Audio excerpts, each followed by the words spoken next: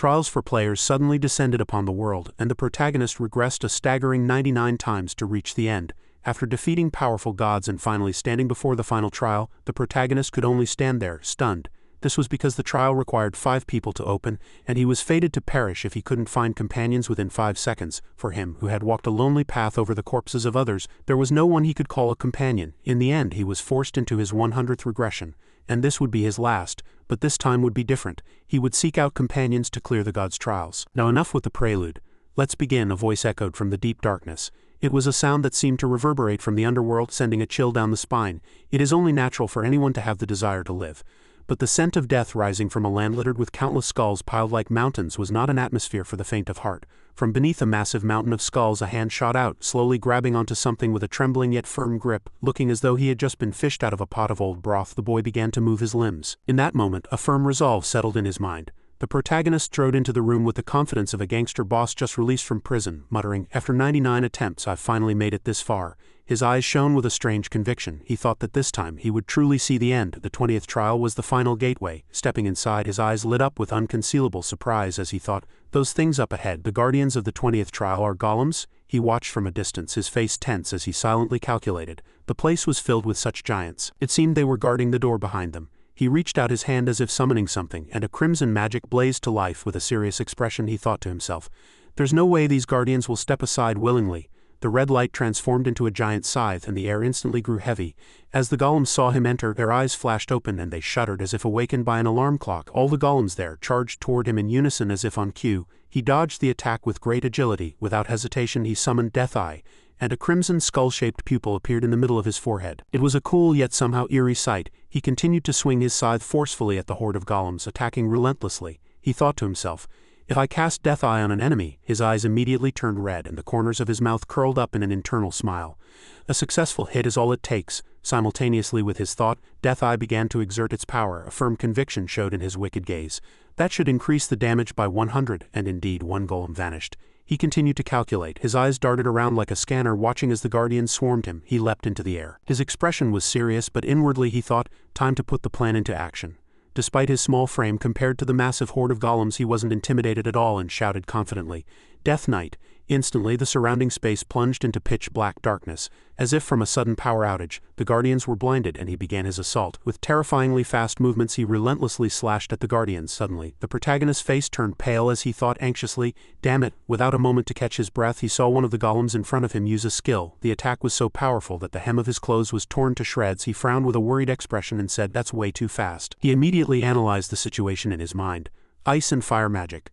They're coordinating their attacks with those two spells. But he quickly regained his composure and thought, "In that case, I just need to get faster." His gaze turned cold and his entire face seemed to freeze with determination. Wasting no time, he immediately used his speed to evade the attacks. His movements confused the golems. Finally, he charged forward and slammed into a golem, causing a massive explosion that echoed throughout the room. He smirked arrogantly and said with a confident look, "You'll have a hard time hitting me." Suddenly, his expression seemed to change slightly. A clear sense of unease appeared on his face as he let out a slight breath. He lowered his head to look down and suddenly froze. There was a magic circle beneath his feet. Realizing he couldn't escape, he began to panic and his face hardened. And just like that, he was frozen solid within the magic circle. Inside the circle, his eyes could scan in all directions, seeing through everything, but his body was immobile. Just then, a giant golem stomped toward him from the front. He frowned, as if there's anyone else to hit here. It was the very moment it was about to attack him. The ice surrounding him melted away, and his gaze became sharp and cold. He seriously shouted the skill's name, Moonlight of Ruin. A terrifying slash erupted from the ice, piercing through the golem's body. His technique cut down everything in its path, including the poor golem. As the golem fell, he let out a sigh of relief. "Phew, that was a close call. If I had faced that thing head-on, even I would have taken heavy damage," he thought to himself quietly. "Dealing with them one by one will take forever. It'd be faster to end this fight in one go." As another golem slowly raised its bow to shoot the protagonist, a woman who looked like a companion on the opposite side suddenly used ice magic. Just then, the protagonist kicked off the ground forcefully, frowned, and shouted, "Moonlight of Ruin, activate in combination with Blood Moon." The protagonist's entire body shot forward, slashing ferociously into the horde of golems. The golems shrieked in pain and fell one after another like dominoes. The protagonist exhaled and looked around triumphantly. Finally dealt with all of them. Time to see what the guardians were protecting, the protagonist muttered calmly and slowly walked deeper inside. Walking through the central hall, the protagonist looked up ahead and asked with a curious expression, "What is this place? It looks like a temple." The protagonist hesitated, wondering whether he should go to the door on the dais or if something would suddenly appear here. His mind was filled with questions and his face was stiff as if he wanted to ask more, but he soon let out a light sigh.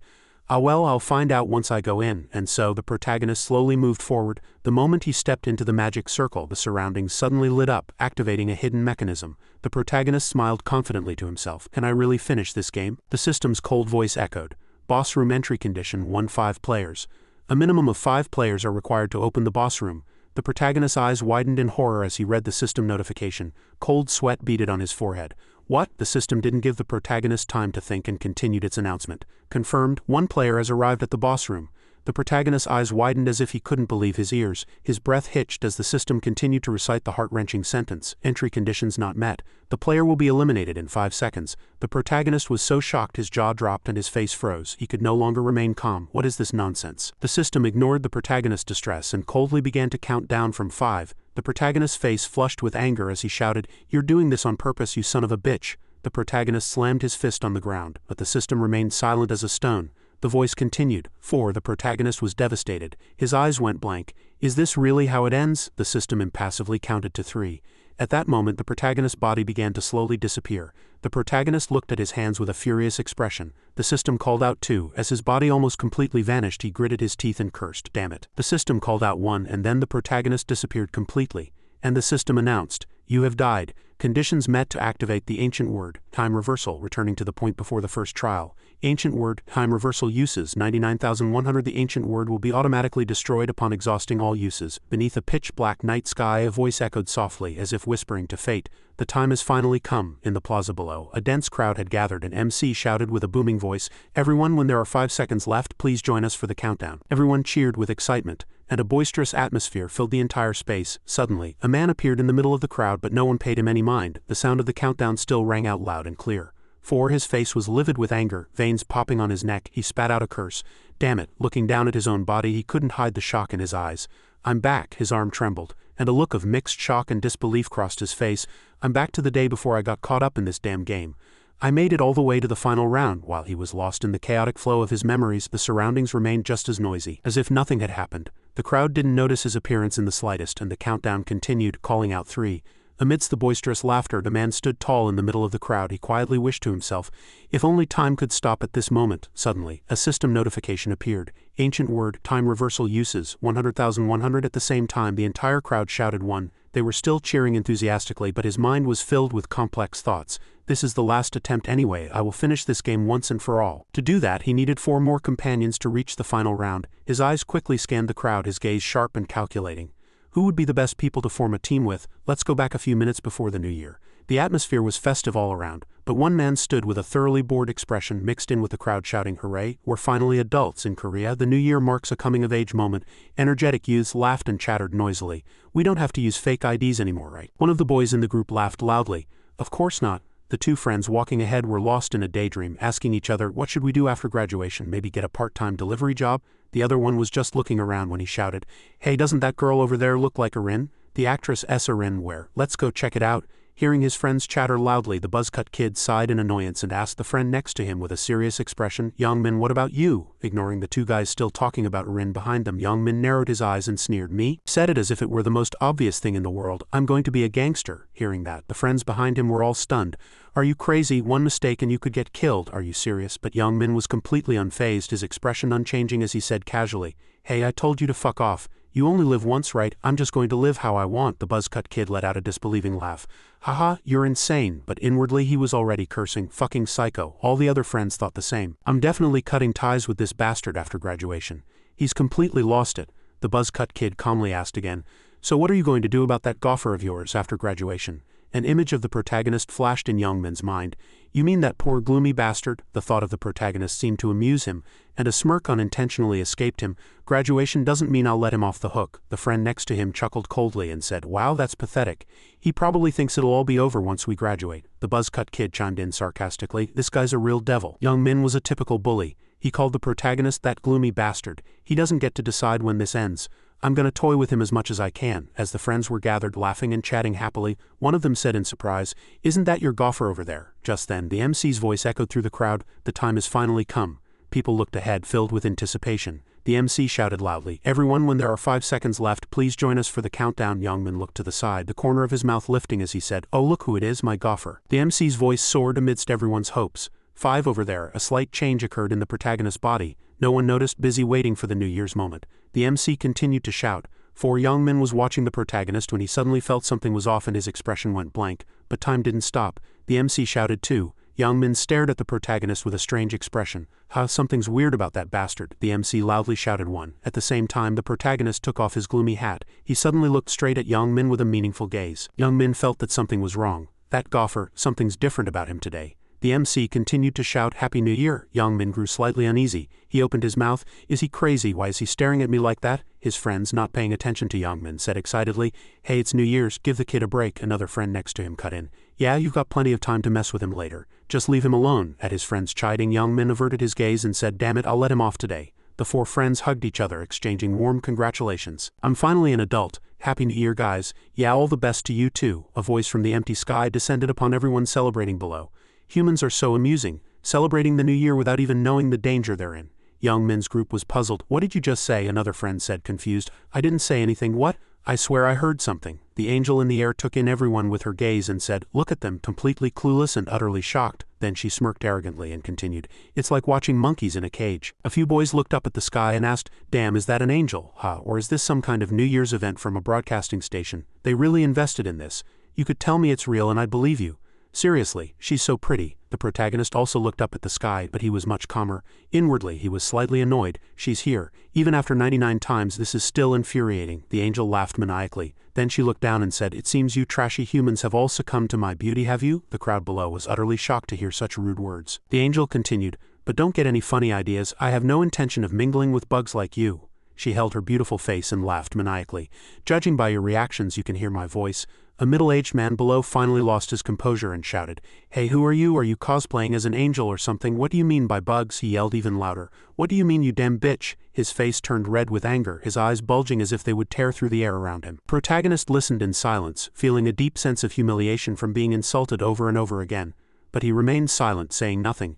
"This is so tiresome." The beautifully smiling angel suddenly lost interest. She frowned, a murderous glint in her eyes, and said in an annoyed tone with her lips pressed tightly together, in the blink of an eye the middle-aged man's head below exploded. With a loud bang, blood splattered everywhere, showering the people around him. A boy standing nearby was covered in blood, his face turning pale and his whole body trembling in extreme terror. Horrified, he screamed. The sound was so loud that everyone turned to look at him, and the atmosphere grew even more tense. Youngmin, who saw this from a distance, also became anxious.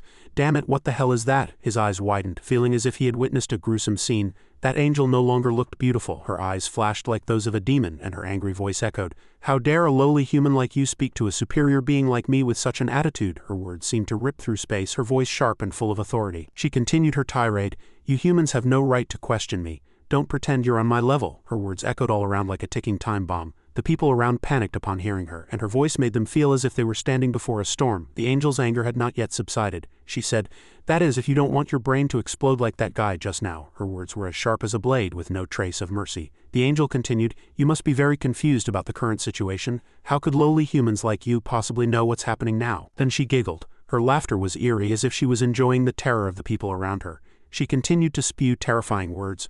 "I'll explain it simply and clearly, so listen carefully." Her voice made the listeners feel as if they were trapped in a maze with no exit. By this point, the protagonist was extremely bored with having to hear this explanation again. He shook his head, truly not wanting to listen anymore. Her voice echoed throughout the entire space. "From now on, we will begin the game. There will be 20 rounds held on the 1st of every month." She laughed as if it was very amusing. "Human souls will be transported to a new dimension to play the game." She looked down and her eyes lit up as if something had occurred to her, and she said with a smile, "Yes, humans only have to do one thing, and that is to complete the missions." The people below were filled with anxiety and fear upon hearing this. She continued, "If you complete the mission, you will be able to return to reality with a reward." Her words were like bait that no one could ignore. The crowd below began to murmur, "What is that woman talking about? Is she saying she'll let us live if we just complete a few missions?" The rumor spread like wildfire. The angel opened her mouth. "You might think I'll let you live if you just complete a few missions, but not everyone can survive just by completing the mission. Only half of the participants will be able to save their lives. At these words, the entire crowd below was horrified. They couldn't understand how could that be. She continued to laugh and said, "But don't worry too much. I won't take everyone." Her voice was like a cold wave that sent shivers down everyone's spines. The crowd below opened their mouths. "What does that mean?" some said worriedly. "Hey, be quiet, be careful." She continued her explanation. "Only those between the ages of 15 and 29 need to participate." She thought to herself, "When I got caught up in this game on New Year's, I never dreamed I would have to repeat this 100 times. She shook her head with a very unpleasant expression. At this moment an old man laughed and said joyfully, "Then I'm saved, I'm saved. What about the others?" He laughed as if he had realized the truth. The young man next to him shouted in anger. "Damn it," he said very unpleasantly. "Are you that happy to be alive? Why are you laughing at us?" His face was filled with anger and his eyes were wide enough to tear through space. Youngmin said worriedly, "Be quiet, don't you get the situation yet? Didn't you see that guy's head explode earlier?" His voice was filled with fear and he couldn't believe the scene before him. The angel laughed and said, "Let's see, the total number of participants will be around 1 million. Now that the explanation is over, shall we begin the game?" She smiled very charmingly, but her words made everyone tremble in fear as if death was approaching. Suddenly, everyone disappeared and only a white space appeared. The angel's voice continued, "Now you have come to a space where you cannot see each other." Every word she spoke was like a blade piercing people's hearts. "Before I transfer your souls, you need to create a body, so customize it as you wish." At this moment, the protagonist was very calm. He placed his hand and created his body without any worries. The angel continued, "You only have one chance, so choose carefully." "I'll just do as I always have," he said as he customized his body. "My nickname is Hyuku Black Hook." His body slowly began to change. It was a different space far from Korea, a place with green fields and layered mountains. Hyuku was certain in his heart that this would be his 100th regression. He thought with a blank expression, "I've been using the same appearance. This is the 12th time I'm using this appearance, so it really feels like my own body now." Countless people appeared in that space. Some were filled with curiosity and excitement and asked, "Where is this? Is it a plane?" Some trembled with fear and worry. "My body really changed. I tried a celebrity's face. What do you think?" The young man next to him was surprised. "Wow, damn, it really works. You're handsome." The crowd, far from being worried, chatted cheerfully. Hyuku thought to himself, "This time too, everyone is trying their best to look as handsome and pretty as possible. But if they had a brain and knew how to think, they wouldn't have done that." He looked at the girl in front of him. "This world is a world of the law of the jungle. If you stand out too much, you're likely to become a target. If you die here, you'll die in the real world too." Hyuku thought, well, it's about time. He focused on what was ahead. There he is, Wang Yang minimum. Seeing Young Min in this regression, he laughed, breaking into a cold sweat. He chose a muscular body again this time. The angel appeared again. She said, "Judging by your looks, you seem to be very pleased with your new appearances, don't you? I really enjoy seeing your scared faces." She laughed and said, "Let's see. The total number is over 1.8 million. That's everyone in Seoul." A young man below was surprised. 1.8 million, it doesn't look that many? The angel laughed and said, "As expected of lowly humans." Then she suddenly changed her attitude and said with a crazed face, "Did you think this was the only space? Humans will be divided into several planes with different angels to play the game. Just focus on yourselves." Her voice was terribly frightening. "Before we begin in earnest, I'll give you a simple explanation.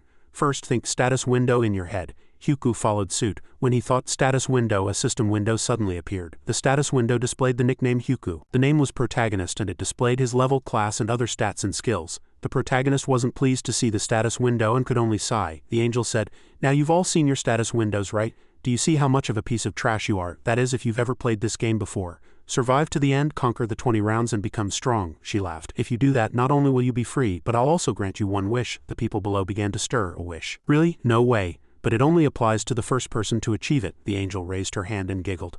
"Lastly, say inventory. Look inside and you'll see I've prepared a gift for you." The people followed her command and thought inventory in their minds. And a system window really did appear. The protagonist looked ahead and said, "Random ancient word slate." The angel continued her explanation.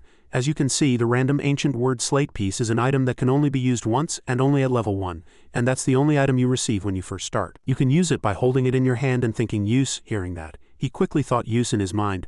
Then a bead shattered in Youngmin's body, causing a change, and he was surprised by it. His expression turned blank. The angel giggled again and continued, "Judging by that expression, you don't seem to like the result, but you have to accept it no matter what the result is, got it? That's your fate." Then she snapped her fingers and said, "Now that the mark of the ancient word has been engraved, shall we begin?" A mission window appeared in front of everyone. Each person must kill 100 goblins. As soon as the mission window disappeared, goblins suddenly appeared in that space. The people saw the goblins in front of them and said with curious voices, "Those are goblins. It really feels like we're playing a game. This will be fun, right?" Some were worried. "Are we really in a virtual reality game? Were we kidnapped for an experiment without knowing?" The angel said, "It's still too early to get excited. I haven't summoned all the goblins yet." As she finished speaking, all the goblins appeared at once. The people began to get scared. "Wait a minute, is that all of them? Why are there so many?" the angel said with a devilish face. 10 people will fight 50 goblins. Fight until you die, ha." As soon as the goblins appeared, they growled and threatened everyone. One goblin held a knife and rushed towards the people. The crowd was terrified. "It's coming towards us. Don't come here," the people shouted worriedly.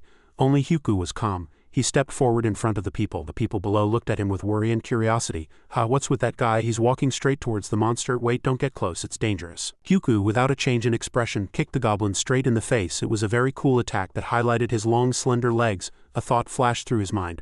Whether it's a group or an organization, the first impression is always extremely important. The people were completely speechless at the sight before them, all their mouths agape in front of them. The protagonist had delivered a single blow without any change in expression. He thought to himself, "I need to deeply imprint my existence in their minds." With that one blow, the goblin was sent tumbling to the ground. The knife was flung away, and Huku picked it up, thinking, "I need to show my power so that these troublesome flies don't dare to bother me." Most importantly, he was looking straight ahead. He looked straight at the angel and thought, "I have to get that woman's attention." He turned the blade and began his move. "It seems I'll have to put some effort into this stage." The goblins all raised their knives and rushed at him. He didn't back down and slashed forward several times. The crowd that witnessed the scene could only exclaim, "That's awesome. Did you all see that? Who is that guy?" A young man was also surprised. "Is he a special forces soldier?" "Huku, that's a cool nickname." After seeing that scene, the crowd became a little calmer. "Aren't goblins usually the easiest mobs in games?" A young man frowned with worry. "We should be able to kill them too, right? Though not as easily as Huku." The young man next to him very confidently rolled his wrists and said, "It won't be that hard if we fight seriously."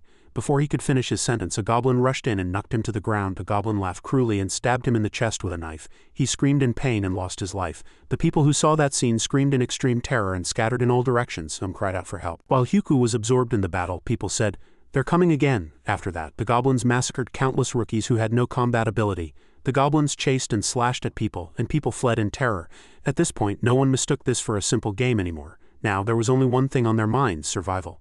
A girl saw her loved one being brutally murdered by a goblin in front of her, but she no longer had the heart to go and help him. Instead, she fled as fast as she could. The survival instinct within them surged violently, dominating their entire being. And they all threw away their weapons and fled. Huku thought, "I chose that method in my first life too, but by my second life, I realized it was impossible to escape from this barren plain." A woman who was running away was suddenly blocked by a strong magnetic field. She was anxious.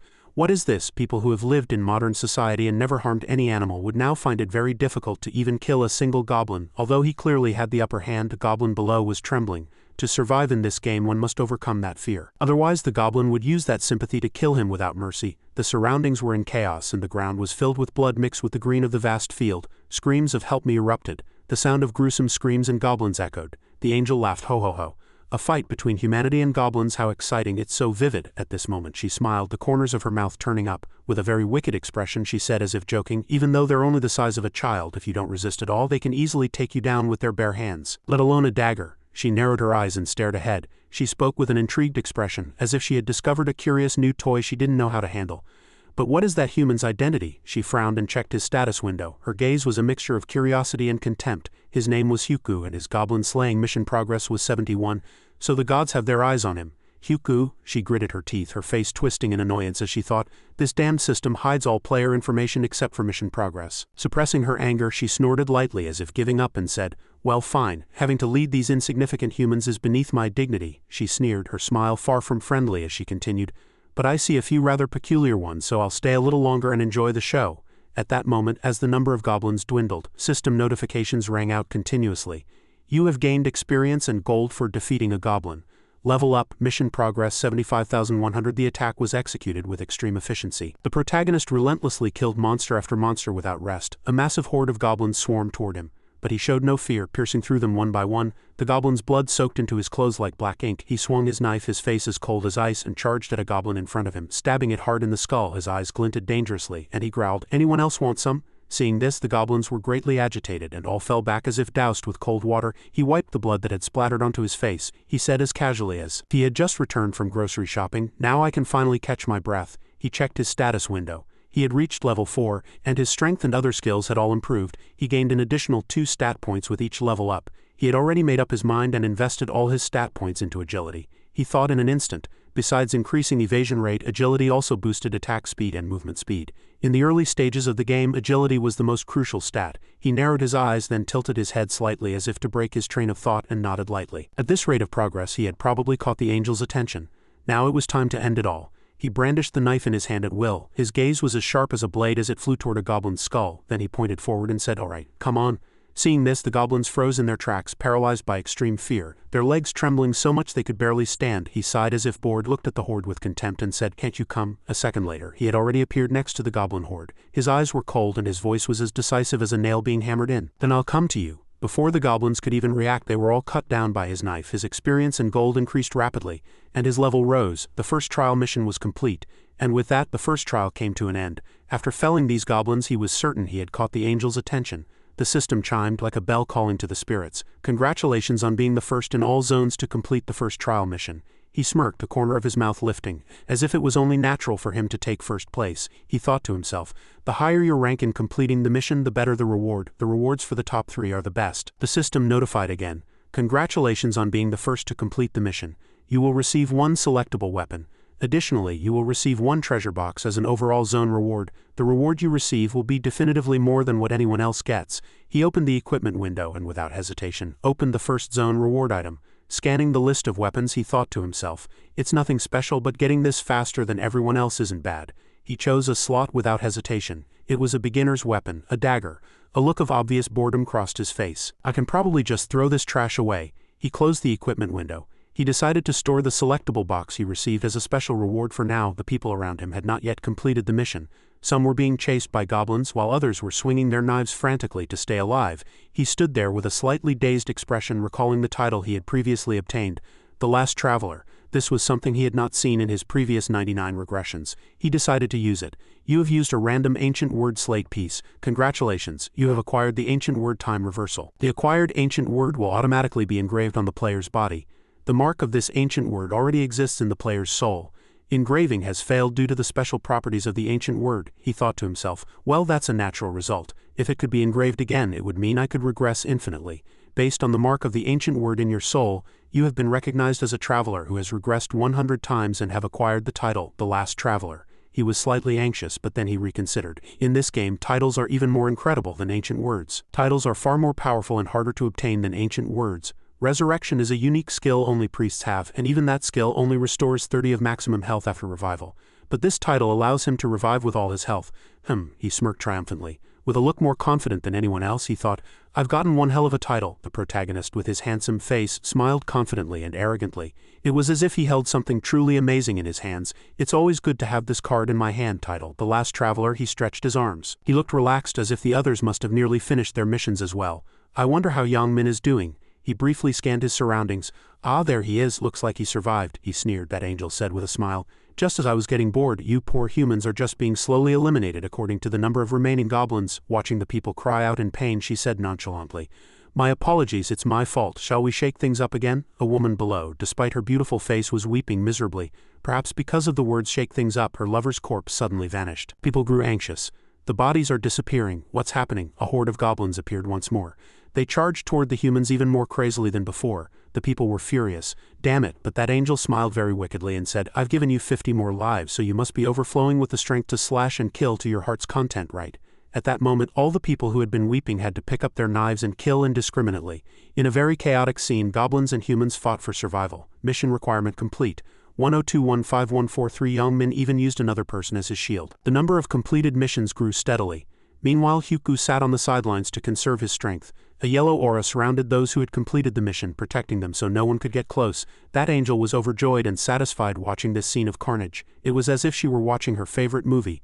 Finally, the mission requirement was met. 5,143 people survived. Those who had been cutting down others were surprised. "How, the goblins are gone. Where did they go?" Only half of the people had completed the mission. "It's over now. The rest of you must die." Some of the people below had survived but had not killed the required number of goblins. She said, "In any case, these are the rules of the game." Even those who had struggled to kill goblins until the very last moment met their end. Their faces froze in shock. What's happening? Am I dying?" Their bodies suddenly began to fade away slowly. A young man, his face looking as though he'd lost a sack of rice, said sadly, "Wait, Lady Angel, I just need to kill one more, please." But his body continued to disappear. He cried out, "No!" That angel stood there expressionless, as if she couldn't care less.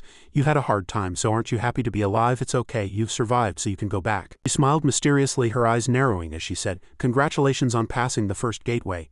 I hope you'll try harder next time. Before you return, I should announce the rankings, right?" The overall zone results board appeared. In first place was Huku. Following him were Idiots in second and Heavenly Demon in third. In the current zone, Huku was still in first place, followed by Life is Like a Movie in second and Black Dragon in third. Reward. A selectable special reward box will be presented, the system announced. You have earned 100,000 gold for completing the mission. You can purchase items from the shop with the acquired gold. The equipment purchase function will be unlocked at level 10. People stared at Huku. He thought to himself, "Now everyone will know I'm number one." He smiled inwardly, very pleased. That angel stood there, her eyes wide with disbelief as she said, "To think the first place in the entire zone is in my jurisdiction. I can't believe it. Huku, is that right? Answer me." At this, the protagonist spoke. The angel was delighted, the corners of her mouth turning up as she said, "How are you so strong? Did you get a special ancient word or something?" Suddenly she stopped talking and her face stiffened. "Damn it," Huku smiled and said, "You would know if you looked at my status window." She fumbled for words. "Ah, of course I can see it. There's no way an angel like me can't see that information. I was just testing you." But Huku thought to himself, "Don't make me laugh." He said, "Lady Angel." She replied, "What is it?" He asked, "Could I ask you for a favor?" The angel was surprised, her face a mask of question marks as she said, "A favor," he said. "Yes, I feel the first place reward is a bit lacking." The people around him upon hearing this were so shocked their mouths hung open like fish out of water. The angel's face turned as red as a tomato with anger when she heard that. What did you just say?" The protagonist said, "I would like you to give me something better." That angel said, "Say that again." The protagonist, his eyes shining like stars, answered confidently, "I'm not satisfied with my reward, so I'd like you to give me something better." The angel flew closer to him, and then her face suddenly twisted into that of a demon. She laughed maniacally, her eyes wild, and said, "An insignificant human like you dares to make demands of me. I took an interest in you at first because you were proactive, but now you disrespect me just because you killed a few goblins. I'll make your head explode." Then she reached out her hand and fidgeted, sweat beading on her forehead. "Damn it, I already used my one-time use power to kill someone. You arrogant human, do you think I can't kill you?" Then her attitude suddenly changed slightly. Her eyes darted around. "Wait a minute, yes, I know what to give that bastard." She looked at him, the corner of her mouth lifting into a smile as she said, "You want a better reward?" She descended from on high to the ground and said, "Normally I'd reject such a request immediately, but I've changed my mind. Let's talk separately." The other people waited for a moment. She approached him. The people around them all frowned, looking on with curiosity without blinking. They thought, "Is she really going to grant his request? You can even bargain with an angel. Should I give it a try?" "I want a different reward too," others said. "It must be because he's in first place. For her to call him aside like that, how amazing must the reward be? I'm so jealous." At this moment the protagonist looked at Youngmin. He looked back at him with a very curious expression, not understanding what was happening. As the protagonist and the angel went deep into the forest, the angel turned around and said with a noticeably displeased face, "Why aren't you coming closer? Do you intend to make me keep turning my head? Walk beside me." Hearing that, he laughed awkwardly, scratched his head and said, "Ah yes." The angel's eyes widened in extreme anger. She gritted her teeth and said, "Stupid humans, they only follow orders when commanded. A greedy race that doesn't know how to be obedient." She walked forward, thinking with utter contempt, "And why should I change what the system gave him? Even if I could, he can't be an exception. He has to accept what he's given. I'll show him the price of greed." Then she laughed maniacally, the corners of her mouth turning up as she shot him a meaningful glance. She walked forward, muttering to herself, "I'll kill him as soon as we pass that rock. Of course, there's a high chance of problems arising. If I kill a player out of a personal grudge without using my one-time use power, what if the players later protest that it's unfair and start a rebellion? If that happens, my superiors will hold me responsible for breaking the game's rules because of my actions." She calculated as she walked. Her lips were pressed into a thin line and her eyes kept darting around. "So I need a place where no one is around." She smiled very bizarrely, licked her lips and whispered, "You foolish madman, if you just keep your mouth shut, no one will ever know what happened." Then she cheerfully turned back, putting on a fake gentle face, and said to him, "You always wanted a reward, right? Tell me, what do you want?" Just as she turned around, a fist suddenly connected squarely with her face. The blow sent her stumbling back, her eyes wide with shock. Struck by the undefended punch, she suddenly fell over. Having suddenly collapsed to the ground, she screamed in pain, clutching her stomach. Then she coughed up a mouthful of yellow blood, her face turning pale. She stammered, "What is this? Did that horrible human hit me?" She shot up in anger, her hand trembling as she pointed forward. "You despicable human!" But when she looked, no one was there. She thought to herself, where did he go? Just then he suddenly rushed in from behind her and grabbed her wings. She was so startled her whole body froze. She whimpered, "Wait, what are you doing? Stop." but only her pained screams remained as he broke her wings and tore them off with his hands. Blood splattered everywhere and she screamed. He said, "Don't act like such a crybaby." Then he stepped on her back and she fell with her face planted in the ground expressionless. He broke off her remaining wing with his bare hands. "You won't be able to escape now." She trembled all over and cried. He looked down and said, "How does it feel? Does it hurt?" She sobbed and said, "How could it not hurt?" He smiled, placed his hands on his waist and said, "If I had waited just 5 more minutes, you would have been the one asking that obvious question with that contemptuous hee-hee laugh, wouldn't you?" That angel struggled in fury and said, "Are you insane, human? What on earth are you talking about?" He picked up her wing, turning it over and over, and said, "You were going to kill me with the dagger hidden in this wing, weren't you?" At his words, she was struck speechless and could say no more. He threw the wing away and snorted coldly. "I knew it," that angel stammered. "Kill you? What are you talking about? I had no such intention." The protagonist looked at her, sneering with cold eyes as he said, "Lies are useless. I can tell everything just by looking at your face." The angel's face flushed with extreme fear. "What? How does a lowly human like you know my name?" the protagonist said nonchalantly. "It won't do you any good to know." And then he summoned a sword at the glint of gold. She screamed in terror. What are you trying to do? Why did you suddenly pull out a weapon?" Still holding the sword nonchalantly, he swung it lightly and said, "You still don't get it?" She shrieked in anger. With her hair disheveled, she screamed, "Are you insane? Do you want your head to explode with just a flick of my finger? You?" Before she could finish, the protagonist cut her off, his face cold. "You don't have the power to kill anyone anymore, do you?" Hearing this, the angel's face turned pale with rage and fear. She narrowed her eyes at him and said, "Do you think you can get away with this? My companions won't stand for it." He gripped the sword in his hand and scoffed. "Companions? Angels are just a selfish bunch. They couldn't care less about others' affairs. They won't care whether you live or die. Stop your nonsense." He lowered his voice. "That's enough. It's time for you to be on your way." The angel stepped back, her voice trembling. "Wait, you have nothing to gain by killing me." He shrugged and replied immediately, "Oh, but I do. Not that you would ever know." Panicked, she backed away, waving her hands continuously. "You'll regret this if you kill me." "You'll never be able to go back," he replied calmly. "The system will send me back on its own when everything is over." The angel began to truly worry. She whispered, "How do you know even that?" Hoping he would reconsider, she tried to bargain with a desperate look in her eyes. "I'll give you any information you want. Please, just give me one chance." But he just looked at her, a faint smile on his face as he gripped his sword. "I don't need it. If I wanted information, I would have tortured you to get everything I desired. In this game environment, regardless of your race, you need to accept the fact that you're nothing more than a pawn serving as a guide." Her eyes widened in shock as she said, "What? Since when?" Before she could finish, he plunged the sword deep into her heart without hesitation. She screamed in agony and collapsed to the ground. A system notification appeared. "You have defeated an angel. You are confirmed as the first player to kill an angel. You have acquired the title First Angel Slayer. You have also acquired Angel's Blood." And he unlocked the First Angel Kill achievement. He nodded in satisfaction. "As expected, I'm the first." The system announced numerous rewards which were automatically engraved onto the player's body. The First Angel Slayer title and Magi were rewards given to the first player to kill an angel. He thought to himself, "I first learned about this reward in my 13th regression when I took revenge on an angel. It must be because it's a limited reward given to only one person." The ancient word slaughter also appeared. It's comparable to a unique item. "And the biggest reason I killed the angel was for the unique grade Angel's Blood. From level 10, all players can get a class. There are a total of 30 different classes, and changing classes is also very easy. You can usually get a class change item by hunting or completing simple conditions." Dragon and Magi. A system notification appeared.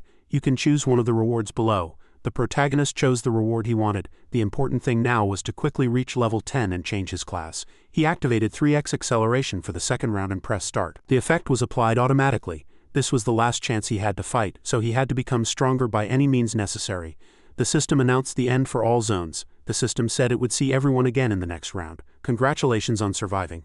All the players were suddenly returned to Seoul. People were surprised. "Is that the sound of the New Year's bell? What's going on? Is it just me?" Everyone was worried. "Did I just faint? I had an incredibly vivid dream and my head is about to explode." He thought that dream I just had was really strange. Young Min picked up his phone. 5:02 a.m. "Did time pass here just like in the dream?" Everyone was in pain.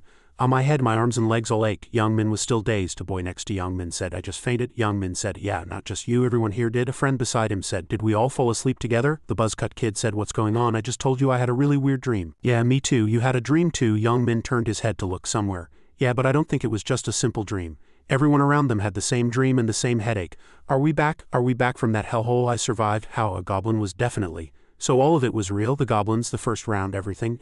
Does that mean we're going to be transported there again next month?" A man clutched his head and said, "Damn it." But Young Min was focused on the friend next to him. "Hey, why isn't this guy waking up?" The boy next to him was also curious. "Hey Kim Tae Shin, wake up, wake up." But he didn't wake up. The boy placed a hand on his friend's forehead.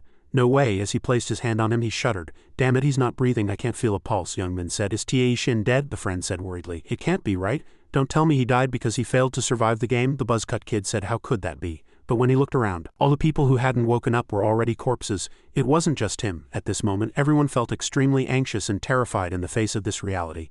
This can't be real. Only half survived. Is the next round going to be like this too? He trembled inwardly, but then suddenly broke into a terrifying smile. He thought, this is fucking insane. Youngmin grinned, the smile so wide it reached his ears. Youngmin laughed and said, no matter where you were born, what your starting line was, now everyone gets to live under the same conditions. No more crying and whining. An unfair life doesn't mean anything anymore. His friends stood nearby, their faces contorted with anger as they trembled. How could they accept this injustice, having to die without even a chance to fight? Youngmin replied calmly, you damn fools, you should be happy you survived. Why the long faces, he said. It's not just us, everyone else got caught up in this. So what's the point of complaining about unfairness now? His two friends looked at him and thought to themselves, this crazy bastard is a lost cause. He's just a thug who only thinks about himself and doesn't know pain. The buzzcut kid sighed. Damn, you think it's simple to live like a thug your whole life? Is that why you feel like you have nothing to lose? You don't even know how many other things there are to do. The buzzcut kid asked again, what are you looking for? Youngmin replied, I can't see that bastard. The buzzcut kid asked, who, your gopher? Youngmin thought to himself, where did that damn bastard go? I think I saw him in that direction before I passed out. He probably died somewhere without even clearing the first round. He thought to himself, that must be it. How could a weakling like him have survived? Suddenly, he heard a small movement. He turned around and asked in surprise, he saw him standing nearby. What happened? What is he doing? Is he looking for something like blood-stained armor over there? No way. Just then, Youngmin remembered the status window. When the status window suddenly appeared, he said in surprise, what is this? It's real? The buzzcut kid asked curiously. What, you mean the status window? The way you try it can't possibly work. It really works, Youngmin replied. Damn it, why are you staring into thin air? You're doing the same thing, aren't you? It seems like it's only visible to each individual. Does this mean we can use it in the real world too? What the hell is this? Then can we use stat points and items and everything? Suddenly, Youngmin remembered something. He placed his hand on a nearby rock. As he clenched his fist, the rock shattered into pieces. He laughed menacingly and said, this is damn awesome. At that moment, a news broadcast about the unbelievable incident blared from a speaker. A female MC said, early this morning, over 10 citizens suddenly lost consciousness at the New Year's Plaza. She continued, we will now take you to the scene where an unidentified woman dressed as an angel appeared before the crowd. After she spoke a few words to the people below, a mysterious explosion occurred. When one citizen pointed at her and said something, that person was immediately killed. Afterward, the woman extended her arms toward the citizens and over 10 people suddenly lost consciousness. According to police information, this phenomenon has spread not only in Korea but worldwide. Below the video, people left comments. One person said, annoyed, what is this? Are the reporters all on drugs? Why are they broadcasting such ridiculous news in the morning? Is it April Fool's Day today? You can tell the video is fake just by looking at it. The comment section was a battlefield. Some people didn't believe it and collapsed and died while typing. Remen looked at his phone screen and thought, it's already begun. And this is just the beginning. Around 5:02 a.m. this morning, half of the people who had lost consciousness regained it, while the other half remain in a vegetative state. They were all pronounced clinically dead. Celebrity A was found dead. This is the first time that more than 11 of the population has died in such a crisis. While news about the deaths continued to pour in, the real problem lay elsewhere. He looked at the news screen. All the survivors were called players. The cause of this incident is currently under investigation by relevant agencies, but the problem was the abilities the players had obtained. Those abilities were brought into the real world. For now, there are no players with truly high stats, so there's no major impact yet. But as the players' levels rise, they will gradually evolve into powerful beings. No modern weapon, not even the military, will be able to suppress those players. That uncontrollable human weapon is about to be born. He was worried, but he had no intention of just watching as the world descended into a series of chaotic events. He moved forward. If things continue like this, the world might be destroyed before reaching the 20th round. There is only one solution. All players must be controlled with overwhelming power. Of course, to open the boss room door, he would have to use a different method than in his previous regressions. He needed at least 5 players, and he already had a few potential candidates in mind. He had several ways to recruit them, but now was not the time to act rashly. There was something more important to do. He walked forward, stopped in front of a house and went inside. He glanced at one side of the room and thought, this kid had cup ramen for dinner again. He opened the door to another room where someone was sleeping inside. He thought, he's sleeping well even though his brother isn't back yet. The person before him was his younger brother Ryu-un. He would be a high school student next year. Their home was nothing special. Their parents had died in a car accident. In just one night, so much had changed. One of the biggest changes was that he had become Ryu-un's sole guardian. He looked at his brother's hand. He saw the scratch marks on it. Suddenly the light turned on, and his brother woke from his sleep.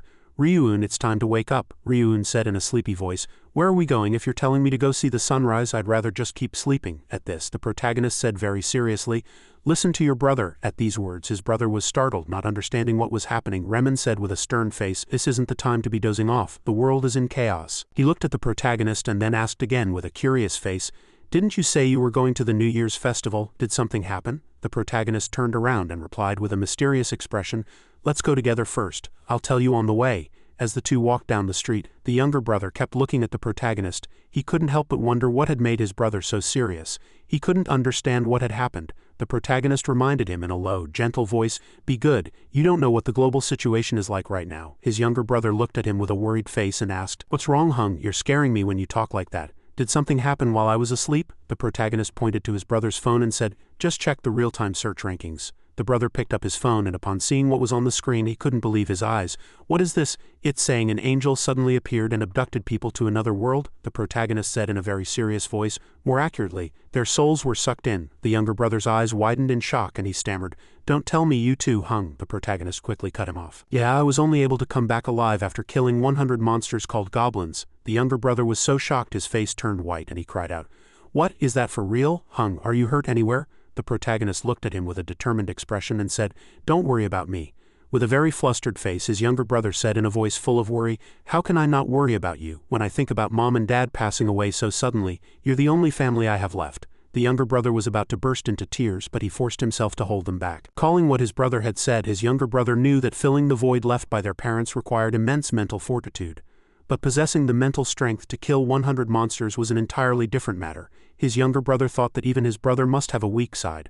The protagonist smiled lightly, looked at him and said, "I know what you're thinking." His younger brother's eyes widened in surprise, and he looked at his brother as if he couldn't understand. The protagonist turned and continued, "There's a system called stats, just like in a game, so his brother's physical abilities didn't really matter. You don't need to worry." The younger brother spoke again. "Even so," but the protagonist cut him off.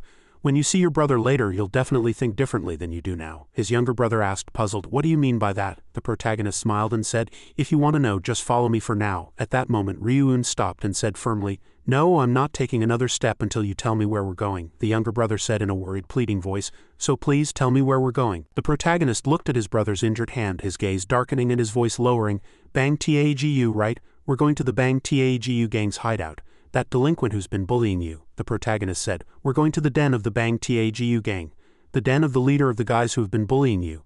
He looked at his brother calmly and asked, "Bang Tagu has been threatening you." Ryuun was surprised. "How did you know?" Ryuun said in shock. "You knew all along," the protagonist simply said. "Did you think I wouldn't know?" At that, Ryuun lowered his head. He thought to himself, "But I didn't want to show you, Hung. You were already going through a hard enough time." At this moment, the protagonist thought to himself, "Ryuun, I'm sorry. The truth is, I didn't know. I only learned the truth a few hours after coming back from the first round." While the protagonist was sleeping, his younger brother said, "Hung, I'm just stepping out for a bit." That day, his younger brother went out somewhere. Suddenly, his phone rang. He said, annoyed, "Hello." A voice came from the other end of the line. "Hello, are you Ryuun's guardian?" The voice on the phone said, "You need to come to the hospital right now." At that time, he rushed to the hospital, extremely worried, and his younger brother had been blinded after being beaten by Bang Tagu.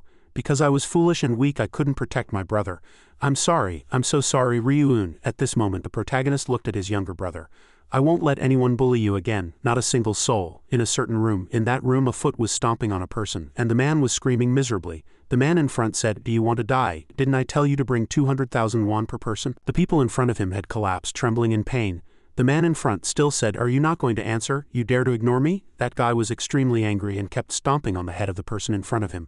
The three friends next to him just laughed and said, "That's Bang Tagu for you. He's merciless even to his own subordinates." The three guys whispered, "Even the upperclassmen from other schools don't want to get involved with him."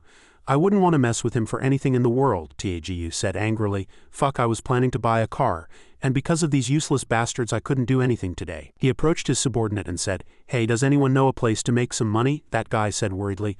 "A place to make money, you ask?" Bang Tagu commanded. "Think of one fast." The subordinates were extremely anxious and afraid. While thinking to himself, he shouted, "Ah, you have that gopher of yours." "Tagu," the tall, short-haired guy said. "Why don't you give him a call?" Tagu said with a vile expression. "Ah, you mean that Ryuun? I was going to call him. I was planning to beat him up a bit today to celebrate the new year." His friends laughed despicably and said, "Then we can just extort money from him." That's a good idea." At this moment, Tagu said, "Hey, he doesn't actually have a home." His friends were surprised. What's the deal?" Tagu continued. "You won't get a single penny out of him. Even if you kill him, there's nothing in his house." His friends said with disappointment, "Aw, really, that's no fun." Bang Tagu continued. "And that bastard has no relatives. He lives with his older brother." At this moment, his friends said, "What's wrong, Tagu? Why did you stop talking? What's going on?" As it turned out, in front of Tagu were the protagonist and his younger brother Ryuun. Taegu saw them, sneered, and said, "Look who it is. Why did you come all the way here? Isn't it Ryuun? Fuck, you scared me." Bang. Taegu laughed and said, "Speak of the devil. No, you're not a tiger, you're just a fucking dog." Taegu shouted in anger, "Ryuun, you son of a bitch." Ryuun trembled in fear. "How? What's going on?" Taegu was extremely angry and thought to himself, "Who is that bastard? His face is pissing me off." Taegu shouted in anger, "Hey, who's the son of a bitch next to you? Did you bring another gopher because you were lonely?" Ryuun was terrified and said, "Ah, this person is..." The protagonist cut him off. "I am Ryuun's older brother." Taegu chuckled and said, "Look at this bastard. Didn't I tell you to watch your mouth coming here now? Ah, you're dead today. And your brother too." Taegu said to his gang, "Hey." The gang understood his meaning, rolled up their sleeves and said, "The sun must be rising in the west." A gopher dares to talk back to Taegu? "Does your brother know how to fight?" One guy stepped forward and sneered.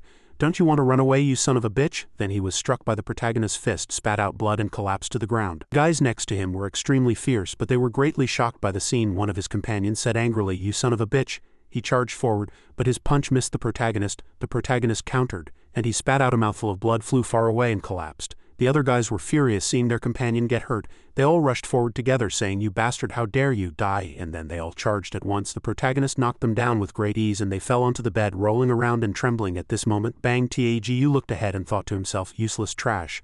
Looks like he learned boxing somewhere, but does he think he can fight me just because he knows a few moves?" At this moment, Taegu stepped forward and said, "Oh, Ryuun's older brother, you seem to be getting cocky because you learned to fight somewhere." This fat guy said, "But I guess you didn't learn that size matters in boxing." The protagonist just sneered and said, "Haven't you seen the news?" Taegu said, "What news?" The protagonist just sneered without saying anything, which angered him. "What fucking news, you son of a bitch?"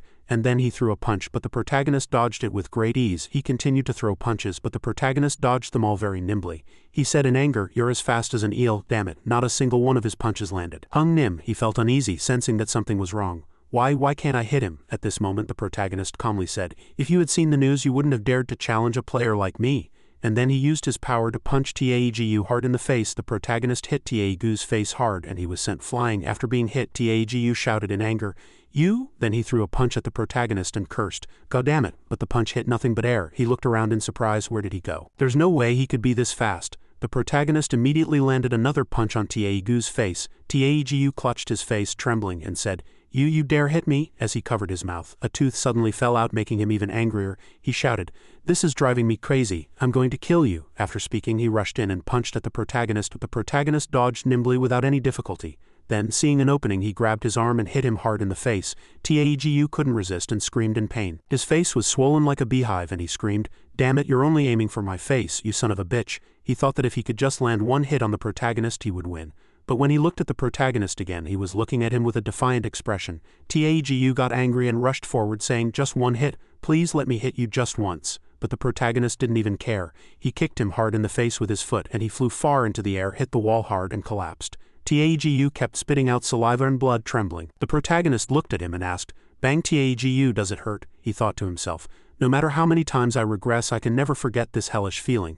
To avoid repeating that hell, I have to act." As the protagonist approached Taegu, he said in fear, "Don't come, stop." He raised his hand to try and stop him, but the protagonist gently grabbed his hand and smiled at him with a kind look in his eyes. The protagonist held his hand and said, "This is why you shouldn't have touched my brother." Taegu didn't understand anything when he heard that. But in the very next moment his hand was broken and he screamed in pain. He wrapped his broken hand with his remaining one, but the protagonist quickly grabbed his other hand and snapped the tendons. His eyes became bloodshot and he screamed miserably. His subordinates heard the screams and they cried out in fear and ran away. "Let's get out of here, fast." His younger brother, Ryuun, also stood by, and hearing Taegu's miserable screams, he turned his head away in fear. The protagonist said, "Bang. Taegu, do you understand what will happen if you touch my brother one more time?" Bang. Taegu cried and said with a contorted face, I understand. I'll never do it again." The protagonist smiled. That smile was truly handsome. "That's better, but since you might do it again, I should teach you a proper lesson." Then he grabbed his hand again and broke it once more. He screamed in pain, "No, please," but it was no use after that. Only agonizing screams erupted from within the abandoned building. Leaving that place and walking down the street, his younger brother said, extremely surprised, "How could you do that? When did you learn martial arts?" Protagonist just smiled and said, "Didn't you know players can use their skills in the real world too?" His younger brother said, "How?" At this moment the protagonist held out his hand and said, "Like this." An object suddenly appeared in his hand. It was a dagger. His younger brother was extremely surprised to see it.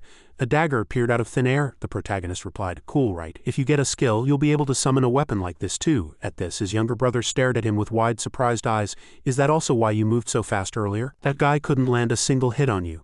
The protagonist nodded and said, "That's right, my agility stat is 11. His younger brother Ryuun asked again, "You mean the stats from the game?" The protagonist replied, "Yes, an average person has about 3 points, and an athlete can go up to 10 points. Agility." His younger brother was extremely curious and followed behind the protagonist asking, "So what happens when your level goes up?" The protagonist looked at his younger brother and thought to himself, "How would I know? I'm not at that level yet." But he thought to himself again, "I'll have to lie. I can't reveal the fact that I'm a regressor."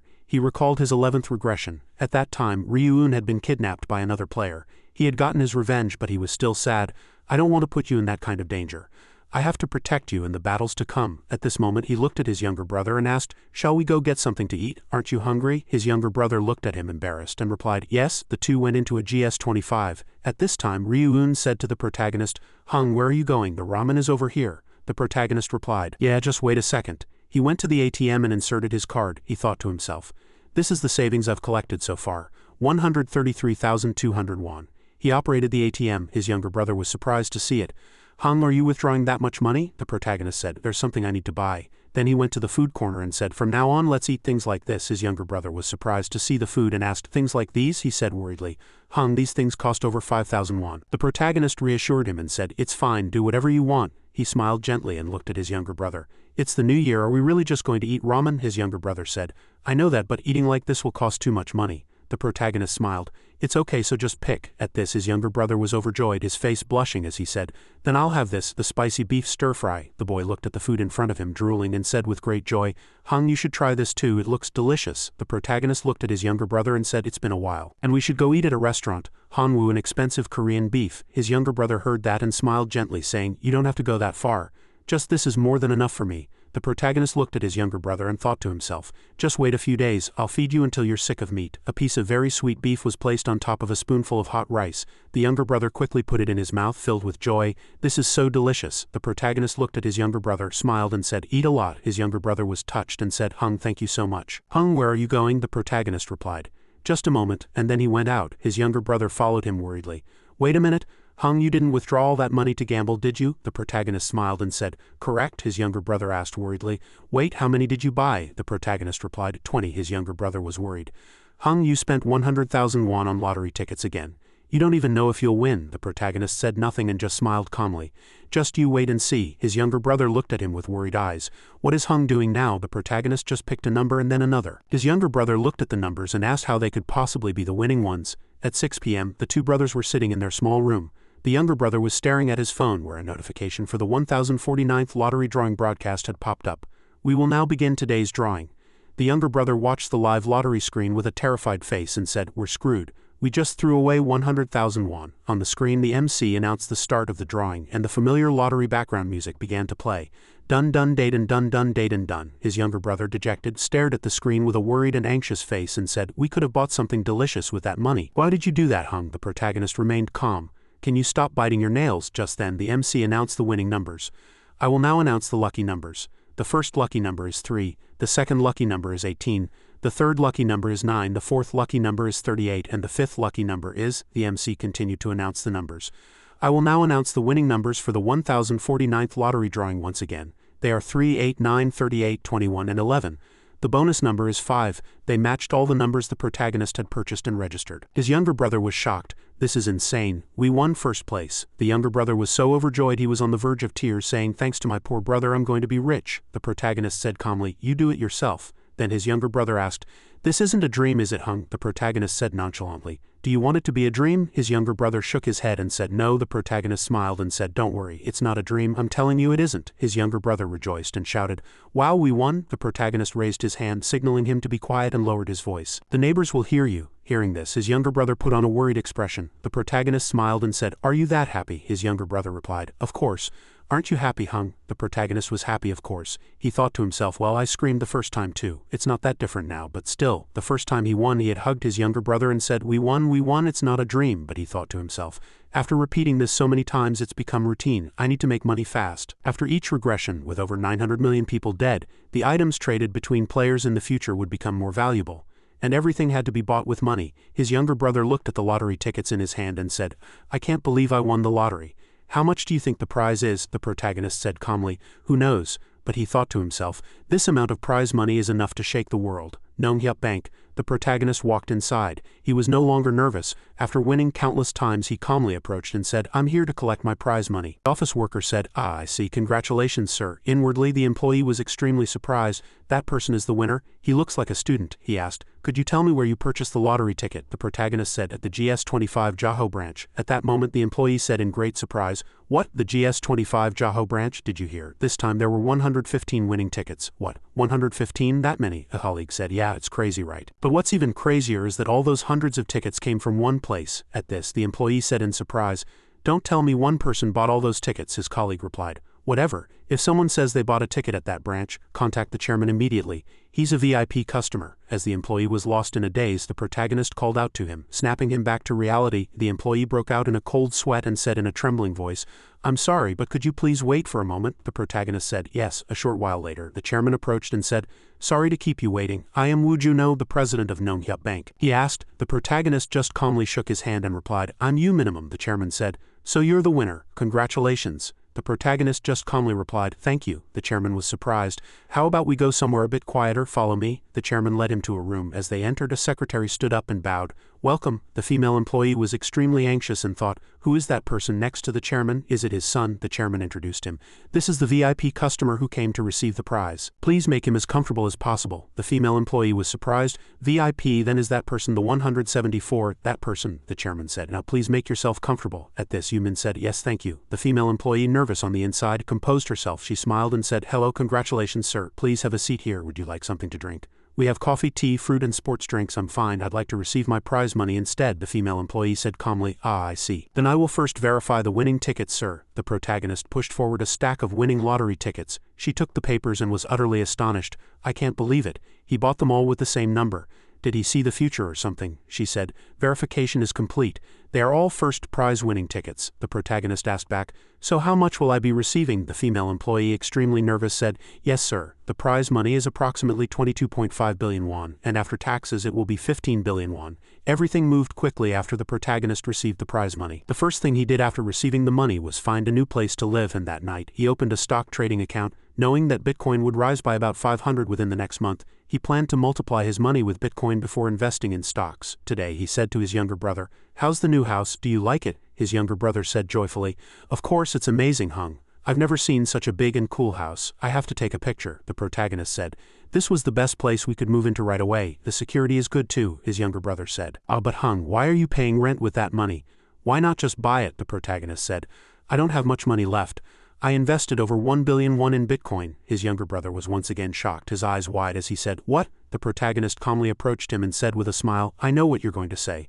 But I didn't do it without thinking, so it's fine." The protagonist hugged his brother and said, "I can always make money with the lottery again. I saw 4 more numbers in my dream." His younger brother's eyes wavered. "Oh my God. I've only heard rumors of people who saw lottery numbers in their dreams." Just then his younger brother grabbed him and kept shaking him, saying, "Hung, you remember them all, right? You can't forget, okay?" The protagonist said, feeling dizzy, "I won't forget." He thought to himself, "How could I forget after doing this countless times?" He said, "Let's go get dinner." "Get ready to go out," his younger brother said. "Go out? Where are we going to eat?" The protagonist smiled and said, "Didn't I tell you, we moved in today, elsewhere." A person was punching a wall hard. It was Yang Min. He was testing his strength. He was very pleased and laughed. "It was a good idea to invest all my stats into strength. On top of that, he had the power of an ancient word that doubled his strength." He continued to hit the wall, thinking to himself, "I was lucky for a random ancient word. Even Thor would be jealous of this fist. That's enough testing." He laughed like a madman. "Shall I try it out for real?" He went to Ryuun's old house and kept knocking on the door hard. As he knocked, he thought to himself, "That son of a bitch can't be dead yet." But he's not answering his phone. He remembered that arrogant bastard. He had said, "You think I'll let you off after you looked at me like that? I'm going to kill you." He knocked on the door even more frantically. "Even if we're both players, a loser is still a loser. I need to teach him a lesson." When there was no response to his knocking, he was certain that the bastard was hiding inside the house. "Why isn't he coming out?" A crazy thought crossed his mind. He put his ear to the door and said, "Ryuun, looks like that bastard isn't home. Oh well, I guess I'll just go." Then he placed his hand on the door, took a breath and thought with annoyance, "I'm going to smash this door." Suddenly a voice was heard. "Hey student, what are you doing in front of someone else's house?" An old man came out and looked at him asking. He was startled and immediately replied, "None of your business. Are you the landlord or something?" The old man was surprised. "How, I am the landlord." He was surprised again and asked, What is it?" The old man said, "What are you doing?" "Are you here to see a friend?" He smiled and said, "Ah yes, a friend." He lied. "Can you open this door for me? I can't get in touch with my friend. Could you please open the door if you don't mind?" The old man heard this and said, "Oh my, looks like your friend abandoned you." He was surprised. "What do you mean?" the old man continued. "That room is empty now. The student who lived there moved somewhere else." He was shocked. "What? When? Where did he go?" The old man said, "He just moved out today. I don't know where he went." He was so angry he clenched his fists and veins popped on his neck. "That son of a bitch ran away without a word." Elsewhere, his younger brother Ryuun looked at the building in front of them and said, "Wow, it's so tall. There's even a revolving door at the entrance." The protagonist received a room card, and his younger brother was surprised. "There's an access card too." As they entered with the protagonist, a man bowed his head and said, "Identity confirmed." His younger brother was greatly surprised. "Wow, there's even a security guard." His younger brother said happily, "Hung, this place is really amazing." The protagonist smiled and said, "Let's go." As they went to the apartment in front, the scene that unfolded before them was a very beautiful cultural space. "Wow, how big is this place?" "About 330 square meters." His younger brother was surprised. 330 square meters? Isn't it too expensive for just the two of us? We have a lot of money. "It should at least be this big," his younger brother asked in surprise. "How much was the down payment?" the protagonist replied. 500 million won deposit, and 22 million won a month for rent. His younger brother was shocked to hear that. The rent was 22 million won. Just a few days ago, he was worried that spending 5,000 won at a convenience store was a waste. His younger brother asked, "Hung, I think this place is too expensive. Shouldn't we move to a cheaper place?" The protagonist said calmly, "No, we need to spend at least this much. The more expensive it is, the better the security. On the first of every month, all players fall into a deep sleep. This is the most vulnerable time for players. We're vulnerable to natural disasters like fires or earthquakes and also to assassins hired by other players. That's why players need to prepare in the safest place possible before going to the other world, no matter how strong you are in that world. If you die in the real world, it's all over." He looked at his younger brother and said, "Ryuun, do you like this house?" His younger brother replied immediately, "The house is really nice, Hung." "But why do you ask?" The protagonist replied happily, "Yes, I'm glad you like it." But suddenly his younger brother's expression darkened slightly. "I'm sorry." The protagonist was surprised. "What's wrong?" his younger brother replied, flustered. "Next month you'll have to fight in another world again, but I'm here enjoying everything as if nothing is wrong. I feel so useless. I'm sorry, Hung." Hearing that, the protagonist suddenly nudged his younger brother and said, "Why are you so down? Don't you think I'll win the next round?" His younger brother replied worriedly. "Well," the protagonist smiled and said, "Don't think like that. Let's go get something to eat. I heard the Korean restaurant on the second floor is delicious." His younger brother followed him. Just then the protagonist's phone rang. He looked at the screen and smiled, saying, "He found out I moved. I'll just ignore it. I have no intention of meeting him in the real world." He put his phone in his pocket and thought to himself, "But we might meet in the other world." A few days after moving, the protagonist came out, still half asleep, and asked, "Where are you going?" His younger brother replied, "You're awake, Hung. I ordered some rice cakes, so I'm going to pick them up," the protagonist said in a still sleepy voice. Rice cakes, rice cakes. I don't think this happened before. Of course, just because I regress doesn't mean everything will be the same as before, but I think this is the first time you're going out to buy rice cakes." He was a little curious and asked, "Why are you buying rice cakes?" His younger brother said, "We just moved in, so we should give them to the neighbors. It's polite." The protagonist thought about it and said, "Being a good neighbor isn't bad. That's a good idea. That's my brother." His younger brother said happily, "Right, I did a good job, right?" His younger brother said excitedly, "I'll go say hi to the neighbors so you get some rest, Hung." The protagonist said, "Let's go say hi together. I'll go change." "Wait a minute." The two got on the elevator and rang the doorbell for Unit 6. Someone came to open the door. His younger brother stood in front of the door with the rice cakes and said, "Hello, we just moved in next door and we came to say hello." An old woman came out, looked at the two and said, "Oh, welcome young men, you two look alike." "Are you brothers?" His younger brother replied happily, "Yes, we brought some rice cakes. They're best when they're warm." The lady took the rice cakes and said happily, "Oh my, thank you, I'll enjoy them." His younger brother bowed his head politely and said thank you. After bidding her farewell, the two brothers continued to the other houses. "We moved into Unit 432 yesterday. These are rice cakes and we look forward to being your neighbors." Everyone who received the rice cakes smiled happily. "Thank you." Finally, the younger brother Ryuun said in a tired voice, "Hung, there's just one house left, let's finish this. We can't get tired now." Yumin smiled at his brother and said, "Alright, let's say our last hello and then go home and rest. Did you know? This floor is the penthouse. I heard they bought the entire 44th and 45th floors." His younger brother was surprised. "So they must be incredibly rich, right?" His brother Yumin said, "I don't know for sure, but they're either rich or famous." His brother rang the doorbell, but there was no answer. He said worriedly, "I guess no one's home." Then his brother rang the doorbell one more time and suddenly he gasped in surprise and turned around. The person was the actress Rin. Before them stood the actress Rin and her bodyguard. They were heading to their home. The younger brother Ryuun saw her and said shyly, "Wow, she's as beautiful as an angel." Suddenly the bodyguard raised his hand to block them and said, "Who are you? Are you fans?" The protagonist replied nonchalantly, We live on the floor below." The bodyguard was surprised. "Residents from downstairs?" Then he saw the rice cakes. "Ah, I see," the younger brother Ryuun asked in surprise. "Would you like some rice cakes?" At this, the bodyguard shook his head and said, "No, that's all right, and she doesn't eat things like that." The bodyguard swiped the key card and said, "Let's go inside." SSS-Rank said gently, "Ah, yes," and then she went inside. Ryuun frowned slightly. "Who does that guy think he is, being so rude? Never mind." The protagonist said, "It's fine, more importantly. Did you see her? She's truly beautiful." His younger brother was still staring at her as he spoke. At this moment, the protagonist was surprised. "What's wrong? What's wrong with you, Hung? You just saw her." "It's SSS-Rank," the protagonist Yumin said. "Who's SSS-Rank?" The news was filled with stories about her. Many actors from Ru Entertainment had died. Fans shed tears at the news. The tragic deaths of numerous great actors sent a huge shock through the film industry. According to investigations, only 58 of stars had survived. SSS-Rank sighed.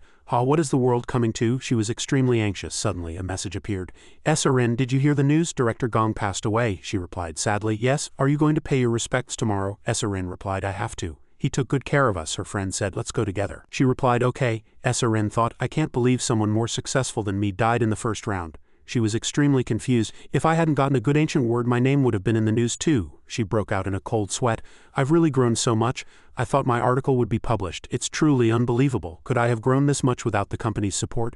They even bought me this penthouse." At that moment, the bodyguard approached. "Miss SSS-Rank, what are you thinking about?" She said, "It's nothing." The bodyguard sat down next to her. "It's all right. I told you. You can tell me anything." SSS-Rank sighed. "I was just wondering why the world has become like this, how I'm supposed to survive the next round. I was thinking about things like that." The bodyguard said, "Don't worry about the next round, you have me." "What are you worried about?" he added. "You worry too much. Trust me and get some rest." At this, SSS-Rank smiled brightly at him. "Of course, who else would I trust, when the company assigned you to me as a secretary and bodyguard? At first I felt burdened, as if they had just assigned me a GNCJ.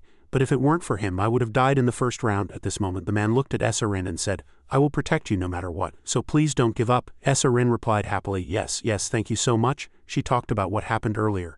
Seeing them bring rice cakes, they must have just moved in. It looked delicious. The bodyguard said, "You'll gain weight if you eat that." SSS-Rank continued to chat. "Still, they came all this way just to say hello. I wonder if they were very disappointed," the bodyguard replied. "Don't worry about it. It was just a formality," the bodyguard continued. "They're just trying to use you. If you accept once, they'll keep bothering you." At this, SSS-Rank thought of the two men again. They didn't seem like bad people. SSS-Rank said, "Our neighbors looked older than 15, so they must have survived by killing 100 goblins too, right?" The bodyguard said. "Yes, probably. It's interesting that people who have gone through such a dangerous situation can act as if nothing happened." The bodyguard sighed. "Do you think killing 100 goblins is a difficult task for them? Only fools lose," SSS-Rank said. "I think that's because your skills are so outstanding in that other world," Hung Nim. "Though not as much as him, the one called Huku. That person almost made me feel sorry for the goblins. He must do something special in the real world too. I wonder what he does." SSS-Rank thought, "If I cooperate with a skilled person, I might be able to survive the second round too." SSS-Rank continued to worry. She thought countless times, "I was lucky to survive last time. Can I survive next time too?" On the morning of Tuesday, January 31st, the younger brother was happily cleaning the house. "Hung, you're here?" his brother asked. "I'm back." The younger brother asked, "Did you make some money this time?" The protagonist said, "Yeah, I didn't make much this time. About 15 billion won. Last time it was 17 billion. The younger brother said, "Are you kidding? Doesn't the bank say anything?" "This is your fourth win." The protagonist smiled and said, "About that?" The bank president's expression was a sight to see. "You're here again. Our lucky customer." At this moment, the bank president asked, "What's your secret?" "So last time," his brother answered. "I told you last time. I received a revelation in a dream," the bank president said with a sad face. "That's impressive. I wish I could have a dream like that." Hearing the protagonist's story, his younger brother was dumbfounded. "I see. Are you going to pour it all into Bitcoin again this time?" The protagonist said. "Yeah, it's already become 150 billion, the younger brother said. "Hung, shouldn't you pull it out now? I'm scared you'll lose it all." The protagonist smiled and said, "Not yet. Don't worry so much. I'll take care of everything. Let's go get something to eat." The two of them had a joyful meal together. After that, they played together until late at night. On Tuesday, January 31st at 11:55 p.m., the younger brother was holding the protagonist's hand in the bedroom. "Hung, you have to come back alive." His face was extremely tense, but the protagonist just said, "Don't worry, you saw me beat up Bang Tagu, didn't you?" Ryuun said, "That's true, but I'm still a little worried." The protagonist stroked his brother's head and said, "Don't worry and just sleep. When you open your eyes, I'll wake up with you. I'll be back." And then he fell asleep. His body appeared in another dimension again, and all the players appeared at the same time. The people were surprised. "Are we back already? Is this for real? We're here again. Where is this? It's different from the first round," one person noticed.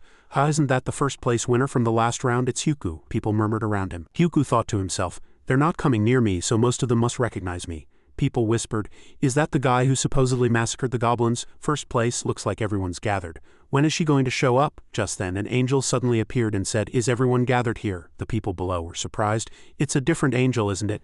Yeah, you're right. What's going on? At this moment, the angel in front announced the angel who was in charge of the first round had an accident and will no longer be appearing. The people began to worry. An accident? But the second angel quickly reassured them. Do not be alarmed. From now on I will guide you with all my heart. And then she laughed maniacally. Since you are all gathered here, I will announce the second round mission right away. The angel paused. Since everyone is gathered, I will now reveal the mission for the second round. Suddenly, a second round mission window appeared in front of all the players. The requirement was to elect a zone representative within 3 hours. A person asked curiously, "A zone representative? What's that?" A fat player said, "I think they'll tell us to kill a few more monsters." Another person said, "Wait, look at the completed section in the window." Another person was surprised. "Does that mean we can all survive this time?" The angel smiled and said, "You seem confused, let me explain. This has nothing to do with fighting this time. You just have to choose a representative," the kind-looking angel explained.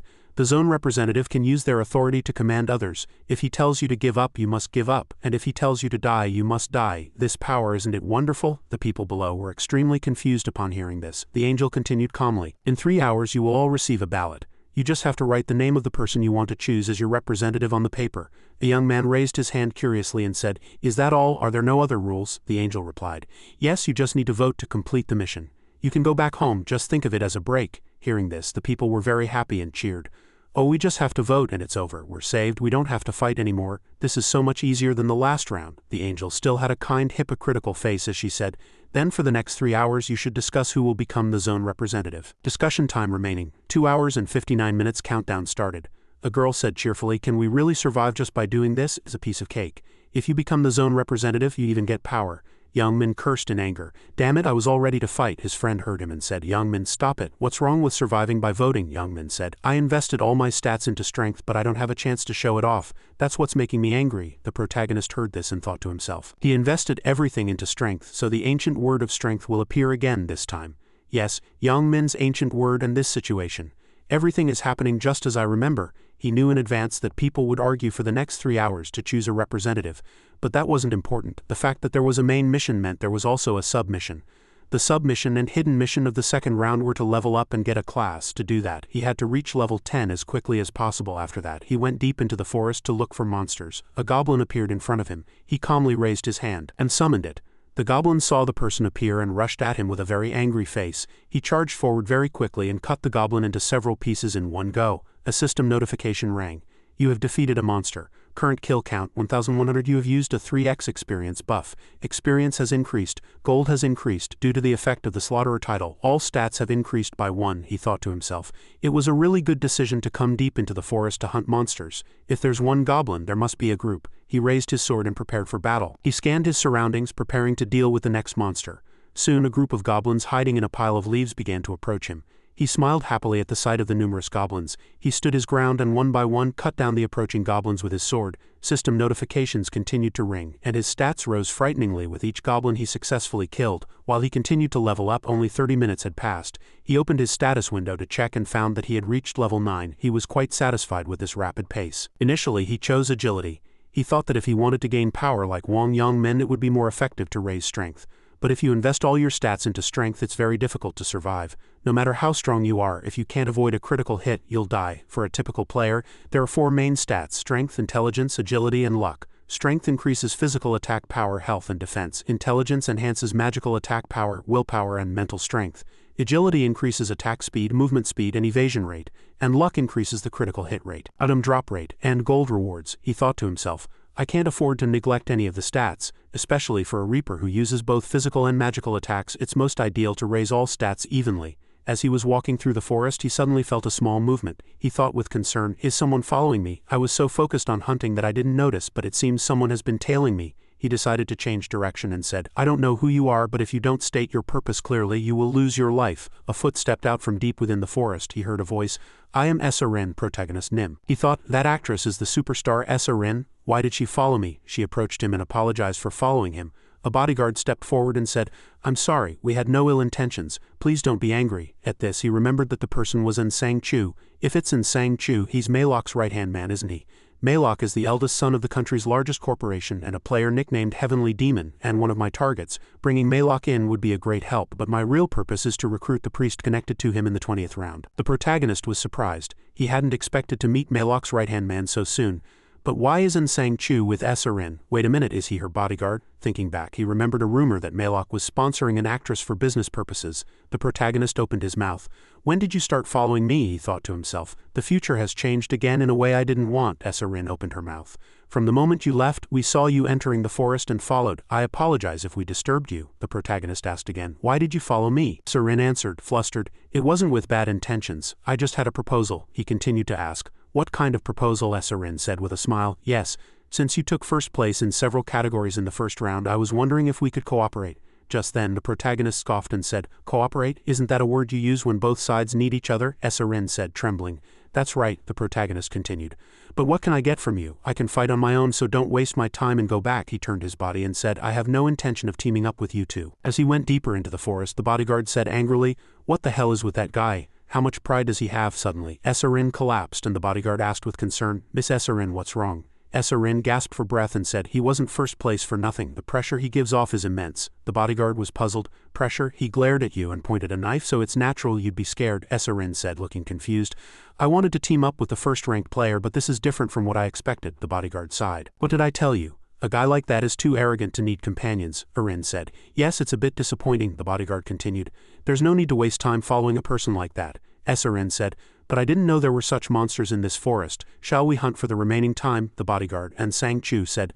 That's not a bad idea. SSS-Rank smiled brightly and said, Let's go. Bodyguard Nim. The two were completely unaware that something was watching them from deep within the forest. Through the leaves, deep in the forest, a goblin looked around nervously. Suddenly, the protagonist flew in. He thought to himself, I'm busy as hell. And now this talk of cooperation.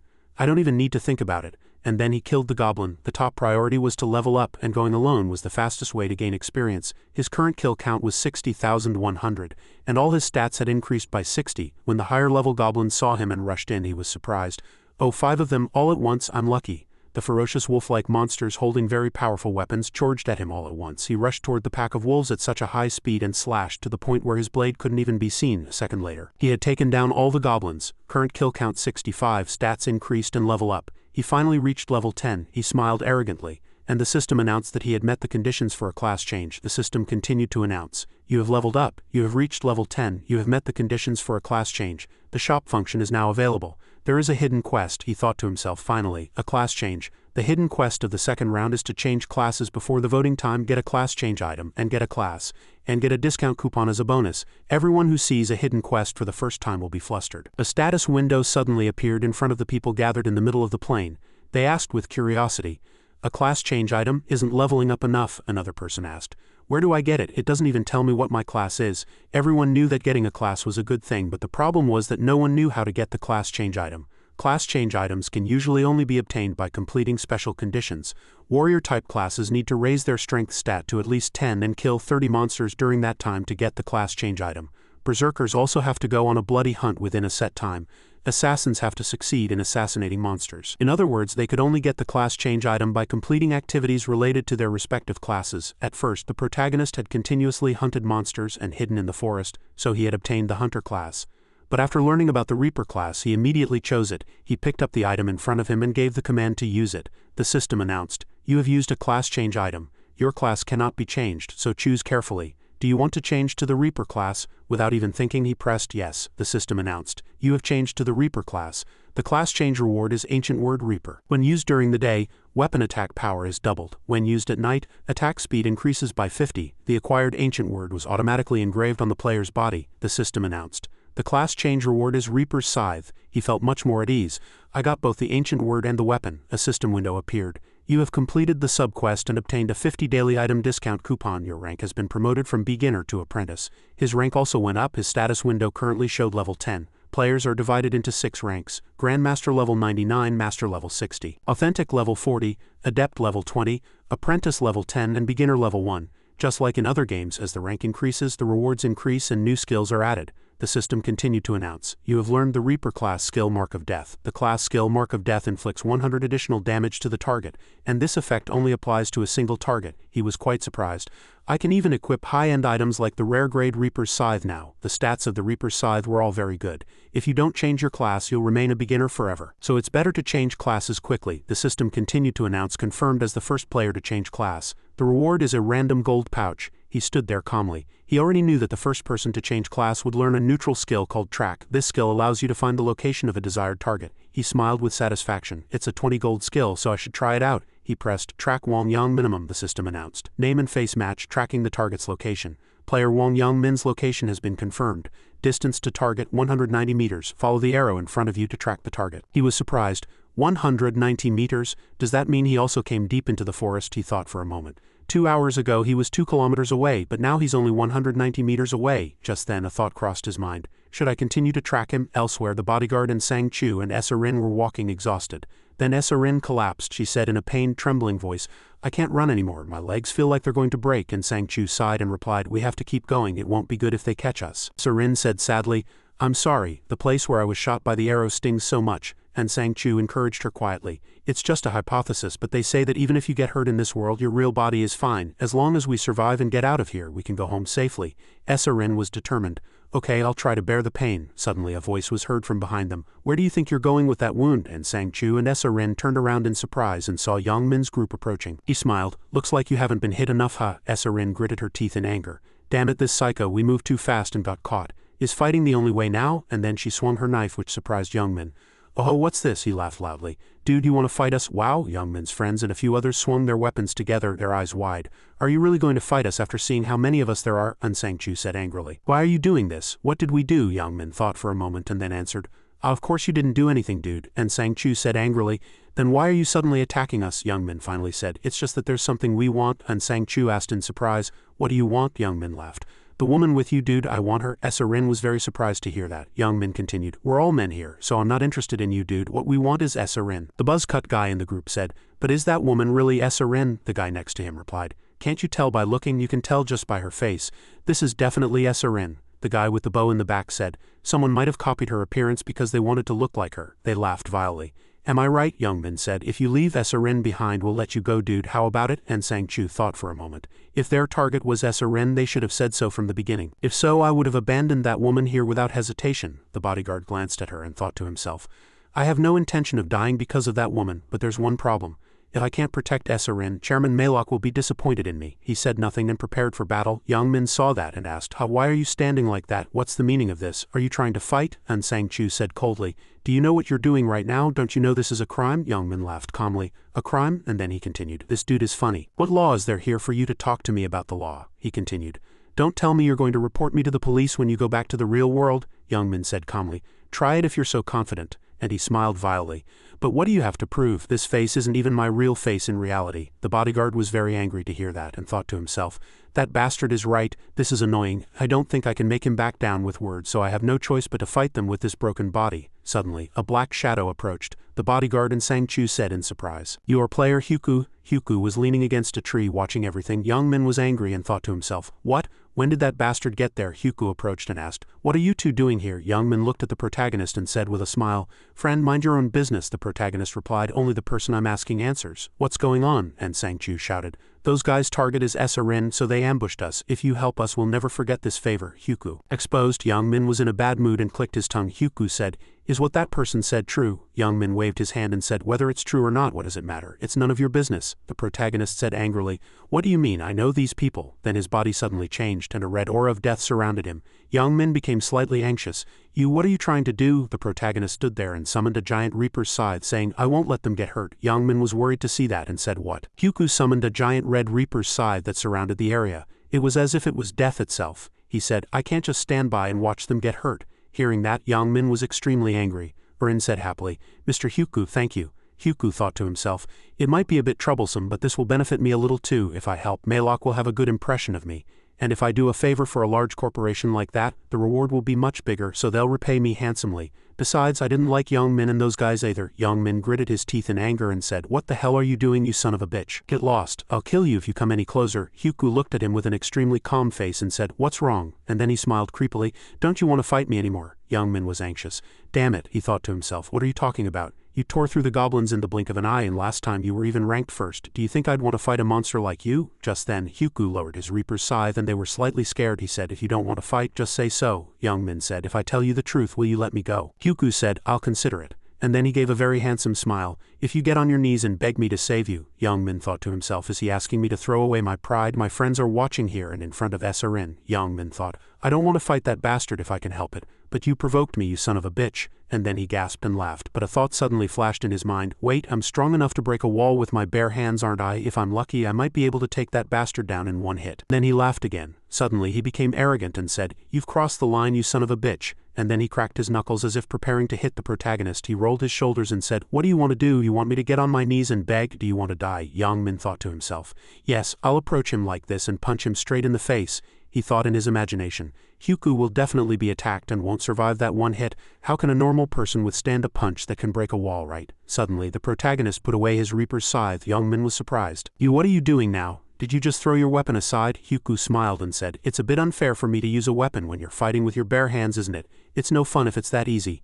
Hearing that, Young Min became extremely angry. He gritted his teeth and veins popped. You're a really funny son of a bitch. A second later, the protagonist suddenly rushed at him very quickly, and he was startled. Young Min thought angrily, this stupid son of a bitch throwing away his weapon and exposing his head like that. Could die. He raised his fist and prepared to strike. Screaming die inwardly, Young Min threw a punch, but it only cut through the air as the protagonist dodged.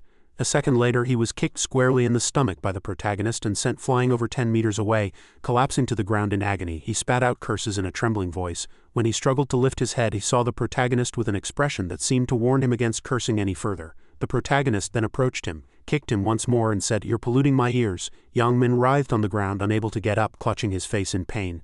Then the protagonist grabbed him by the collar and repeatedly pummeled his face.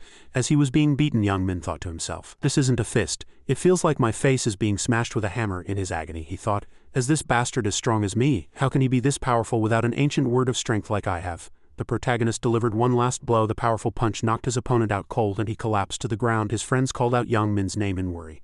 A friend beside him shouted, shoot that son of a bitch with an arrow. The man drew his bow. Seeing this, Rin cried out in great alarm, Mr. Hyuku, watch out. The protagonist dodged the arrow with great ease. Without the slightest hesitation, Young Min's friend shouted in a rage, damn it, die, and continued to fire arrows at the protagonist with extreme agility. The protagonist dodged every arrow, no matter how many the man shot, and closed in on him. The protagonist said, looks like you got lucky and found a bow by hunting some monsters, huh? At his words, the man was seized with extreme terror. The protagonist said with a faint smile, unfortunately for you, my hand now holds the Reaper's scythe and you just happened to run into me. He swiftly swung the Reaper's scythe and cut off the archer's arm. The man's arm was severed in two. He screamed, on my arm, it hurt so much. His friends could only stand there, watch and hurl curses. You think you can start a fight with us and walk away unscathed? The two guys also raised their weapons ready to fight.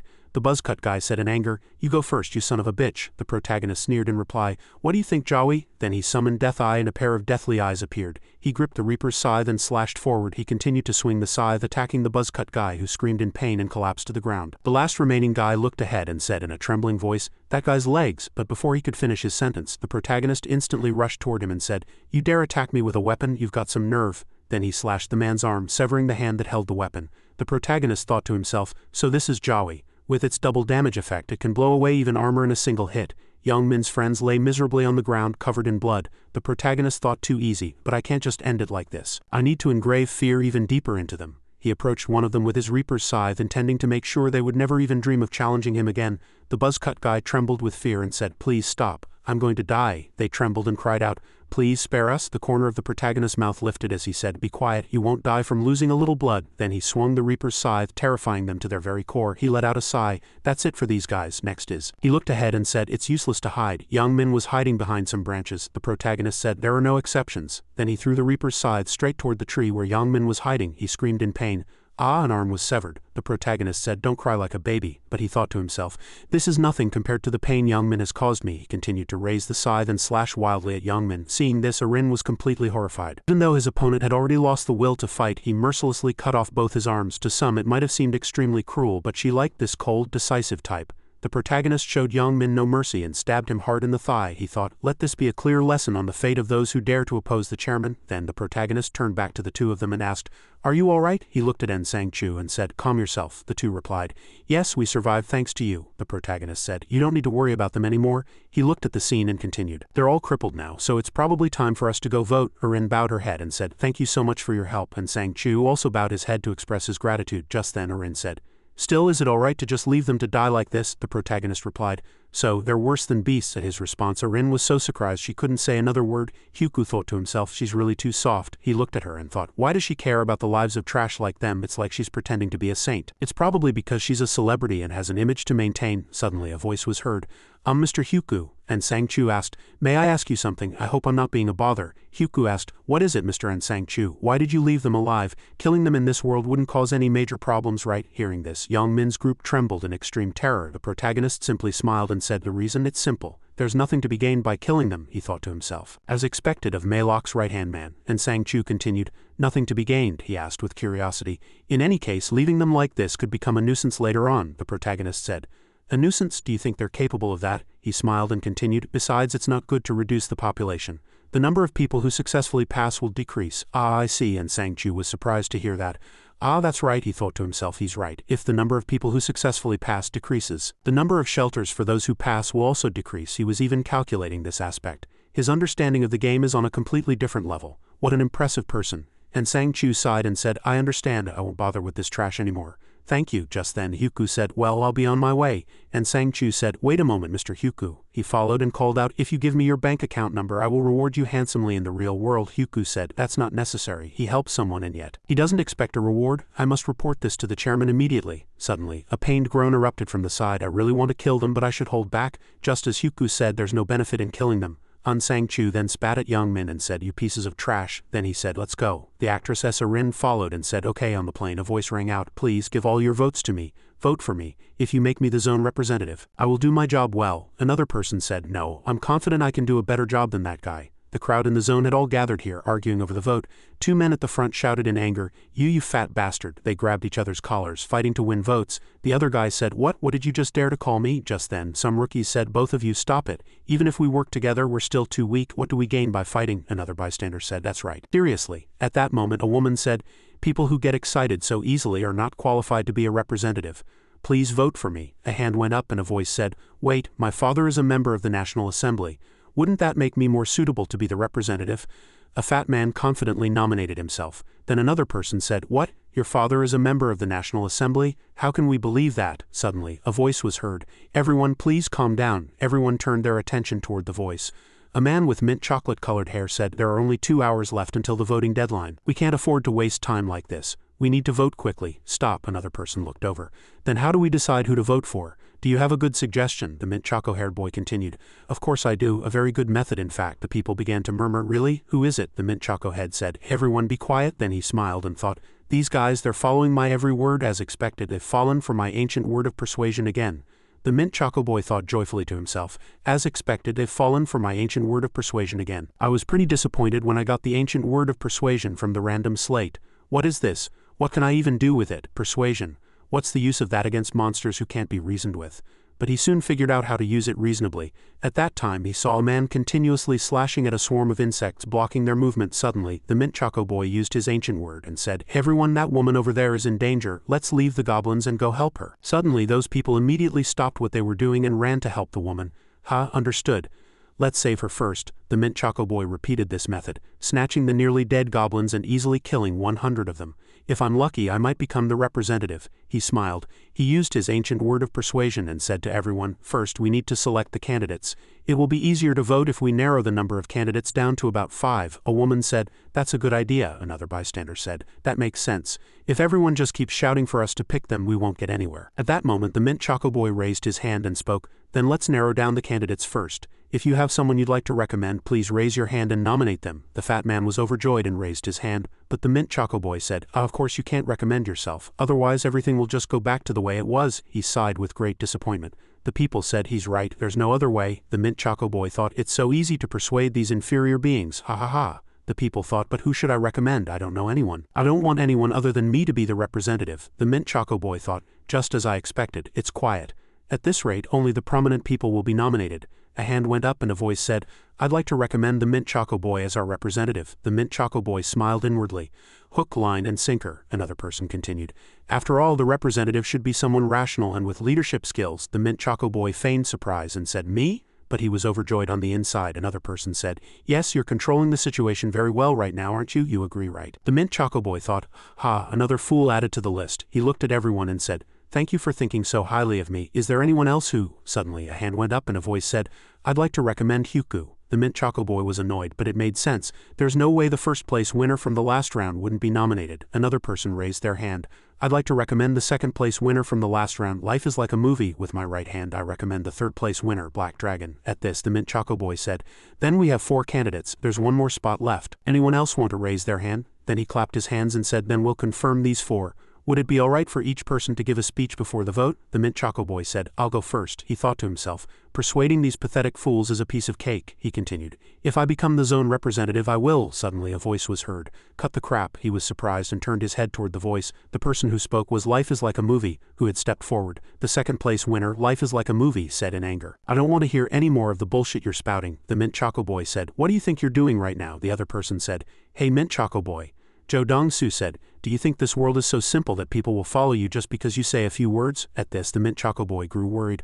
"What? Did that guy figure out my skill? No, that can't be right. He must just be saying things." Just then, Joe Dong-Su shouted in anger, "Who the hell are you to decide the zone representative, you rabble-rouser?" His enraged voice was almost a scream. The Mint Choco Boy feigned a calm expression and replied, "You've crossed a line. They say a person's words show their face and character. Must you use such insulting language?" He finished speaking and frowned slightly as if displeased with Joe Dong-Su's attitude. Joe Dong-Su's face turned red with anger, and unable to contain his rage, he shouted, "You son of a bitch, you dare to lecture me? Are you tired of living?" The Mint Choco Boy worriedly thought to himself, "This skill definitely doesn't work on that guy." But he still tried to maintain his composure, muttering to himself, "Don't say that, it can't be true."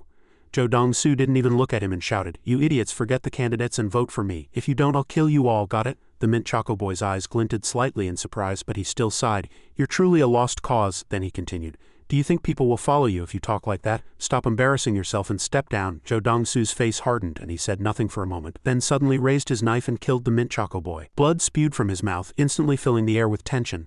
Joe Dong-Su said with cold eyes, "I told you, you die if you defy me." The Mint Choco Boy, with no strength left to resist, screamed in agony before collapsing to the ground in front of Joe Dong-Su. Joe Dong-Su said with a cold face, "Get ready to die if you don't vote for me." In that instant, the crowd fell into chaos and everyone was terrified. He was dead, everyone was worried and afraid, and no one dared to move. Someone in the crowd shouted, "That murderer is crazy." But no one dared to do anything. Joe Dong-Su, still calm, said gently, "Oh really?" Then he gestured to the people and said, "Come here if you have a problem with it." The people were stunned, and it took a moment before someone finally spoke up. "You psycho, you're a lunatic." Joe Dong-Su simply laughed and said, "If you're not going to come, I'll just have to come get you myself." He walked into the crowd and began killing people at random, and the people scattered in a panic. He had only one thought in his mind. "This is the best. No police, no one to report it to, no cameras. I can kill as many people as I want without any worries." After killing numerous people, he said, "If you don't vote for me, you're next. Do you hear me? Got it?" The people trembled in extreme terror, and out of fear of dying, they had no choice but to vote for him. He thought to himself, "I'll just become the zone representative this way.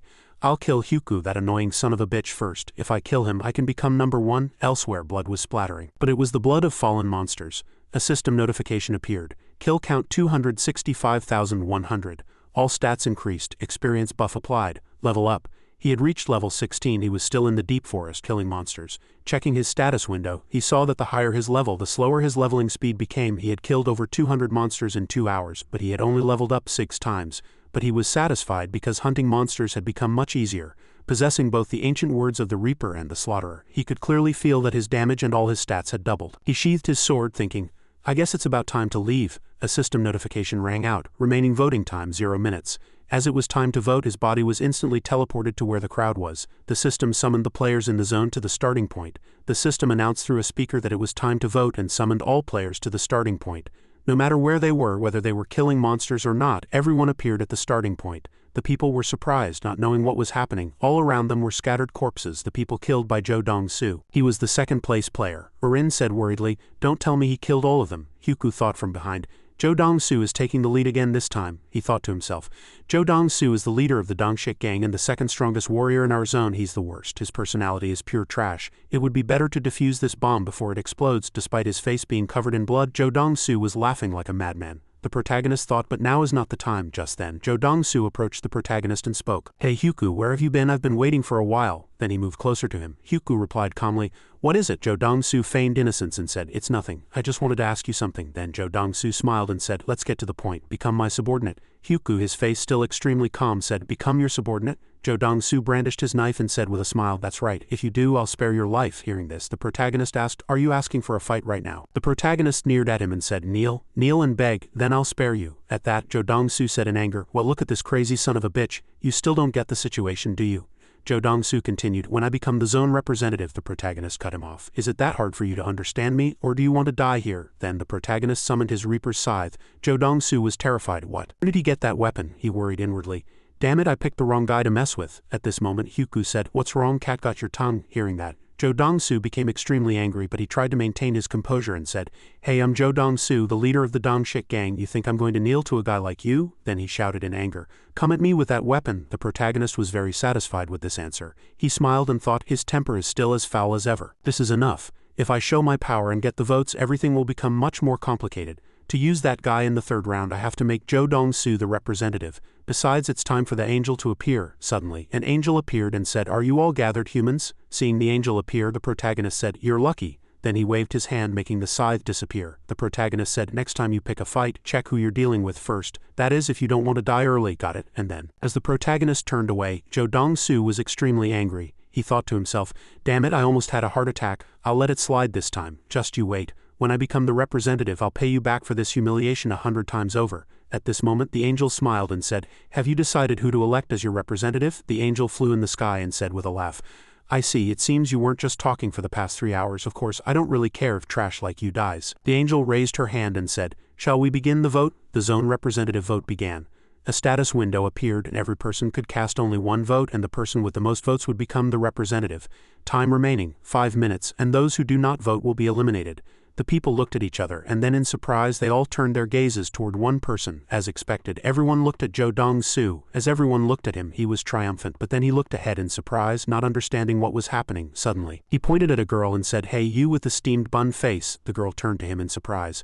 "Me?" he nodded. "Do you want to die? Why aren't you looking at me?" The girl smiled. "No, I voted for you." Everyone was surprised, but he continued to shout like a madman. Who just turned their head away. Only a few seconds remained. He shouted again, "It's a good thing you stupid humans finished voting on time. Shall we tally the votes now?" The angel clapped her hands. Then a system window appeared. Zone representative elected. Life is like a movie. The result, the person with the most votes was a name he didn't want.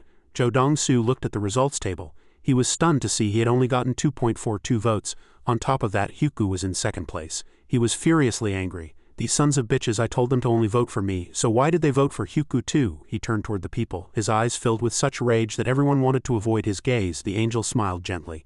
"The results are in. The zone representative is life is like a movie," the angel said. "I will grant you the power of command so you may order the people." The system announced that he had become the zone representative and simultaneously granted him the power of command. He laughed inwardly. "Hee hee.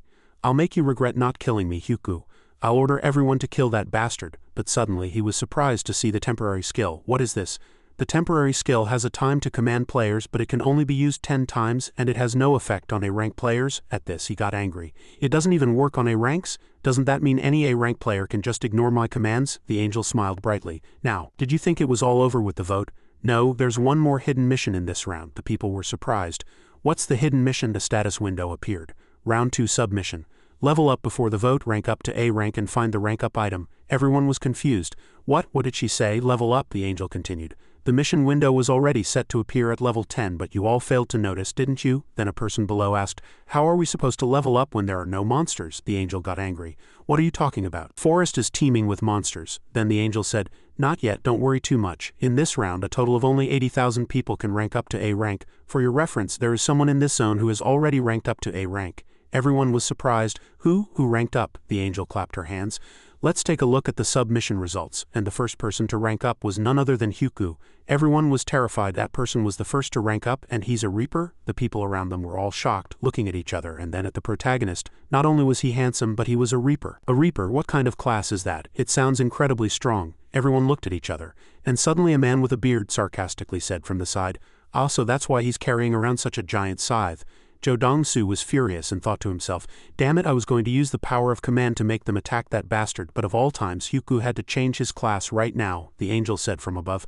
The rankings for the second round will be rewarded in the order that the submission was completed, so the only person in this zone who has changed their class is player Hyuku. Not only did he rank first in his zone, but he also took first place across all zones. She was overjoyed, her face lighting up, then she continued, impressive, Hyuku. Your Reaper class is very unique and it fits your nickname well. Answer me.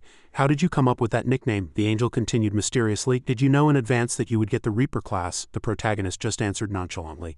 I didn't know I would get a class that fits my nickname either. At this, the angel laughed, haha. Then was it your destiny to become a Reaper? Ho ho ho ho. She laughed loudly. The protagonist thought to himself, even an angel doesn't know how to get the Reaper class. She only knows that it's a special class. The angel laughed like a madwoman from above. Is this fate? Interesting.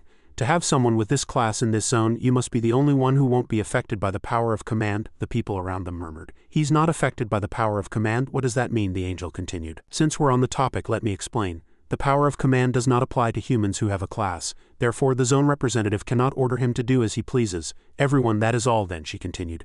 Besides, the power of command can only be used 10 times, so just because someone is the zone representative doesn't mean they have unlimited power. Haha, everyone was surprised. It can only be used 10 times? Ah, I see. At this, Zhou Dongsu whispered in anger, damn it, that damn angel had to tell them that. The people around them looked at Zhou Dongsu and murmured. Then it wasn't that dangerous after all, the angel continued. Now I must give rewards to the first person who got a class. Then she snapped her fingers. Congratulations, you have completed the mission, first in the zone and first in all zones. Hyuku received his rewards and he chose armor and a sword as a special reward. When choosing the reward he wanted, he didn't need to think for long. The first option was too heavy and the third option had no defense at all. So he chose the professional hunter's leather armor. From the treasure box he chose 3x experience, 3,000 gold, and information about the third round. Since many monsters would appear in the third round, he naturally needed the 3x experience. After receiving all the rewards, the angel said, alright, now that all the rewards have been distributed, you can all go home. Now, the next round, the third round, will be very fun. She laughed like a madwoman again. I guarantee it. A status window appeared, summarizing the results of the second round. The soul will soon return to the body in the current dimension. May 1st, 2023. The next round will begin. The soul will soon return to the body. After the system notification, his soul and everyone else's return to their own bodies. Young Min screamed. Ah, but in the real world his hands were completely fine. He worriedly thought to himself, my hands are still fine. Then he held his hands and laughed.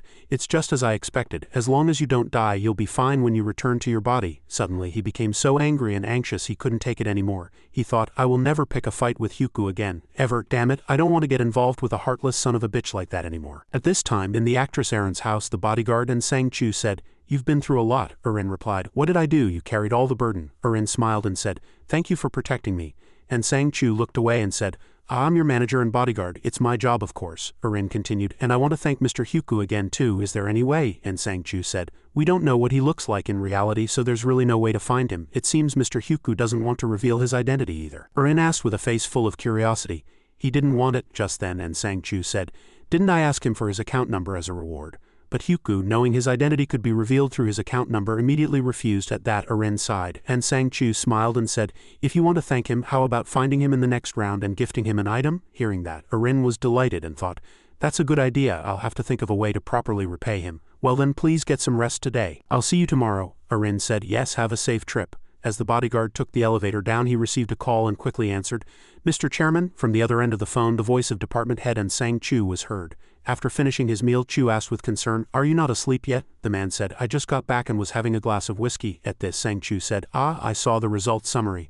Mr. Chairman, congratulations on changing your class to Dark Apostle, the man on the other end of the phone said. It's nothing to congratulate. Did anything happen on your end? At this, the bodyguard said, Miss Erin and I only managed to reach level 8. We were injured during that time and couldn't hunt any further. The man on the phone was worried and surprised. You were injured? The bodyguard said as he went down to the underground parking lot. Actually, I was about to report to you about this matter. Do you have a moment? It's related to Hyuku. From the other end of the phone, Maylok answered, Come to the hotel. I'll hear it in person. And Sang-Chu continued, Yes, I will be there in 20 minutes. As he got into his car and left, a man was watching him. It was the protagonist, he thought, just as I expected. Is he going to Maylok? 10 minutes earlier, just as he woke up in the real world, the system announced, Think of the target you want to track and say their name. At that he said, Sang-Chu, name and face match, tracking the target's location. The target is 900 meters away. The protagonist thought, quite close. Is he still on the penthouse floor? Suddenly, the target's location changed to 23 meters. The location is changing. Seeing it change this quickly, he must be on an elevator. Where is he going so early in the morning? Is he going to Malok? At this, the protagonist put on his jacket and went out to check. As he went down to the underground parking lot, he thought, it was a good thing I investigated him as soon as I got back. The darkness is covering the moonlight. Tonight is the perfect night to tail someone. In another high-rise building Malok stood. He thought deeply. For now I'll just watch as a warning. Hyuku, is there any player who doesn't know him? The one who took first place in both of the first 2 rounds. Is he related to this incident? Youngmin, I have a bad feeling. Did he pick a fight with my subordinate? If so, I can't just sit back and watch. Picking a fight with my right-hand man is no different from challenging me. I won't let it go no matter who it is, even if he is number 1. Malok took a sip of whiskey, muttering something with his lips as he waited. Just then, Sang-Chu's voice was heard from behind. It was a cautious voice. Are you inside, Mr. Chairman? It's Sang-Chu. Malok told him to come in. Malok replied as he put down his glass. Department head it's good to see you again. Why the silence? The same to you, Mr. Chairman. And Sang-Chu replied immediately. Sang-Chu, it's all thanks to you, Mr. Chairman. Malok shrugged. What did I do? We weren't even in the same zone. And Sang-Chu continued. Just your presence here, Mr. Chairman, invigorates me. Thank you. Malok smirked. You're a smooth talker, Department head, and have a seat. And Sang-Chu also smiled happily and nodded. It's all true. It's a bit late, but congratulations on your survival. Malok raised an eyebrow. Survival? The second round was like child's play, and Sang-Chu hesitated. Congratulations on ranking up, Malok laughed. Relax, I was just lucky, and Sang-Chu replied without hesitation. Luck is part of skill. Besides, taking second and third place in the entire zone is no easy feat. It is my greatest honor to serve someone like you, Mr. Chairman. Mr. Chairman, Malok looked at Sang-Chu for a moment and then laughed lightly. Praising me to the heavens like this, you must be up to something, right? And Sang-Chu broke out in a cold sweat and answered, slightly nervous, in that case, could you tell me where you found the rank-up item? Malok laughed out loud. It was nothing special. It dropped while I was hunting a monster, he continued. Actually, it was thanks to a random ancient word called Black Knight. That's what saved me. He was slightly flustered. Malok was surprised. It saved you? Tell me in detail. And Sang-Chu nodded and continued. Yes, that's right. If he hadn't appeared, we both would have lost our lives. Miss Arin might have survived, but the mental shock would have made it impossible for her to continue working in the entertainment industry. Malok listened and thought for a moment, then said, You almost lost your level and your business. That must have been tough. And Sang-Chu continued, What happened to those bastards? Are they all dead? Malok smiled coldly. Hyuku gave them a fate worse than death. He didn't kill them. Malok was surprised. Why did he do that? And Sang-Chu explained. Because there's no benefit in killing them. If the total population decreases, the number of survivors who pass the rounds will also decrease. Malok nodded in admiration. He's not wrong, but who knows what else those bastards might do, Malok thought to himself. But thanks to Hyuku, my subordinate and my assets are safe. I owe him one this time. And Sang-Chu continued. I must reward him, Malok replied. He said it wasn't necessary and left immediately. Malok was surprised. He refused a reward? Not even a thank you? Was he afraid his identity would be exposed? What a cautious fellow. And Sang-Chu thought for a moment and said, If you meet him in the next round, please thank him on my behalf.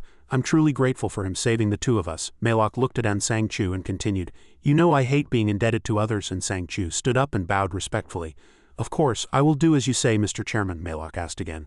I forgot to ask one important thing. Those thugs, what were their nicknames? Lin stood under a tree next to the luxury hotel. He thought to himself, what a loyal dog at this late hour, to run to Malok as soon as he returned to reality. He sighed and thought, anyway, I should go back now. I've confirmed his destination. The protagonist turned to leave, thinking again. Lingering here any longer will only arouse suspicion. As he hailed a taxi by the roadside, various thoughts ran through his mind. The fact that an actress sponsored by Malok lives in the same apartment as me. I might have to thank my younger brother for this. If we hadn't gone to give rice cakes to the neighbors, I wouldn't have known about the relationship between Sang-Chu and Arin. Erin's face hardened slightly. Her eyes staring into the distance, her thoughts sometimes circling without stopping. As he opened the taxi door, another cluster of thoughts passed through his mind. Using the excuse of being neighbors as a stepping stone, I can gain Malok's trust more easily, but should I take the name Malok all the way to the 20th round?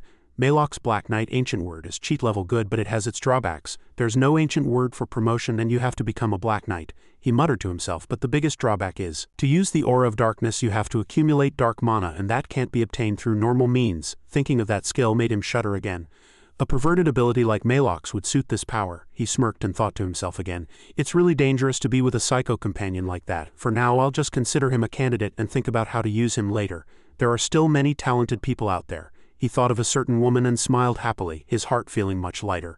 I should get to work as soon as the sun rises. The next morning at a QS24 convenience store, a sigh was heard. The man said sadly, what do I do now? The old man kept sighing. Sales are going to be cut in half. A girl came in and called out in a bright voice, Dad. The man looked at his daughter. Oh, welcome, Yuri, she answered brightly. Hello, Dad. Why are you sighing so much? The old man explained sadly. Lottery sales have been completely stopped, the girl asked. Why so suddenly, Dad? The man shook his head. The government must have stopped it with some excuse. The girl didn't understand. Because they don't know what skills players might use, she said, as if finding it hard to understand. But why are you worried, Dad? The man continued. It's been so tough lately because of the rent and labor costs. The girl smiled brightly, seemingly unconcerned. Don't worry, Dad, I'm good at this. I've graduated, so I'll help you from now on. At this, Yuri asked with concern, Wait, Dad. Did you find a way to increase our family's income? The man replied, Dad will worry about the money. You just focus on your studies, the girl boasted proudly. My grades are very good. Don't you want to go to college? But Yuri shook her head. Dad, I've given up on that dream. What's the use of school in this situation? The old man looked at her and grew even sadder. You're right, money isn't important anymore. If anything happens, we could lose our lives in the next round. He covered his face. Dad has been having useless thoughts lately. I'm sorry, Yuri. The girl's heart ached to see her father like that. Dad, what are you sorry for? This isn't reality. She held her father's hand, trying to comfort him. Dad, don't worry. I survived the second round and I've gained some experience. She raised her hand. That's right, Dad. Wait a moment. Then she used magic on her father's head. Her father was surprised. What was that just now? Yuri smiled. I got a skill called Blessing from the supporter class. It raises all stats a little and helps even ordinary people live healthier. She looked at her father with confident eyes. I'll use this skill on you often. She gave her dad a sign to cheer up. Her father also smiled at his daughter. Okay, Dad will cheer up. Suddenly, a bell chimed from the door. The father looked toward the door. He said in surprise, A customer so suddenly? The man said in surprise. Who is that customer? The daughter, surprised, asked her father. Dad, do you know him? The father broke into a cold sweat and said, That's the winner. The winner who marked the same number on 100 lottery tickets. As the young man entered the store, he saw the man standing there and greeted him very kindly. Hello, sir. Do you happen to have your nephew with you? I bought 10 lottery tickets. The man raised an eyebrow, looking surprised. He asked again. He's still here, but what brings you here? Without hesitation, the young man bowed his head and opened his mouth. First, I want to apologize. The man was a little surprised. He couldn't understand why. Why are you apologizing to me? The young man explained gently. I saw the news. It said that because I kept winning first prize, the store had to stop selling lottery tickets. I apologize for unintentionally causing damage to the store. The man smiled gently and said, Don't worry. It's not your fault. It's not like I'm going to die just because I can't sell lottery tickets. The young man sighed, opened his bag, took out an envelope and handed it to the man saying, Still, I feel bad that you've suffered damages, sir. I'd like to compensate you with this money. It's not a lot. The man was startled and asked back, What is this? The young man said nonchalantly. It's only 10 million won. The man was greatly shocked and waved his hand saying, You don't have to do this. Take it back. But the young man was firm. Please accept it, sir. It's true that I caused the problem. He placed the envelope on the ground, turned around and said, I'll be going then. The man followed and called out, Hey young man, stop. The man asked seriously. Is it all right for me to accept such a large sum of money? Min-Yu-ji, standing beside him, said to her father, Dad, I'll go after him and give it back. Her father nodded. Yes, give it back. Yu-ji quickly ran outside, panting, and said, Wait a moment. The young man turned back, looked at her, and asked in surprise, You're you, Min, aren't you? She smiled. Don't you know me? I'm Min-Yu-ji. We're in the same class. The young man was stunned. The same class? She raised an eyebrow. Don't tell me you don't even know we're in the same class. The young man laughed awkwardly and replied, Sorry, I'm not good at remembering faces. In fact, he thought to himself, Of course that's a lie. Min-Yu-ji is the daughter of this convenience store owner and quite a special person. A specialized supporter who casts buffs on her team members. Min-Yu-ji looked at him and said, Can we talk somewhere? The young man feigned nonchalance and replied, Sure. After that, the two sat on a park bench and she held out her hand saying, Here, take this. The young man looked at the envelope and asked in surprise, Isn't this the money I just gave you? She replied, We can't accept such a large sum of money. So please take it back. He smiled as he looked at her hand. Inwardly, he thought, She definitely won't take it back. She's the type who can't stand being indebted to others no matter how hard things get. She urged him. Come on, take it. My arm hurts. He pretended not to hear her, closed his eyes and replied coldly, No, I told you just now, this is the money I'm giving you as compensation. Feel guilty. I think I need to do at least this much to feel at ease, Yuri said, flustered. But the amount is too big, he continued. I would appreciate it if you'd accept it, no matter how much it is, otherwise I'll continue to be tormented by guilt. She was worried. Still, this is too much money. It's a burden. He smiled. That's why I'm giving it to you, he said with a laugh. Tell your father too. It's not a lot of money for me, so he should accept it comfortably. Please take it, Yuri said as she took it. Are you always this stubborn? Why are you being like this? The young man suddenly stood up. Are we done talking? I'll be going now, Yuri called out to him. Wait a minute, and then continued. 10 million won, it's really too much. I'll just take 1 million, is that all right? At this he said nonchalantly. Can you make that decision? You should go ask your father, she continued. But I'm sure my dad will be uncomfortable with this money, he feigned surprise. Is your father the convenience store owner? She said. Yes, that's right, he continued. I go there often, that's interesting. At this Yuri also said, I find it interesting too, to think the first prize lottery winner was a classmate. Hearing that, the protagonist thought for a moment. A friend, then she continued. But did you really not know we were in the same class? I came out right after you entered the convenience store. The protagonist smiled awkwardly and said, Sorry, I'm not good at remembering faces. At this he continued. So this is the first time we've talked like this, she said. Yes, that's right, he spoke again. Then you must be hearing my name for the first time too. He said, Yes, sorry. At that, she was a little embarrassed and he thought to himself, I'm sorry for pretending not to know, but I have to do this so she'll take an interest in me. At this she said, Like I said before, my name is Min Yuri. I'm in the same class as you and this is my face, do you remember now? She spoke with a bit of embarrassment which was very cute. The protagonist smiled and said, I'll remember. Her face turned bright red. She turned her body, suddenly realizing the reality of the situation, and thought, what am I doing with my face right now, introducing myself to a classmate right before graduation? At this he smiled and said, at least you know now, it's not like we'll stop contacting each other just because we're graduating, right? He continued. Since we're at it, could you give me your number? She was very embarrassed and said, my number, he continued. Yes, why, it's not strange to ask a classmate for their number, is it? She said, yes, give me your phone. She awkwardly typed in her number and placed it in his hand. Here, the protagonist took it. It's fate that we met like this. Let's keep in touch. This girl is hard to win over, she said. Yeah, sure, the protagonist continued. I'll be going now. Something urgent came up. She was embarrassed. Yeah, go ahead. But as he suddenly walked away, she shouted as if she had remembered something. Wait, that envelope. At that, he waved to her and left even faster. She thought to herself, I haven't even given it back yet, asking for my number all of a sudden. It's really strange, she thought with embarrassment. Damn it, my heart is beating so fast. I know he just thinks of me as a friend, but I like you minimum. At first we met by chance. A scene from the past when Yumin was being bullied came to mind. A guy named Joe Mi said, you son of a bitch, I told you to bring the money. Do you think we're joking? Minuri saw that and was very worried. She thought, I can't let this happen. And she reported it to the police. Hello, is this the police? Because she felt sorry for him. Because she had reported it to the police, she felt even more responsible. So she followed him to make sure he got back safely, but when she saw Yumin going to his part-time job as if nothing had happened, she realized he was much stronger than he looked. From then on, she started to take an interest in Lin. She watched him from the school grounds, but I didn't have the courage to talk to him, and after that my feelings for him grew stronger, to the point where I didn't even dare to approach him. She was extremely embarrassed. To think we'd meet here again, I have to be brave now. This is a chance given to me by heaven. At this moment she clutched the envelope and thought with embarrassment. I can't pretend I don't know, but what will he be like after receiving 10 million won tisk? Should I treat him to a meal then? The protagonist picked up his phone. He typed continuously while looking at the screen. The sound of typing didn't stop and a message appeared on the screen. Have you eaten? I have something to talk to you about. Can we meet in Zone 1? I'll buy you a meal. The protagonist finished reading the message and continued typing his reply. Okay, I'll buy, the girl on the other end said angrily. I'll buy, and then she added a very cute remark. You buy, the protagonist smirked. Ha, I have a lot of money, the girl replied. Still, I don't like getting free meals. What do you want to eat? His face was very nonchalant, and he thought to himself, as expected, she thinks she owes me. Suddenly offering to buy me lunch, that's a good sign, he laughed inwardly and thought. If I naturally get close to her, it will be easier to make her a colleague, help Runla, and take her all the way to the 20th round. Suddenly he stood up and went outside. His younger brother in the room was surprised and asked, Hung, where are you going? The protagonist replied. I'm going to meet a friend, his younger brother said while watching TV. A friend, not a girlfriend, the protagonist teased him. Can't your big brother meet a girl? With a smile he continued. I'm going out, so don't skip your meals, okay? His younger brother replied obediently. Okay, the boy sat alone in the room feeling very empty and thought, no way, did Hung go on a date at Stuss restaurant? Two people were talking. Lin asked, do you like beefsteak? Yuri asked back. Huh, what did you say? He asked again. Do you like beefsteak? She replied with embarrassment. Ah yes, I love this, the protagonist said. Then eat a lot, she stammered with embarrassment. Yes, I can't believe I'm eating alone with Lin. It's a really lucky day. The atmosphere was very pleasant while they sat in the restaurant. She thought calmly, this awkward atmosphere is really uncomfortable. I should say something. She took a deep breath and asked, how can you keep winning the lottery like that? 4 times in a row, the protagonist explained. Oh that? My ancestors appeared in my dream and told me. I was lucky. Minuri was surprised. In a dream? So how much did you make with that dream? The protagonist replied.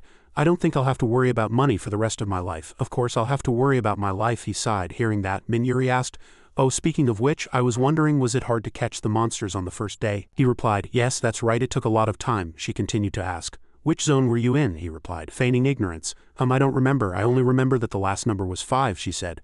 Ah, my last number was 7, that's too bad. Then we wouldn't have met, he laughed inwardly and thought, no need to be disappointed, friend. We'll meet soon. When the number of survivors starts to decrease, the zones will be integrated, she continued to ask. What's your level? He replied. Level 10, she was surprised. Ah, I'm level 10 too. Have you changed your class yet? He replied, feigning ignorance. Not yet. You? She said happily. I was lucky enough to get a class change item. It's called Supporter B. The protagonist was surprised. Supporter B? Does that mean you can give buff effects to your teammates like in a game? He thought to himself. Luckily, she became a supporter this time too, she said happily. Do you want to see? There's a buff called Blessing which raises all stats. He was surprised. Oh really? Show me. She raised her hand and infused power into his head. Blessing has improved all your stats by 50. Duration 2 hours, he thought to himself. I don't understand, but the effect is really good, he said. Oh, impressive, he continued to think. When she reaches max level, the skill effect will be doubled. At that time her stats will increase by 100, but that's only possible when she reaches max level. Fortunately, she cast a buff on Dongmin from the beginning. This is my main purpose. The reward he got from the sub-quest was a random gold pouch. It's a pouch that literally gives random gold, and it can be affected by the luck stat. The higher your luck, the more gold you get, he said to her. The effect is really good, thank you, Yuri replied happily. If you need a blessing, just let me know anytime. Using this skill doesn't take any effort at all, he replied. Okay at this, he asked. Didn't you say you had something to talk to me about? She replied with embarrassment. Ah, that's right. I was going to talk about that first. She blushed and continued. Thank you so much for the 10 million won. My dad also told me to thank you, and I'll be sure to pay you back as soon as possible no matter what. At this he smiled and said, Is that all? I told you not to worry about it, she continued. If you don't need money, maybe you want something else? Ah, I know, take this. And then she created an item. When he was surprised, she smiled and said, I got it while hunting. If you don't need money, I should give you this. She held out her hand and said, This is a token of my sincerity, so don't refuse it. The two finished their meal and left the Stickhoo's store. She said, The meal was really good, see you next time. He replied, Yeah, be careful at the next gateway. She said, Yeah, we have to see each other again alive. After she left, he opened his inventory to check what she had given him. It was a peerless beauty. Simply put, it was a gem that could be equipped to an item to increase its stats. Who would have thought he'd get something like this from her? He held the item and thought to himself, It's hard to know its true use with just this short description, but once I reach level 20, I'll realize how rare this item is. He held it in his hand and looked at it. The combination function is unlocked when a player reaches level 20. It allows you to combine weapons and magic crystals, and you can also choose upgrade options. There are a total of 7 colors of magic crystals: red for high damage, green for strength, yellow for luck, cyan for agility enhancement, and purple for reducing damage received with wisdom. And finally, amethyst is the rarest of them all. Its appearance rate is very low and it enhances all stats. It's really lucky to get one all of a sudden. At this moment he thought to himself, My luck stat must be really high in the real world too. I'll have to use the magic crystal when I reach level 20, his blessing. 30 minutes remaining. I should open the pouch before the luck buff runs out. Wait a minute. First I should enhance my stats with the ancient word of the slaughterer. And then he took out a bag with 100 insects in it. The slaughtering ancient word raises all stats by 1 for each target he kills, including insects. Anything that's a living creature is included. But there are no insects in the other world, so he had to hunt monsters. Fortunately, I'm in the real world now. And then he untied the bag with 100 insects in it. He raised his foot and said, Sorry about this. He crushed them all. Kill count 45,100. All stats increase. Kill count 67. Then 100,100. The status window appeared. His 15 points of luck increased to 45. With this he could expect a pretty good result. And then he opened his inventory and used the random gold pouch. His luck stat was already raised to the highest possible level. Shall I use it now? How much can I earn? It's common to get different amounts of gold even with the same stats. With my luck so far it would be around 3,000 to 6,000 gold. When he used it he was suddenly surprised. He was extremely shocked. At this moment the system appeared. You have used a random gold pouch. Hyuku was surprised to hear that, but the system didn't stop there. You have acquired 9,000 gold. At this moment he couldn't help but exclaim inwardly. 9,000 gold, I got the maximum amount. It was worth getting the blessing. Then my total gold is 16,000 gold. With this much I can buy an epic grade item. The item I want won't be out for another 2 weeks, so I should keep it safe for now. A little while later Hyuku arrived home. I'm back. Seeing Hyuku return, Un quickly spoke up. How was your date? Hyuku said, puzzled. Date? Un heard that and said innocently. Weren't you going on a date with your girlfriend? Hyuku sat on a chair and reprimanded him. Stop with the nonsense. Have you eaten? Un thought of the food he had just ordered and replied, I ordered jjajangmyeon. Hyuku rested his chin on his hand and said, You should have ordered something delicious. Un heard that, pouted and retorted, What's wrong with jjajangmyeon? You don't know how much I wanted to eat it. Hyuku heard that and fell into thought. That's right. Just a month ago our situation was very difficult. Transaction confirmation. Please review the amount below and press confirm if it is accurate, or cancel if there is an error. Transaction amount. CUR 1 million, remaining balance CUR 33,000. By the way, my Bitcoin investment had grown to CUR 150 million. Just like in my previous regressions, it was highly likely to drop sharply in 2 weeks, so selling it then would be perfect. Before that, I needed to get my driver's license. At the written test center, Hyuku took the test and thought with an air of boredom, How many times have I taken this test? I'll just get it over with and leave. Fellow test taker in the same room as Hyuku couldn't hide his curiosity when he saw him get up so early. What's with that guy? But when he saw Hyuku's score on the computer he couldn't help but be surprised. A95 in such a short time, scored 95. You have passed the written test for the commercial driver's license. Hyuku got his license right away and boasted to Ryu-un. The result was all too obvious. It only took me 4 days to get my license. I have more driving experience than anyone. Wait, how many years have passed? How old am I? As soon as he got his license he bought a supercar. A Lamborghini Aventador. He had bought the same one in previous regressions, so it didn't take long to choose. The car consultant asked, How long will it take if it's a direct import? If you order today you can receive it within a month. Hearing this, Hyuku said without hesitation, Alright, let's sign the contract right now. The car salesman's face broke into a huge grin and he became twice as enthusiastic and accommodating. An excellent choice, sir. You have a great eye. Hyuku was dumbfounded, watching the man's expression change as fast as a pinwheel. 2 weeks later, the time had come. It's time to say goodbye to my Bitcoin. As Ryuun came in from outside, he saw Hyuku smiling slyly and asked, "Did something good happen? Why are you smiling like that?" Hyuku answered honestly, "I just sold all my Bitcoin." Hearing that, Ryuun asked with curiosity, "Really? How much did it go up?" Hyuku said nonchalantly, $300 million. Ryuun was so shocked by the amount that he shouted, $300 million? Your total lottery winnings were only $60 million. That became $300 million. Hyuku remained nonchalant. It did. Ryuun, still wearing a shocked expression, continued, "When you said you wanted to invest in Bitcoin, I wanted to stop you, but to think you'd earn this much." Hyuku smiled and replied, "I didn't expect it to skyrocket this much either." Hyuku couldn't help but think to himself, last time it was $280 million at most. Hearing that, Ryuun asked again, "So are you going to stop now?" Hyuku said honestly, "Of course." Hearing that, Ryuun rejoiced like a puppy. "That's great," but before Ryuun could finish celebrating, Hyuku added another sentence, "Now it's time to invest in stocks." Hearing that, Ryuun's smile vanished. You don't know anything about stocks. What are you trying to do now?" Hyuku comforted him. "Don't worry. I saw it in a dream." Hearing that, Ryuun was completely shocked. "You had that precognitive dream again? This time it told you to buy stocks?" Hyuku replied nonchalantly. "Yeah, I saw in my dream that if I buy now it'll go up a ton later." Hearing that, Ryuun didn't try to stop him anymore. "Fine, do whatever you want." Seeing that Ryuun said no more, Hyuku thought, "It's no wonder Ryuun is so worried, but I know the future. The company I'm going to invest in is a company ranked 85th on KOSDAQ with a market capitalization of about CUR 900 million. Chianma Consulting. Chianma Consulting is a company owned by Maylock. It's not famous yet, but after the 4th round it will release a special system and grow rapidly. There's no reason not to invest when I know this company will become famous. If I can secure a large stake and gain management control, I can influence the company as a major shareholder and gain significant profits.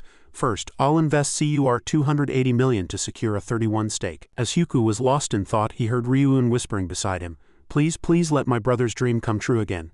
Hyuku looked at Ryuun, praying for him with a helpless sigh. After that, he continued with his task. "That's done. Purchase order successfully executed. Now I just need to buy the item." That night at midnight, the today's item shop opened. Lying in bed, Hyuku couldn't help but think as he looked at the item list, "I've been saving gold for this day. As long as I have gold, I can buy normal items and skills. It doesn't get more convenient than this." Beginner shop type, armor defense 10 effect.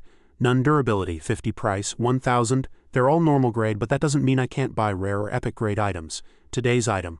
A feature for purchasing random items that change daily. It's usually difficult to buy what you want because you don't know what item will appear, but that's not a problem for me.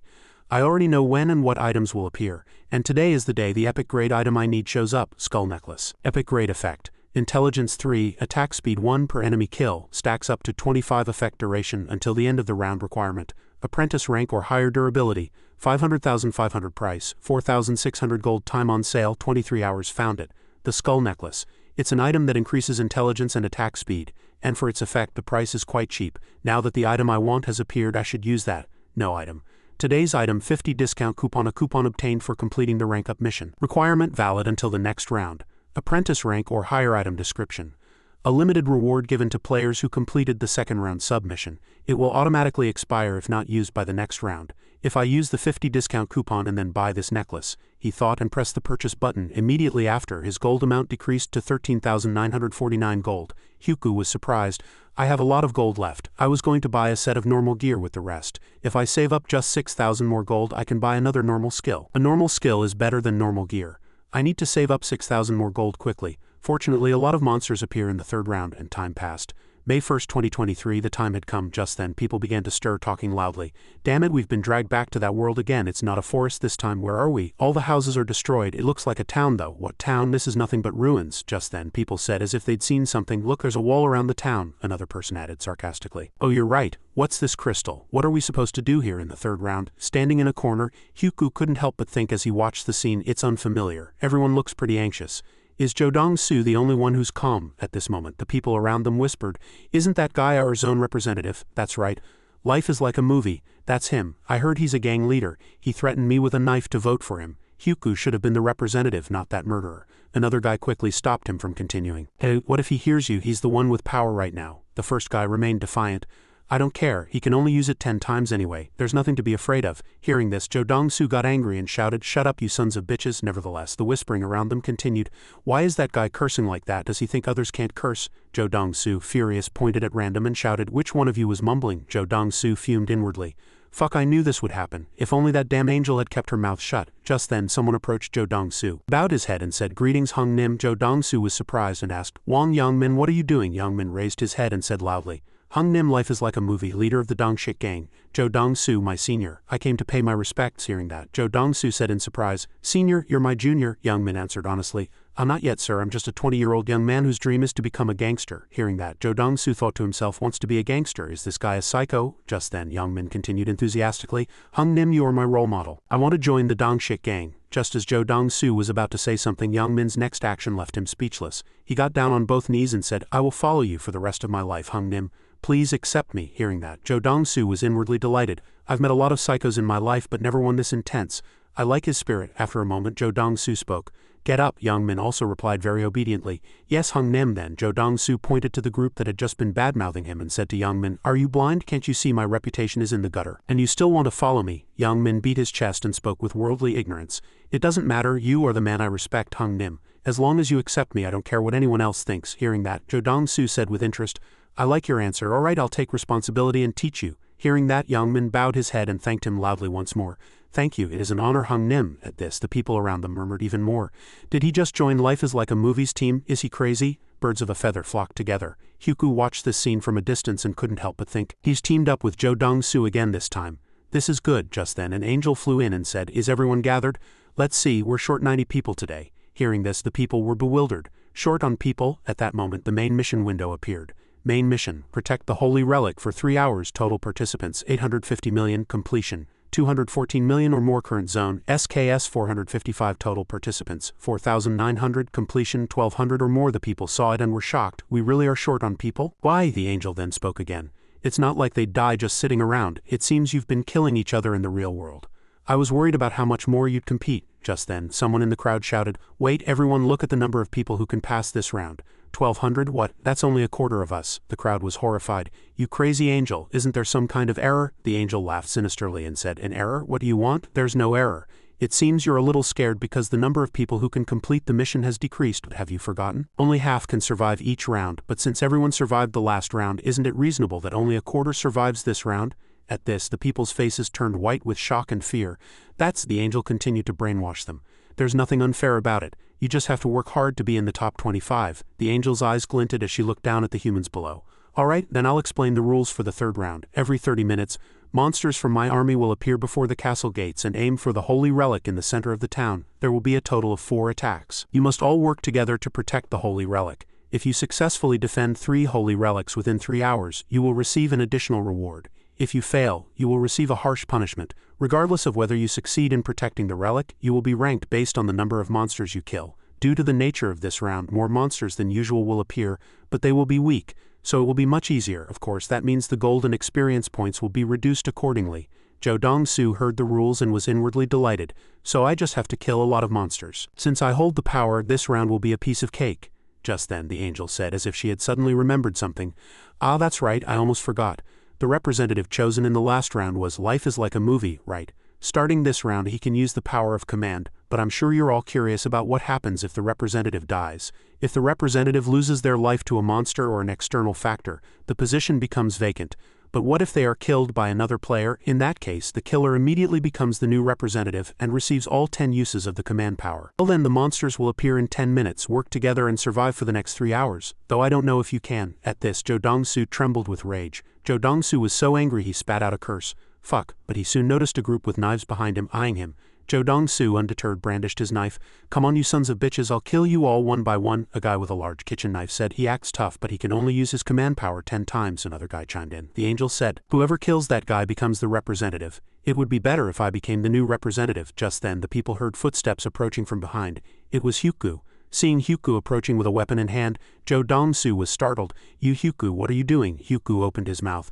"Don't be scared, I just came to talk." Hearing that, Jo Dong-soo broke into a cold sweat and said, "Scared? What are you talking about? If you have something to say, say it, but let me tell you in advance, if you're thinking of telling me to kneel." Hyuku cut him off. "I have a proposal. You seem to be in a difficult situation, so I'll protect you." "I will protect you." Jo Dong-soo was so surprised he blurted out, "What did you say?" Hyuku said firmly. "I said I'll protect you from the other players. In other words, I'll be your personal bodyguard. The people around them heard this, their minds filled with question marks. What? Hyuku is going to protect life is like a movie? Doesn't that mean we'd have to fight Hyuku? The people hesitated. That's a bit, so what do we do now? Seeing the people around him hesitate, Jo Dong-soo couldn't help but think, I didn't realize that bastard Hyuku had this much influence, judging by their reaction. The offer seemed very appealing, but nothing in this world is free. Jo Dong-soo asked, so what do you want? Hyuku replied very naturally. It's nothing special. You must obey my every command, that's the condition. Jo Dong-soo was shocked to hear that. What did you say? He couldn't help but think to himself. Is he asking me to be his subordinate? Jo Dong-soo asked again. Why are you making such an offer? Unexpectedly, Hyuku didn't give him a reason. I can't tell you. Jo Dong-soo found Hyuku even more incomprehensible. Follow your orders? What kind of orders are we talking about? Hyuku replied. I can't tell you that either. You just have to follow my orders without question. Hearing that, Jo Dong-soo's face darkened and his mind was in turmoil. Follow him for life? Fuck, does he think I'd fall for that? Wait, what if I refuse? He wouldn't attack me in broad daylight without a reason, would he? At that moment, Hyuku pressed him once more. Choose, the others are waiting for your decision too. Jo Dong-soo hesitated, then said, I reject your proposal. Hyuku's eyes turned cold. He thought to himself, just as I thought, there's no way that bastard would swallow his pride so easily. The surrounding mob, seeing Jo Dong-soo's refusal, rejoiced and chattered. He refused. If he had agreed, we could have hunted in peace. His pride must be too big. He probably didn't want to take orders. Is honor more important than his life? Or maybe he just looked down on us, watching the situation. Hyuku thought, it's playing out exactly as it did in my past life. Well, then it's time to draw the line. He opened his mouth. Fine. If you've refused, I can't do anything about it. From now on, I won't concern myself with what happens here. Whether you live or die is no longer my business. The people around them began to close in. Did you hear that? Hyuku doesn't care about you anymore. So shall we crush that thug now? Jo Dong-soo gripped his weapon tightly. He wasn't sure whether to follow Hyuku or not. Damn it, should I have accepted that offer? At that moment the system's voice echoed. The first wave will begin shortly. Prepare for the appearance of monsters. And protect the holy relic. In 30 minutes the second wave will begin, regardless of the number of monsters dealt with.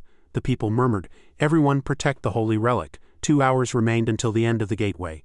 With the battle imminent, Jo Dong-soo calculated inwardly. I can't fight alongside these bastards who hold a grudge against me. Since it's a personal mission anyway, I'll have to act alone. Where's that guy going? Jo Dong-soo saw Hyuku entering an alley and secretly followed him. Is he planning to fight alone too? He's heading for the back gate. The system suddenly chimed again. First wave, 400 players. 9,000 weakened goblins. Hearing the immense number, Jo Dong-soo's face turned pale. Did you say 9,000? The system continued. Due to the nature of the gateway, the goblins can only exert 1/3 of their usual strength. We wish you success. Hearing this, Jo Dong-soo hurried his steps. This is crazy. I need to hide and watch the situation first. But why isn't Hyuku moving? Is he planning to fight the goblin horde alone at the gate? Even if the gate is narrow, it's wide enough for at least 10 people to pass through. Is he confident he can kill 10 people on his own? What a crazy bastard, acting all high and mighty just because his level is a bit high. He'll probably fight for a bit and then run away with his tail between his legs. Just then, monsters poured out of the gate. Hyuku raised his weapon and prepared for battle. With a swing of his sword, his eyes sharpened. To think these monsters knew how to jump and evade attacks. Hyuku leaped up and with a single strike slashed dozens of monsters. Jo Dong-soo, looking down from above, couldn't help but assess. Hyuku is that strong. Will I be that powerful when I reach level 16? This is no time for such thoughts. I need to level up and get stronger quickly. The battle between players and goblins had already become fierce. In the plaza, monsters and people were entangled in a chaotic melee. Block them. The west gate has been breached. Don't let them get near the holy relic. Die. Jo Dong-soo also went down to fight. I need to go down and kill some goblins too, he shouted. Come here, you walking piles of express. A monster was drawn in and rushed toward him. Jo Dong-soo glanced over and cut the monster down in a single blow. He thought triumphantly, hee. Thanks to the ancient word of detection, I can know their movements in advance. This is so simple. Just then, a streak of light grazed past Jo Dong-soo's face. An arrow? I've never seen a goblin shoot a bow. Fuck, then who was it? Whoever it is, if I catch you, I'll tear you into 100 pieces. At that moment, an enemy stabbed Jo Dong-soo's stomach with a spear. Got you. Jo Dong-soo's face darkened. He grabbed the spear. This son of a bitch. He pulled the spear to draw his opponent closer, then stabbed the enemy's chest with the knife in his other hand. Die, you son of a bitch. As Jo Dong-soo pulled out his knife, his opponent's blood splattered. As soon as he dealt with him, another arrow flew past his face. It was another player trying to kill him. Jo Dong-soo picked up a spear and took a stance to throw it at his opponent. The guy with the bow saw this, and his face turned pale with fear. In the next moment, Jo Dong-soo's spear pierced his face. After taking down the second one, Jo Dong-soo was also injured. Damn it, to think the ones I need to be wary of aren't monsters, but players. If only I weren't the zone representative. Fucking zone representative. If I had a choice, I would have thrown it to someone else. Should I have accepted Hyuku's help? No, a man has his pride. I can't become his subordinate. There must be a way to hunt peacefully without being disturbed by other players. Right, isn't that guy the current third-ranked player in the zone, Black Dragon of the right hand? Yes, that's him. Jo Dong-soo shouted, "Hey!" Black Dragon heard him and turned around. What? Who is it? Jo Dong-soo smiled wickedly and aimed his spear. Black Dragon of the right hand, from now on you will protect me. Meanwhile, Hyuku continued his slaughter. A system notification rang. Attack speed increased by 25 due to the skull necklace effect. You have defeated a goblin. Current kill count 52,103x. Experience buff is active. All stats increased by 100. Slaughterer's Ancient Word Effect Gold 3.33, bonus gold 1.66. Yuku looked at the system window and thought, status window. Oh, I've already earned nearly 2,000 gold. At this rate, I'll easily gather 20,000 gold in the second wave. No, I have to gather as much gold as I can in this round and buy 2 normal skills, then I'll be able to get the ancient word Sincerity. At that moment, Yuku turned his eyes towards the monsters rushing at him with spears. With a single swing of his spear, a group of monsters fell. The monsters behind them hesitated, not daring to charge. Yuku said, not coming, then I'll go first. And then blood splattered everywhere. A sound suddenly echoed from the plaza and the people were startled, not knowing what was happening. What's that sound? What's going on? The monsters began to gradually disappear. The system's voice rang out. You have successfully defended against the first wave. Number of surviving players 3,900. Number of deaths 967. Surviving players will receive 500 gold as a reward. Hearing this, the people let out a sigh of relief. We survived. I need to rest a bit before the second wave. Seeing the field littered with corpses after the battle, Yuku couldn't help but think, 967 people died. Even with weakened goblins, I shouldn't underestimate this. By the way, where did that guy go? Found him, Dong-su. Unsurprisingly, he's still alive. It'll be tough for him to get through this round. Dong-su was in agony from the wound in his abdomen, cautiously scanning his surroundings. Those bastards, they're not hunting goblins, they're only targeting me. Just as he finished the thought, a man with a knife rushed at him. Die, Dong-su, but in the next moment someone protected him. Seeing that he was being protected, he was secretly pleased. Thankfully I have them. This command power is the best. Thanks to using them as human shields, I survived the first wave. Young Min dealt with the opponent, returned, and asked with concern, Are you alright? Dong-su thought with suspicion. This crazy bastard keeps following me even though I haven't used my authority. Just then, the pain in his abdomen flared up again. I've lost too much blood. Can I last through this round in this state? Damn it, I will survive no matter what and pass this round with flying colors. The system's voice rang out again.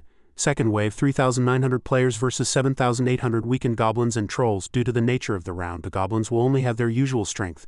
May you be victorious in this battle. Yuku once again swung his sword, cutting down dozens in a single blow. He leaped into the air, and monster blood splattered everywhere again. The pile of monster corpses grew ever larger. The system rang. You have reached level 20. Your rank has been promoted from apprentice to adept. Can now use the combination function. Hearing that, Yuku smiled. I did it. Finally level 20. Now with the combination function, I can create unique items that can't be bought in the shop. The system continued. Mark of Death has been enhanced. Additional damage has increased from 100 to 120. You have also learned the Reaper's unique skill, Night of Death effect, creates an artificial night with dark energy within a 500 meters radius. The caster can dispel the skill at will. The next skill will be acquired at level 40. I have to reach level 40. Hearing that, Yuku was slightly surprised. The additional damage of Mark of Death has risen to 120, and I've even learned a new skill. Moreover, Night of Death synergizes very well with the Reaper's Ancient Word, which grows stronger as night falls. Reaper's Ancient Word. Weapon attack power is doubled when used during the day. Attack speed increases by 50 when used at night. The probability of being detected by enemies while resting at night is greatly reduced. At that moment, monsters rushed in again. Yuku smiled and said, Welcome. I just happened to learn a new skill, Night of Death, and then the goblins' heads separated from their bodies. They scattered and fled in all directions, but they couldn't escape Yuku's blade. The spear moved smoothly, reaping the goblins' heads as if harvesting rice. They died without even letting out a scream. When Yuku's feet touched the ground, a mountain of goblin corpses was piled up behind him. You have successfully defended against the second wave. Number of surviving players, 3,300. Number of deaths, 590. Surviving players will receive 500 gold as a reward. Hearing this, Yuku let out a sigh of relief. The second wave is over too. Should I buy a few normal skills during the break? Let's enter the shop. The first skill to buy is Detection. Using this, I can identify targets within a 30 meters radius. It seems there are only goblin corpses within a 30 meters radius. Do I need to collect 20,000 more gold? The system's voice rang out. Third wave, 3,300 players versus 6,600 weakened goblins. After that, another battle ensued. You have successfully defended against the third wave. Fourth wave, 3,000 players versus 6,000 weakened goblins. After that, a fierce battle continued. You have successfully defended against the fourth wave. After 4 battles, everyone was exhausted. Dong-su thought, if I can just hold on for 1 more hour, I can get out of here alive. I've used up my command power, but as long as those bastards protect me, my life won't be in danger.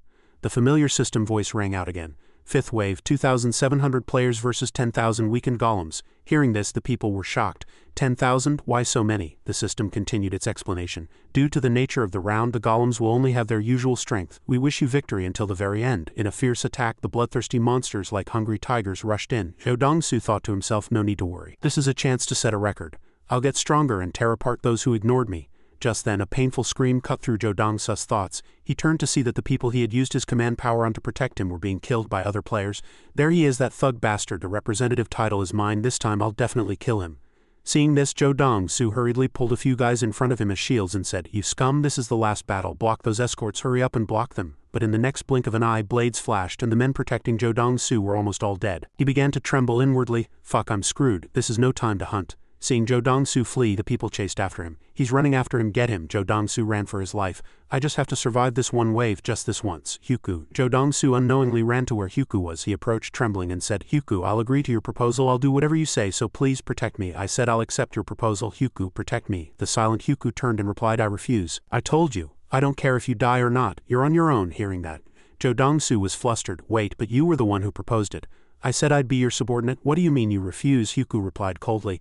"I have no need for a subordinate who has no command power." Hearing that, Zhou Dongsu was furious inwardly. This bastard, is he saying I'm useless? If I knew this would happen, I would have agreed sooner. At that moment a voice came from behind. "You all saw that, right? He refused. That's a relief. I was worried Huku might help him." Indeed, life is a documentary. Now we can kill him as we please. Zhou Dongsu swung his sword, preparing to fight for his life. "Even if I die, I'm taking at least one of you with me." At that moment a voice came from within the crowd. "Hung Nim, you're having a hard time, aren't you? I'll help you." Seeing this, Zhou Dongsu felt like he was clutching at his last straw. "Young Min, right? I still have you. If I can just survive this, I'll take good care of you." But before he could finish his thought, Young Min threw a punch at Zhou Dongsu's face. Zhou Dongsu took the punch squarely and collapsed. "Hung Nim, I'll kill you and send you off peacefully." Only then did Zhou Dongsu realize he had been tricked and started spewing curses. "You son of a bitch," but fists continued to fly. With cold eyes, Wang Yangmin grabbed Zhou Dongsu by the collar and relentlessly threw punches, leaving Zhou Dongsu unable to regain his senses. His consciousness gradually faded. "Damn it, Zhou Dongsu, to think I'd be betrayed by this son of a bitch again." With Wang Yangmin's final kick, the system's voice echoed. "The zone representative, life is like a movie, has died. The representative's authority is transferred to the killer. Player Wang Yangmin has become the new representative of Zone SKS-455. Wang Yangmin laughed out loud. "Now I'm the zone representative. I'm the king here," the system's voice continued. "You have become the zone representative. You have acquired the representative's exclusive command power." Wang Yangmin smiled vilely and calculated inwardly. "If I focus, I might even be able to control SSS-Rank as I please. I'll make very good use of this command power. Don't be too angry. Isn't this all because the Dongshik gang leader kept running away? How pathetic." Then Wang Yangmin shouted, "Hey, did you all see that? I crushed that bastard. I told you I'd win, didn't I?" The people around him heard his words and were foolishly brainwashed. That's right, good for him. Those who had witnessed the scene were slightly terrified inwardly. That son of a bitch, killing someone with his bare hands, it gives me the creeps. He's a real psycho. Who would have thought he'd actually die? Just then a newcomer who didn't know what was going on asked, "What's happening? Wasn't that son of a bitch always following that thug around? Was he planning to betray him from the start?" A few people realized Wang Yangmin's cunning. What a scary bastard, how can a guy like that become the zone representative? Our representative has changed. I know, right? Wang Yangmin was still smiling smugly to himself. Hee, are those guys going to target me now? But unfortunately for them, I know how to get out of this situation. After finishing his thought, he turned to find someone, Huku. As Huku turned, Wang Yangmin was calling out to him.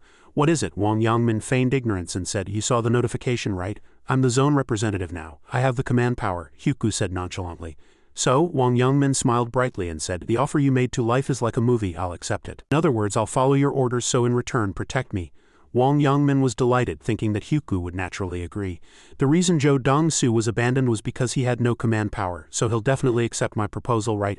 But at this moment, Huku opened his mouth. "I don't like your attitude. If you kneel and beg, I might consider it." Wang Yangmin was shocked to hear that. "What did you say? Didn't you hear me? I have the command power." Hearing that, Huku said even more provocatively, "So, what do you want me to do? You seem to be misunderstanding something. The one at a loss here isn't me, it's you. Do you want me to protect you? Then kneel and beg." Hearing Huku's conditions, Wang Yangmin looked at the crowd waiting to kill him like a pack of hungry tigers. He finally made his decision. Wang Yangmin knelt before Huku and bowed his head. "I will do whatever you command, so please let me become your subordinate. I'm begging you, Mr. Huku." Seeing this, Huku was inwardly bored. "I've seen this scene to death, but unlike Zhou Dongsu, Wang Yangmin is still useful, at least for now." Then Huku opened his mouth. "All right, I'll agree to your proposal." Hearing that, Wang Yangmin was overjoyed. Thank you so much, Mr. Huku." Huku continued with a contemptuous expression, "That's enough. I don't want to see your pathetic state." Wang Yangmin was startled by his words. "What?" After that, as Huku stepped forward coldly, the crowd faltered. How did it come to this? Huku is protecting Wang Yangmin. We're screwed. Or what if we all attack at once? Another guy heard that and objected. "Haven't you seen Huku fight? That guy can take on multiple people at once. How can we possibly beat a monster like that?" Seeing this, Huku opened his mouth. "I'll help you decide. There are two options. You can either give up the zone representative title, go back to hunting some monsters, or die by my hand. I'd recommend the first option if possible. but the second is fine too. Those who dare to swing a sword at me are no longer human in my eyes." The crowd trembled in fear at his words. A few decided to give up. "I'm out, me too." Wang Yongmin was overjoyed to see this situation. He's incredible. To intimidate those guys with just a few words, he's a terrifying enemy. But as an ally, there's no one more reassuring. At this rate, everything will be over soon. I've safely defended against the fifth wave, but it's a bit of a shame if it ends like this, isn't it? At that moment, Huku called out. Wang Yongmin also smiled and answered, "Yes, Mr. Huku, what should I do? Just give the order." At this, Huku commanded, "Use your command power 10 times to destroy the holy relic." Wang Yongmin was shocked to hear that. "What did you say? The holy relic?" he worried inwardly. "If the holy relic is destroyed, if we fail to protect it, we'll receive a harsh punishment. But why, if I use up all 10 command powers, I won't be able to make Rin my slave, will I?" Wang Yongmin asked. "May I ask why?" But Huku didn't answer. "Shut up and do as I say," Wang Yongmin said, holding on to his last hope. "Can't I use it just 9 times instead of 10? Huku remained firm. "Don't make me say it twice. Choose if you don't want to die." Wang Yongmin had no choice but to agree. "Understood, I'll do as you command," Huku continued. "And I'll designate the people you'll use the command power on. Shin Dong, you little pepper, don't bother me. Chun Ha Chu, order these 10 people to destroy the holy relic." Wang Yongmin was shocked to hear that. "What?" Wang Yongmin was flustered. "My friends are in there too. Did he do that on purpose?" Wang Yongmin's friends looked on with disbelief upon hearing those words. "No way." Wang Yongmin approached and said, "Sorry guys. It's Mr. Huku's command. I hope you'll understand. Don't bother me. Shin Dong, you little pepper. Chun Ha Chu, destroy the holy relic." At that moment a system warning sounded. "Warning, the holy relic is under attack." The other people looked on bewildered. "What?" They turned to see 10 people destroying the holy relic. "Hey, what are you guys doing? Stop, what are those guys doing? Do they want to be punished? It's going to break at this rate. Stop breaking it, stop, someone stop those guys, kill them." After being attacked for a while, a crack appeared on the holy relic. The system's voice rang out. "The holy relic has been destroyed. You have failed the main mission. As a punishment for the failure, the incarnation of the god of punishment will be summoned in 30 minutes. Everyone was horrified. "What? The incarnation of the god of punishment, what's that?" The system's voice continued to ring out. "Survive against the incarnation of the god of punishment. The round will not end until the time is up." Hearing that, Huku smiled vilely. This was his hidden submission. Survive against the incarnation of the god of punishment. Completion reward 3,000 gold. Remaining 29 minutes. The system displayed the submission on a large screen. Third round submission. Survive against the incarnation of the god of punishment for 30 minutes. You will receive 3,000 gold as a reward upon completion. Time remaining 29 minutes. The people murmured, "It's giving us 3,000 gold if we survive? I told you. We only get 2,000 gold for protecting the holy relic. This is a much better deal." "I think so too." While the people were excited, Huku thought to himself, "The mission reward is more than what we'd get for defending against the fifth wave. That's why I had Wang Yongmin destroy the holy relic. But the reason I didn't destroy the holy relic myself is," as Huku was lost in thought, a notification suddenly popped up on the main screen. "The players who attacked the holy relic have been identified. The 10 players who attacked the holy relic will be punished. All stats will be permanently reduced by 50. Hearing the system notification, everyone shouted in fear and anger. "What? Our stats are being reduced? We were just following orders." Damn it, the group that had destroyed the holy relic began to blame Wang Yongmin. "You son of a bitch," Wang Yongmin immediately said. "Sorry." Huku opened his mouth. Who would have known there would be a penalty like this? While everyone was arguing, the system continued to announce. "The zone representative failed to protect the holy relic and will be punished as well. All stats will be permanently reduced by 50. Hearing that, Wang Yongmin furiously punched the wall. "Fuck." Seeing the noisy crowd before him, Huku calmly analyzed the losses from this mission and his next move. "A permanent stat reduction is a matter of life and death. This is a critical blow. Now I have to get ready to catch the incarnation of the god of punishment." He used his remaining gold to purchase normal items from the shop. The system displayed the item information. Assassin's Hood type, helmet armor grade, normal defense 20 effect, agility 3 durability 250,250 usage restriction, adept rank or higher description, a hood used by assassins. It always smells of blood as if it's never been washed. Wise boots type, shoes grade, normal defense 15 effect, agility 2, movement speed 5 durability 250,250 usage restriction, adept rank or higher description, black form-fitting boots. They look uncomfortable but are surprisingly comfortable when worn. Seeing the information provided by the system, Huku thought to himself, "Raising my stats even a little will make it easier to catch that thing." Next is combination. After speaking, Huku carefully selected and inserted the items, combining them with a mana stone. A notification popped up on the screen again. Combination successful. The option all stats 1 foot has been added to the skull necklace. Huku chose very carefully and said, "I can equip 1 mana stone per piece of equipment, so I'll apply the same method to the remaining items." A notification popped up on the screen again. Combination successful. The option damage received -1 foot has been added to the adept blacksmith's armor. Combination successful. The option Strength 2 feet has been added to the Reaper's Scythe. Hyuku carefully reviewed his choices and said, a low-grade monostone isn't very helpful, but it's better than nothing.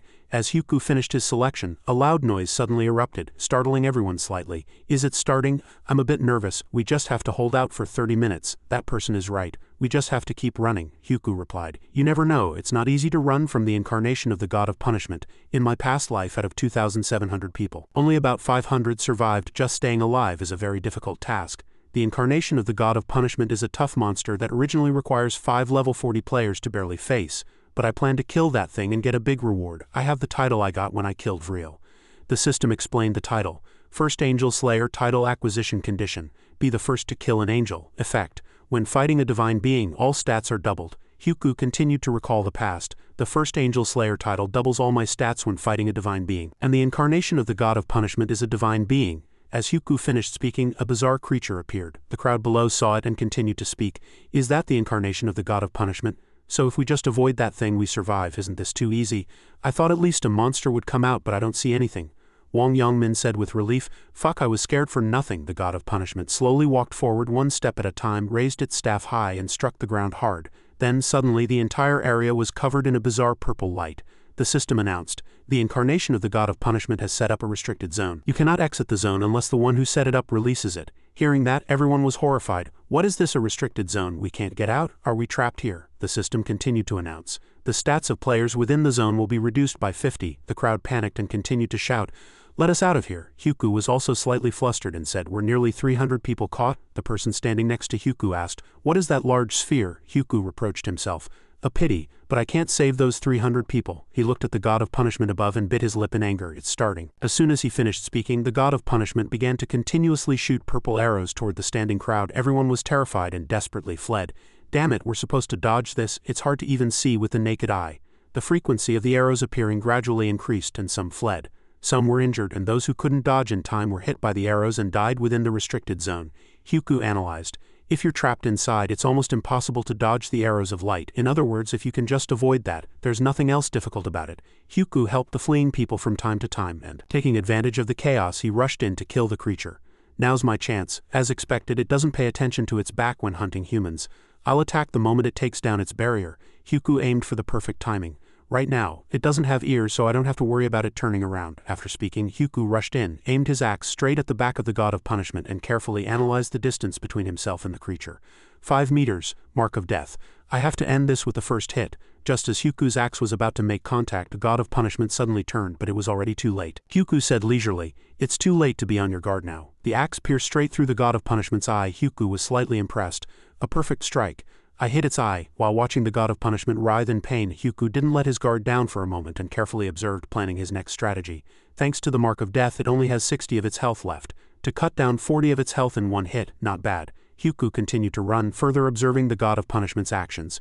Now it'll set up a restricted zone to find me. As expected, the god of punishment set up a restricted zone and began to search for Hyuku. The system announced that the incarnation of the god of punishment had set up a restricted zone. Hyuku calmly observed the incarnation of the god of punishment's every move and said, but when it realizes it hasn't caught anything with the restricted zone, it will release it, and since I've already taken one eye, I might as well take the other one. As soon as he finished speaking, Hyuku quickly attacked the incarnation of the god of punishment's remaining eye, and the god screamed in pain. The system hurriedly announced that the incarnation of the god of punishment had set up a restricted zone and that the stats of players within the zone had been reduced by 50. Hearing that, Hyuku laughed lightly and said it wasn't a big deal. That it has lost both eyes, that thing is nothing but a scarecrow in fancy clothes. The god of punishment suddenly began to shoot arrows in all directions. Seeing this, Hyuku thought with a serious expression, it seems it's trying to kill me by shooting arrows of light in all directions.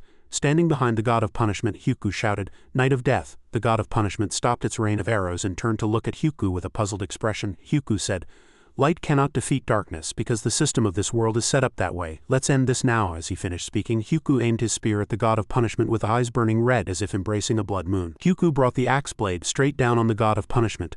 The god of punishment let out an ear-splitting scream of agony, but it wouldn't go down without a fight. It raised its staff towards Hyuku, but Hyuku quickly dodged and slashed its wings hard, causing it to fall to the ground. The god of punishment screamed in pain once more from the agony of its wings being severed.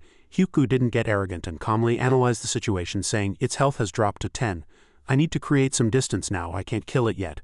After speaking, Hyuku turned and left, and the system announced that the conditions had been met and the incarnation of the God of Punishment's passive skill, Last Radiant Light, had been activated. The incarnation of the God of Punishment has entered an immortal state. Hearing that, Hyuku turned back to the God of Punishment and said, "It enters this stage when its health drops below 10. If I had cut off its head before this, I wouldn't have been able to kill it." The incarnation of the God of Punishment was extremely ferocious yet very calm. Hyuku was not afraid and instead said provocatively, "Go on, give it your last shot." The system continued to warn, remaining time for Last Radiant Light: 50 seconds, 30 seconds, 10 seconds, 5 seconds, 1 second. The God of Punishment's appearance grew more and more ferocious, and its power grew stronger. "The immortal state has been lifted." Hyuku laughed lightly, charged at the God of Punishment, and struck its head hard, killing it instantly. The system also announced, "You have defeated the incarnation of the God of Punishment. You have leveled up. You have leveled up. You have leveled up. Gold 8.2 bonus Gold 4.1 You are confirmed as the first to defeat the incarnation of the God of Punishment. You have obtained the Challenger of the God of Punishment title. Challenger of the God of Punishment title acquisition condition. Be the first to defeat the incarnation of the God of Punishment. Effect: damage received from divine beings is reduced by 80. As the first to defeat the incarnation of the God of Punishment, you have obtained Refined Ether. As the first to defeat the incarnation of the God of Punishment, you have obtained the Ancient Word, Radiance. The acquired ancient word will be automatically engraved on the player's body. After killing the incarnation of the God of Punishment, Hyuku felt his strength and power, clenched his fist, and said, "I got the Refined Ether, just as I expected." The system displayed information about the Refined Ether. Item type: high-grade ether. Having undergone multiple refinements, it shines with the 7 colors of the rainbow depending on the viewing angle. Hyuku said, "This is the only reason I killed the incarnation of the God of Punishment. You need refined ether to make God-tier items, and I got the ancient word, Radiance, too." The system explained the ancient word, Radiance. Effect: intelligence increases by 1 and the effect of holy type skills increases by 1 per level. Hearing about the rewards, Hyuku said with satisfaction, "Since my level is 30, my intelligence will increase by 30 and the skill effect will increase by 30. I won't have to worry about intelligence from now on." Before his joy could fade, the system announced again, "You have completed the hidden submission. You have acquired 3,000 gold." While the people cheered for Hyuku, Hyuku quietly thought, "It's over. We survived. Oh my God!" The people cheered even louder in awe. Hyuku took care of the incarnation of the God of Punishment all by himself. What a monster! Suddenly, a voice was heard, startling everyone. "My, this is unbelievable. To defeat the incarnation of the God of Punishment alone, this is the first time I, Olive, have acknowledged the power of a human. May I have an interview, player Hyuku? Why did you try to kill the incarnation of the God of Punishment?" Hyuku replied with an annoyed expression, "Tisk, what a useless question. Because I wanted to." Olive continued to ask, "You could have received a reward just for surviving. You bet everything just because you wanted to." Hyuku replied, "I couldn't just stand by and watch that thing slaughter everyone here." Hearing Hyuku's words, everyone was surprised and said, "He stepped up to help us. I thought he'd be super arrogant since he's so strong, but he's actually a nice person. He's a good person." Olive thought and said, "He stepped up to save people in the same situation. I heard you humans are strange, and it's true that you can unite, putting all conflicts aside. I just can't understand it." Hyuku replied with a smile, "Right? What would selfish angels like you know?" Olive announced to the crowd. "You all fought hard to survive, but it's not time to be relieved yet. Remember, whether you're eliminated or not depends on your overall performance. Let's take a look at the results." The system displayed the results. Third round all zones results. First Hyuku, Reaper level 30, kills 3,631. Second Foolish 1, Mage level 13, kills 982. Third Maylock, Dark Whatever level 13, kills 963. Current zone SKS 455. First Hyuku, Reaper level 30, kills 3,631. Second and Sang Chu, Knight level 1, kills 687. Third Esarin, Summoner level 1, kills 576. Hearing the results, everyone was amazed at Hyuku's performance. Hyuku killed over 3,600 monsters by himself. The second place didn't even get 1,000. Is that guy really level 30? That's insane. Did he get some kind of experience bonus? Hyuku thought to himself. It's true that I got an experience bonus. That's something you only find out if you rank first in all zones. As soon as he finished his thought, the system announced, "Congratulations. You have completed the first in all zones mission. Congratulations. You have completed the first in the current zone mission. The first in all zones reward is a special reward selection box. The first in the current zone reward is a rare grade intermediate ring selection ticket." Looking at the rewards, Hyuku said, "An intermediate ring selection ticket." The system continued to display, "You can choose one of the following rings. Reward: touch the desired reward. Ring of the Swift Wind, Ring of Southern Magic, Ring of Resistance." Hyuku thought carefully and chose, "It looks the weakest just by its name, but I'll choose the Ring of Resistance." The system displayed the information for the item Hyuku had chosen. Ring of Resistance type, rare grade ring effect. Luck 4, resistance 35, durability 450,450, usage restriction, adept rank or higher description. A ring that resists status effects. Hyuku said, "No matter how high my stats are, if I get hit with a status effect I'll die and resistance can't be raised with stats. Getting this now is the best option.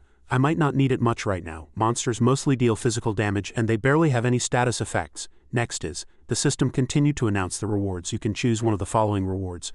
Touch the desired reward. Stats 50 applies only in the 4th round. 40,000 gold. Information about the 4th round. 3x experience buff. Looking at the rewards, Hyuku thought, as expected, there's number 3x experience buff. The goal of the 4th round isn't to catch monsters anyway. Then I'll choose the second option, gold. After Hyuku made his choice, Olive said in a sarcastic tone, "How is it, humans? Have you checked your ranks? Those below 1225th place are eliminated." Hearing that, the people panicked and said, "Eliminated, Angel Nim, please wait.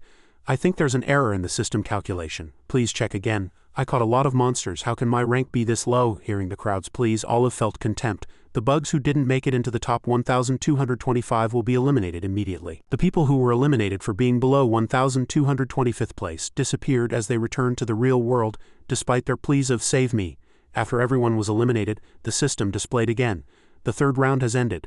Total number of survivors in all zones, 214,755. Number of survivors in the current zone, SKS 455 to 1,225. The soul will now return to the body in the current dimension. The next round will begin on November 21, 2023. See you in the next round. Congratulations on your survival. The scene shifted to the real world. Rin woke up. "I'm back. I survived the 3rd round too. No, not only that. I even got a class summoner. Fairy spirit summoning. Thanks to these cute fairy spirits creating a shield, I was able to safely finish the 3rd round. And it was also thanks to my bodyguard drawing the enemy's attention. One more thing, I ranked in the top 3. I wonder if Mr. Hyuku will like the magic stone I just got as a reward." Unlike Erin's joy, Wang Yongmin, as soon as he woke up, threw a lamp and shattered it, saying in anger, "Fuck you, Hyuku." The system announced, "The punishment has been applied. All stats have been permanently reduced by 50. Wang Yongmin continued to curse. "Fucking hell, if I had known this would happen, I wouldn't have ordered them to destroy the holy relic." Enraged, Yongmin picked up his phone and said, "I'm done for." Looking at his phone screen, Wang Yongmin bit his lip in anger. "I'm screwed." The screen displayed Kim Seo-han as the caller. Wang Yongmin answered the phone and said, "Seo-han." An enraged voice erupted from the other end of the phone. "Hey, are you crazy? You guys don't think you can play dumb? Don't you know you've ruined our lives? How could you use your command power to exploit your friends? Are you even human?" Wang Yongmin quickly explained, "Hey, I had no choice. If I hadn't, Hyuku would have killed me." Despite Wang Yongmin's explanation, Kim Seo-han still shouted in anger, "Then you should have died instead." Hearing that, Wang Yongmin was momentarily surprised, then shouted in anger, "You'd rather have me die than see my friends get hurt, you son of a bitch. Is that fair to me? Don't you see that my stats got cut for being the zone representative?" Kim Seo-han continued to shout. "You think you're the only one whose stats got cut? We were used by a friend. If you hadn't been so greedy for the zone representative position in the first place, this wouldn't have happened, you traitorous son of a bitch." Wang Yongmin also shouted in anger.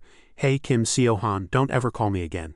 In the real world or that other world, just pretend you don't know me. If I see your face again, I might get pissed off and kill you." Wang Yongmin looked at his phone in anger and said, "What did I do so wrong? I'm a victim too. I'll get other guys to beat the shit out of that bastard." An alert sounded from the phone. "The number you have dialed is currently unavailable. Please try again later."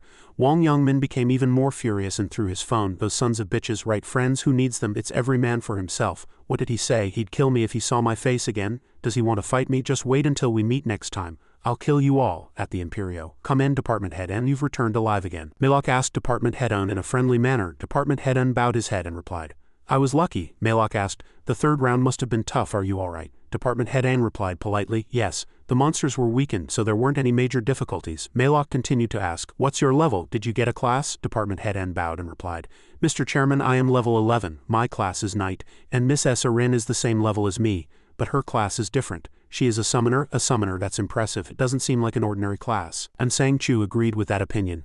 "I was very surprised too. After getting her class, she summoned fairy spirits and created a shield. Thanks to her, I was able to hunt safely." Maylok thought for a moment and finally nodded.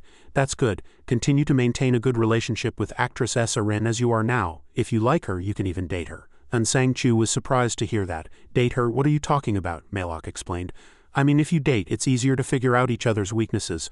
I don't mean you have to be serious. Then do I have to date her?" Seeing Sang-Chu like that, Maylok laughed out loud. "It's been a while since I've seen you so flustered. If it's a bother, you don't have to." And Sang-Chu nodded. "Understood. She probably won't like me anyway. Why wouldn't she? You're reliable and manly." And Sang-Chu explained, "She still finds me difficult and calls me bodyguard Nim. Is that so? Anyway, what was the report you were going to give me?" "First, I would like to apologize," Maylok asked immediately.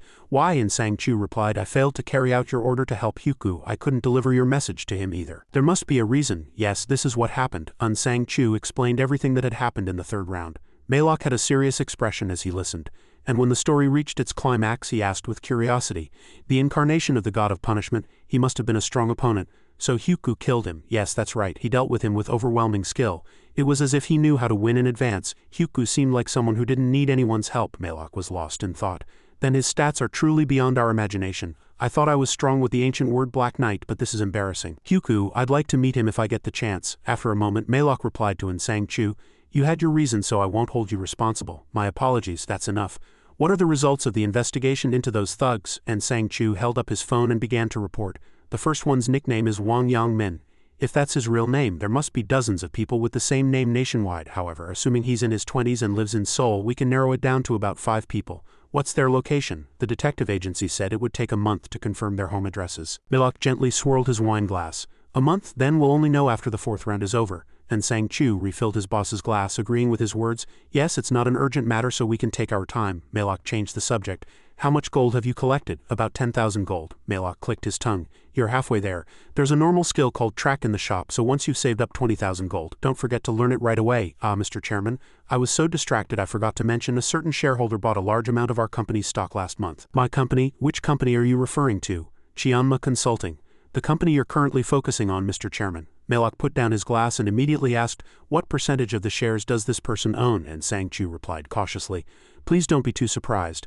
A whopping 31. At this number, Melok froze. How can one person buy 31 of the shares? And Sang-Chu answered immediately. Yes, I couldn't believe my eyes when I saw the screen either. Chianma Consulting's market capitalization is 900 billion won. That means for 31, that person invested 280 billion. One person has that much money? The more I think about it, the harder it is to guess.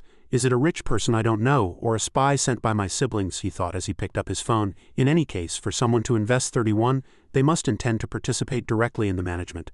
Department head, and what is this major shareholder's contact information? Yu-min heard his phone ring, turned it on, checked the caller ID and smiled. It's about time he called. I can't be the first one to call. As a major shareholder, I have to maintain my dignity. As he was lost in thought, his younger brother Ryun came in screaming, causing him to drop his phone on his face. Hung, what's your level? Why are you suddenly asking that? There's this really arrogant guy who keeps bragging about how high his brother's level is. They kept teasing me, saying his brother is level 11 and even has a class. Yu-min nonchalantly asked back, level 11? My level is higher, so don't worry. Really? What's your level then? What should I say? If I tell the truth, it'll cause all sorts of problems. Level 12. Hearing his brother's level, Ryun's jaw dropped for real. You have a class too, right? Of course. Ryun grew even more curious and asked urgently, what is it? What is it? What's your class? Yu-min lay down and pulled the covers over himself, answering firmly, it's a secret. Oh, come on, what's with the secrets between brothers? Do you have one or not? Get out. Hung needs to sleep more. Ryun narrowed his eyes with curiosity and closed the door. Fine. The moment the door clicked shut, the phone rang. It's him. Hello, is this Mr. Yu-min? Yes, it is. Who's calling? Hello, I'm Melok. I'm the CEO of Chianma Consulting. Yu-min smiled and thought to himself, I should pretend to be naive at first. The more I look like an easy target, the more he'll let his guard down. His voice replied. Hello, Melok immediately continued. You invested a huge fortune in our company last month. Yes, is there a problem? Since you've become the largest shareholder of Chianma Consulting, I'd like to meet you in person. I'd like to treat you to a meal. Yu-min nodded. All right, over the phone, Melok's voice sounded pleased. Excellent. How about this Friday? That day was a very important day to obtain the ancient word of inner contemplation, so he skillfully refused. I have plans on Friday, so I can't. How about Saturday? All right, I'll see you then. The call ended. Both sides had reached an agreement. Yu-min was inwardly pleased. Good, I knew Melok would call. After all, he established Chianma Consulting to be recognized by his father. He wouldn't treat a major shareholder carelessly. Before I meet Melok, I need to go get the ancient words I need. There are various ways to obtain ancient words. They can be found in specific places or during certain rounds. Or they can be special rewards. They can be obtained by defeating boss monsters or in extremely rare cases from normal monsters. And there's one method many people don't know about. Ancient words can also be obtained in the real world. Of course, the conditions for an ancient word to appear are rather complicated. Jang Se-hun will appear here shortly. The nickname Jang Se-hun is also his real name. I can never forget this name. He was the one who kidnapped my brother. I still remember his voice clearly. At that moment, Hyuku recalled that time. The man named Se-hun held a knife to Ryun's neck and threatened him. Do you want to see your brother? If so, you'll have to pay a corresponding price. Give me the hidden information that others don't know. Hearing that, Hyuku replied, what nonsense are you talking about? How would I know that kind of information? Hearing that, Se-hun burst out laughing. Then his face turned cold as he snapped, don't play dumb, you son of a bitch, you're a regressor. Hearing that, Hyuku was shocked. How did he know? Se-hun continued. Curious how I know. I have the ancient word of inner contemplation. I used it to read your brother's thoughts. Of course, I also know what you're thinking right now. After that incident, from my 11th regression until now, I've been searching for a way to get revenge on Jang Se-hun. so my purpose no longer contains a personal grudge, but I will get my hands on the ancient word of inner contemplation before that bastard does, today, right here. At this moment he had kidnapped a woman to this place. Tearing the tape from her mouth he threatened, "I'm taking off the tape so don't scream, got it?" The poor woman pleaded with him, "Please forgive me, please." Hearing that, Se-hun cursed, "Fuck, I let you open your mouth and that's all you have to say? What? Say something else. Please save me, I have a child, I'll give you money." "I don't want to hear that boring crap." At this the woman pleaded again. "I'm sorry." Hearing that, Se-hun was puzzled. "What are you sorry for?" The woman then knelt and clasped her hands together saying, "You're doing this because I looked at you rudely a few days ago, right?" "I'm truly sorry." Se-hun scrunched up his face like a gorilla and replied, "That's right, why'd you do something that would make you feel guilty?" "You know how shitty I felt that day. 2 nights ago." Se-hun was walking down the street thinking, "Which bitch should I pick today? Just one woman and all my problems will be solved. He. At that moment he saw a woman on the street looking down at her phone and assessed her in his mind. Not bad. After that, Se-hun followed the woman. Seeing her enter a dark alley alone, he confirmed no one was around and followed her in. Then in front of the woman he used a skill that made his body glow. At that moment the woman was blinded by the light and couldn't see anything. "On my eyes I can't see anything. Who are you?" "Ah, Jihan." At that moment all his plans were going his way. Se-hun couldn't hide his joy. "This is so thrilling. In this situation, I can do whatever I want. This is great. My old life was so fucking boring. I wouldn't have cared if I just died. The ancient word of luminescence can make my body glow and blind my opponent. This ancient word is perfect for finding my own fun." At this moment Se-hun entered a cafe. An employee greeted him brightly and kindly. "Welcome." The moment Se-hun saw the woman, a bad thought popped into his head. She's quite pretty." He then approached the woman and said, "1 large iced Americano please." The female employee also replied to him very politely, "Yes, that'll be 5,000 won. After that, Se-hun started prying for the woman's information. "Do you work part-time here? I'm a regular at this shop, but this is the first time I've seen you working here." Hearing that, the female employee smiled brightly and replied, "Ah, you're a regular. I'm sorry for not recognizing you. The part-timers all quit. You know how it is, right? The world has gotten really strange now." Hearing that, Se-hun agreed inwardly, "That makes sense. Who would waste their time with a part-time job when they could die at any moment?" He then asked again, "So are you the owner? How old are you? You look quite young." "Yes, I'm 32. Hearing that, Se-hun felt even more intrigued and said, "Oh, so you're not a player?" She also replied politely, "No, and I think that's a relief." At this, Se-hun moved closer. "Can I have your number? I like you." The woman was startled by his words. "What?" Seeing that the woman had no intention of giving him her number, Se-hun started to lose his self-control. "What's wrong? Why are you making that face? Do you hate my face that much?" The woman was bewildered by Se-hun's irrational anger. "What?" Hearing that, Se-hun shouted, "Are these dots on my face that disgusting? Fuck, this feels fucking awful. I'm not drinking that coffee, so just give me my money back. This is disgusting." As Se-hun angrily slammed the table, the woman trembled in fear and returned his money. "I'll give you a refund." Se-hun threw the bills and left. But that alone wasn't enough to quell his anger. "This fucking bitch, just because she's a little pretty, she judges and ignores people by their looks. I'll make her pay the price for ignoring me. With those fucking eyes." He waited for the woman to close the cafe and head home, then attacked her with a club. And the next scene is the one from before. "I'm sorry." Even after hearing that, Se-hun continued to interrogate her. "Don't ever look down on someone just because of their appearance again, got it?" The woman thought she would be released soon and replied, Yes, I won't do it again." But unexpectedly, that answer did not please Se-hun. "This won't do. You're not being sincere." Se-hun pushed the woman down. "You think I don't know? You're just pretending to apologize to get away." As her arm was grabbed, the woman became even more terrified. "Please let me go." At this moment, Se-hun's face turned wicked and sinister as he said, "You know your mistake, right? If you know your mistake, you have to pay the price." Seeing that Se-hun was about to do something bad, the woman became even more afraid. "I was wrong. It's my fault, okay?" Hearing that, Se-hun became excited. "Right, so stay still." At this moment, a voice was heard from behind Se-hun. "You're the one who needs to stay still, got it?" Hearing this voice, Se-hun was slightly flustered. "What? I thought no one was here. Is that guy a detective?" Then Se-hun turned around angrily and cursed. "Fuck, who is it?" That voice echoed again. "Don't curse. You'll be screaming and cursing your head off in a moment anyway." Hearing that, Se-hun was puzzled. What's with that giant scythe and a white mask?" Se-hun was still defiant as he cursed. "You crazy bastard, do you think this is a place to swing a toy around?" The man in the mask raised the Reaper's scythe. "You still don't get the situation, do you? Does this look like a toy to you?" Seeing the white mask swing the sharp scythe, Se-hun finally realized the situation. "Wait, is that real? Are you a player?" The white mask also replied, "You're a fool. What do you think? This young lady can go now. This is your only chance." Seeing the white mask trying to let the woman go, Se-hun angrily said, "Who said you could?" But in that very moment the white mask leapt up and rushed toward Se-hun, ramming the end of his scythe's handle into his 2 testicles. Se-hun screamed in pain, cried out for his mom and dad. "Fuck." The white masked Hyuku, after dealing him a painful blow, opened his mouth. "I told you you'd be cursing your head off, huh?" Then Hyuku said to the woman, "Go, leave this guy to me." Hearing that, the woman didn't hesitate any longer and left. "Thank you." Looking at Se-hun, who was clutching his crotch, Hyuku said, "Now it's just the 2 of us, right? Shall we start the real game now?" Hearing that, Se-hun shouted in rage, "Fuck, I'll kill you. I'll fucking kill you, you son of a bitch." Hearing that, Hyuku replied nonchalantly, "I like your attitude. It wouldn't be fun if you gave up too quickly." Se-hun growled and rushed at Hyuku. "You bastard, you dare laugh at me." But in that very moment all of Seihun's attacks missed. Hyuku dodged the attacks more smoothly than Sun Wukong while attacking. Seihun was terrified. What, he dodged all my attacks? Seeing Seihun's weapon, Hyuku couldn't help but speak. To think you even have a goblin's dagger. Tisk. After dodging Seihun's continuous attacks, Hyuku swung his scythe once. Seihun's arm was severed and blood splattered everywhere. Hyuku asked nonchalantly, does it hurt? We're just getting started. Looking at the cold white mask before him, Seihun trembled. Seeing that Seihun only had one arm left, Hyuku dealt a blow to his remaining arm to even things out. Look at your reaction. Having lost both his arms, Seihun trembled with extreme fear. At this rate he's going to kill me. To get out of here alive I have to blind that bastard's fucking eyes. Thinking that, he gathered light in front of his chest. Die, you bastard. But then he was surprised to find that he couldn't use his skill. His mind was filled with question marks. What's happening? Why isn't it working? Hyuku, watching Seihun's foolish act from the front, thought to himself, shine all you want, it'll be useless. Night of Death doesn't allow any light to exist. I knew he would use this skill, so I cast Night of Death in advance. Even if I didn't have Night of Death I would have cut off his wrists and ankles before that. Just as he thought, Hyuku swung his scythe and Seihun's 2 feet were severed as well. Seihun lay on the ground and screamed, Arg! You devil, why are you doing this to me? Why? For what reason? Hyuku scoffed at Seihun's countless questions. Why? Then he swung the scythe, slashing Seihun's thigh. Why do people kill bugs? Because they're nothing but a nuisance if left alone. Seihun was slashed twice more on the thigh and collapsed miserably to the ground.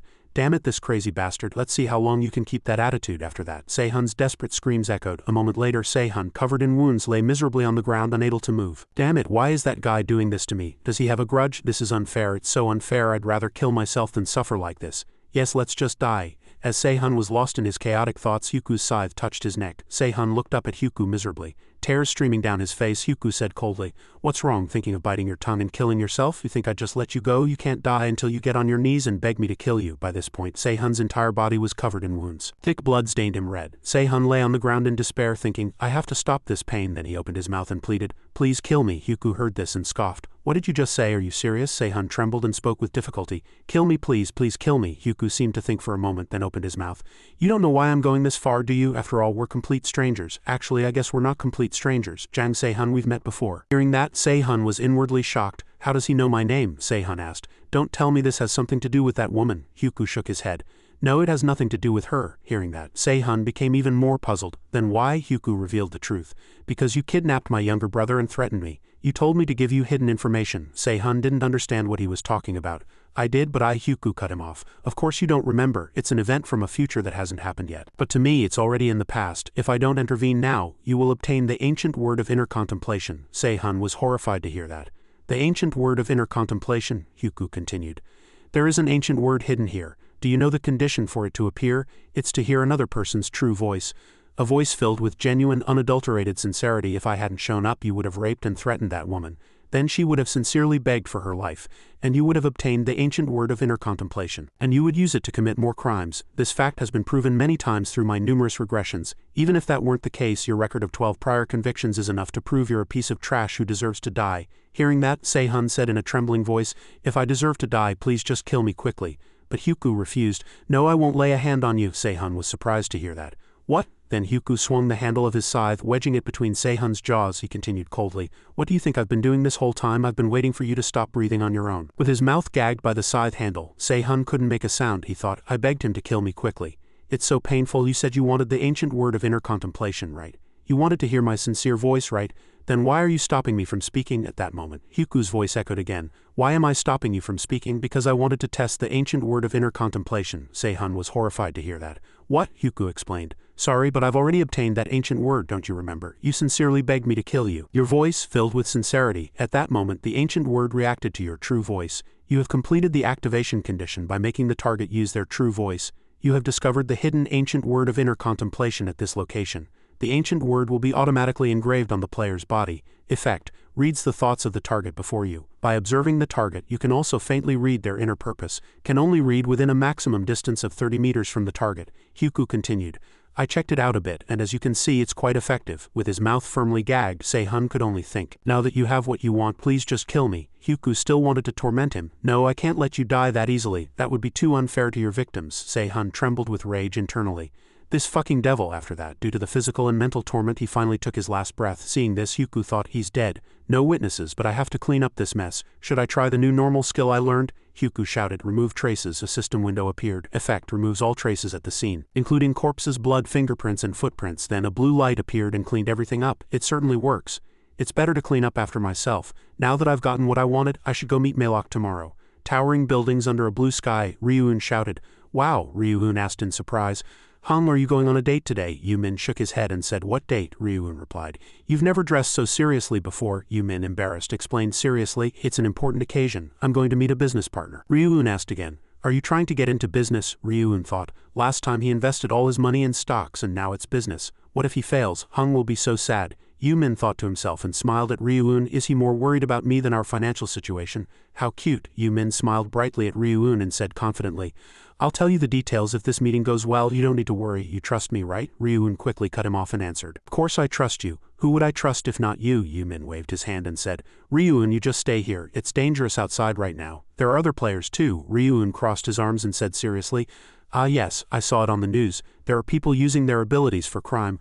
I heard there's even a problem in other countries with criminals using their powers to break out of prison. Yumin said with concern. That's right. As long as they meet the age requirement, even criminals get a chance to become players. Yumin thought quietly. Players are getting stronger and the population is decreasing every month, so it would be strange if nothing happened. A time will come when ordinary people will be hunted like beasts and treated like slaves. When players reach the pinnacle of power, before the world turns into such a lawless place, I must become strong enough to overwhelm everything and make the name Hyuku known. Yumin turned to Ryuun and said, Anyway, be careful if you go out. Ryuun replied, Yes, Hung, I got it. So when are you going to tell me about the business? Yumin turned his head and said with a smile, It's a secret, Ryuun said cutely. I'm dying of curiosity. Yumin turned his back to Ryuun and said seriously, I'll tell you soon, so stop whining. Wait here and order some lunch. Something more expensive than jjajangmyeon. Okay, Ryuun replied. Okay, arriving at the meeting place, Yumin thought to himself. Just as I expected, he wants to meet here. Just like how the home team has an advantage in soccer, the place Maylok chose for lunch is on the surface a hotel owned by the Osung Group, but it's actually one of Maylok's hotels. Of course, this is top secret information. The only one who knows this is probably me, Yumin thought as he walked. No, at most his relatives might know. I need to use this information to raise my value in that guy's eyes. Before that, I need to act my part properly.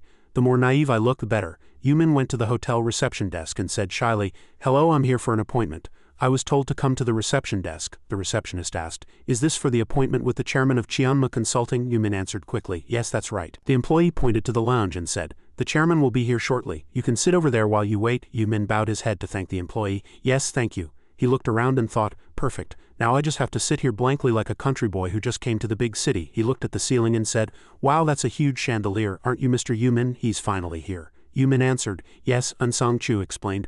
We've met before, haven't we, at the Galaxia Prestige Hotel? Yumin pretended to remember and replied, That's right. I think I saw you when I was giving out rice cakes after moving in. You were with the actress Rin, right? Unsang Chu bowed his head politely to Yumin and apologized. Yes, I apologize if I was rude back then. He thought to himself. He doesn't even look 20. This kid is the shareholder who invested 28 billion won? Yumin saw his expression and guessed. He can't believe I have that much money at my age, so it's natural for him to be suspicious of me. His reaction is perfectly normal, Yumin said shyly. It's all right, we didn't really know each other anyway. I didn't know the chairman of Chianma Consulting lived right upstairs. And Sang Chu said awkwardly, I am not the chairman. I apologize for the late introduction. I am department head and Sang Chu. The chairman is running a little late, so I came out first. Please come inside and wait. Yumin replied to Sang Chu, Yes, and Sang Chu said, Please wait here for a moment, and Sang Chu turned around, made a call and reported, Mr. Chairman, I've met him in person and there's no way he invested this money on his own. It seems he's acting on someone's orders, so you'll need to be careful. Sitting inside, Yumin thought with a triumphant smile. My prediction was right. He sent Sang Chu first to scout. There's no way a meticulous person like Maylok would be late for such an important meeting. Maylok entered. Mr. Yumin, hello, I am Maylok, the chairman of Chianma Consulting. Yumin shook his hand and introduced himself. I am Yuminimum. Maylok politely invited Yumin. Please have a seat. Yumin replied. Yes, Maylok said. Department head sit next to me. Yes, Yumin thought to himself. Is he trying to have Sang Chu attend this meeting without even asking my opinion? He's trying to take the lead. Maylok gestured and said, Before we talk, let's have lunch first. I've prepared a Korean-style meal, and I hope you like it. Anything would be delicious in a luxurious hotel like this. Yumin ate with enjoyment and exclaimed, The food is really delicious. Maylok smiled and said, I'm glad you like it. Maylok looked at Yumin and thought, Department head N was right. There's no way someone that young would invest 28 billion won on his own. Even if he had that kind of money, he doesn't look like he has the guts. He must be in league with someone. Who sent him? Is it my siblings, or I just need to find out? Maylok said. I was very surprised when I first saw you, Mr. Yumin. I didn't expect the major shareholder of our company to be so young. If you don't mind me asking, how old are you? Yumin answered. I'm 20 years old, Maylok added. I am 29, it's really nice to meet someone of a similar age. Yumin also smiled in response. Yes, I'm glad too, but how were you able to make such a large amount of money at this age? Are you the son of a chaebol family? Yumin thought to himself. Quite direct, Yumin said smoothly. Haha, no, I was just an ordinary student until a few months ago, that is. Melok was puzzled. Until a few months ago. Yes, do you watch the news these days? What do you mean? Yumin smiled awkwardly and said, have you seen the news about the person who won the lottery 4 times in a row and suddenly became a millionaire? Ah, I think I have. That's me. I'm the person who won the lottery 4 times in a row. What? Melok said in surprise. Are you serious? You're the winner from the news last month? Yes. According to the news, the total winnings were only about 60 billion won. So how did you make 280 billion? Yumin smiled and replied, I invested a little in Bitcoin. Bitcoin, is that all? Yes, Melok said. I really can't believe it. What made you invest 60 billion in Bitcoin? I wouldn't have been able to do that, and Sang-Chu said in admiration. You're really lucky, Yumin replied. It's not luck, and Sang-Chu suddenly said as if he remembered something. Oh right, I saw in the article that you won the lottery with numbers you saw in a dream. If that's not luck, Yumin looked at Sang-Chu and said, I didn't see it in a dream. Then what is it? This is the only way to get Melok to acknowledge me and make him my ally. This is the first time I'm telling this story to someone else. Actually, I have an ancient word that allows me to see the future. What?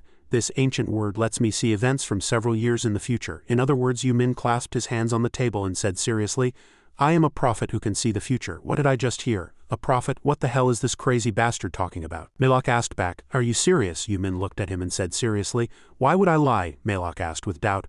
Then did you win the lottery by using an ancient word that sees the future? Yumin smiled and answered. Yes, and that's also why I made more money by investing in Bitcoin. Because I could see the future, I was able to invest all my assets with confidence, Melok said with suspicion. If you don't mind, could you prove it? If you're okay with it, try to predict what I'm going to do in a moment, Yumin thought to himself. Seeing what he'll do next isn't easy. I can read his thoughts, but it's best not to use my ability to its fullest right now, just in case. Yumin feigned worry, placing a hand on his chest. I'm sorry, but it's not like I can use this ability at will. It activates on its own regardless of my intentions. Melok picked up his cup and thought to himself. It's understandable that a precognitive ancient word would have such restrictions. Is that so? He said as if something had occurred to him. Mr. Yumin, about your 280 billion won investment in our company. Yumin quickly replied, yes. I invested because I knew Qianma Consulting would grow tremendously in the future. Melok asked with curiosity. Yumin explained to him. What kind of tremendous growth are you talking about? You'll be able to get listed on Kospi within 6 months without any issues. Kospi stands for the Korea Composite Stock Price Index. Melok thought with a satisfied expression. I'd be really happy if that were true. Not only would I be acknowledged by my father, but I could also take the chairman's seat. Am I getting too excited to be this happy over a single piece of unconfirmed information? Yumin continued. But if you want to succeed, you have to completely change your business model, and Sang-Chu asked in surprise. What? The business model? That's too unreasonable of a demand. To change the business direction at a time like this, you might as well ask us to change the company name. Melok calmed him down. Department head and Yumin looked at Sang-Chu and said calmly, since the type of business is changing, of course the name has to change too, and Sang-Chu slammed the table and said to Yumin, are you being serious right now? Yumin looked Sang-Chu straight in the face and said, do I look like I'm joking in a situation like this? Since you're both players, you'll understand. Showing your hand to others is a very disadvantageous and harmful thing to do to yourself, Melok said. I considered that, but I decided to reveal my ancient word to you. As a major shareholder and a business partner for the future, I want to help the company grow. Otherwise, why would I have invested 280 billion won? To create a successful company, you have to cooperate with me. And Sang-Chu looked at Melok and asked with concern, Mr. Chairman, do you believe what he's saying? Yumin sighed and looked at Melok. It seems you don't trust my ability. And Sang-Chu said very firmly, to be honest, I don't. Yumin looked at him and said, Department head on, have you ever wondered why I specifically moved to the floor right below the penthouse? You don't think it was a coincidence, do you? Melok cut him off. Wait, below the penthouse? Department head on, what are you talking about? And Sang-Chu replied, Mr. Chairman, about 2 months ago Mr. Yumin moved to the floor below actress S.S.S.Ran's penthouse. That's right, it was a few days after I obtained the ancient word that lets me see the future.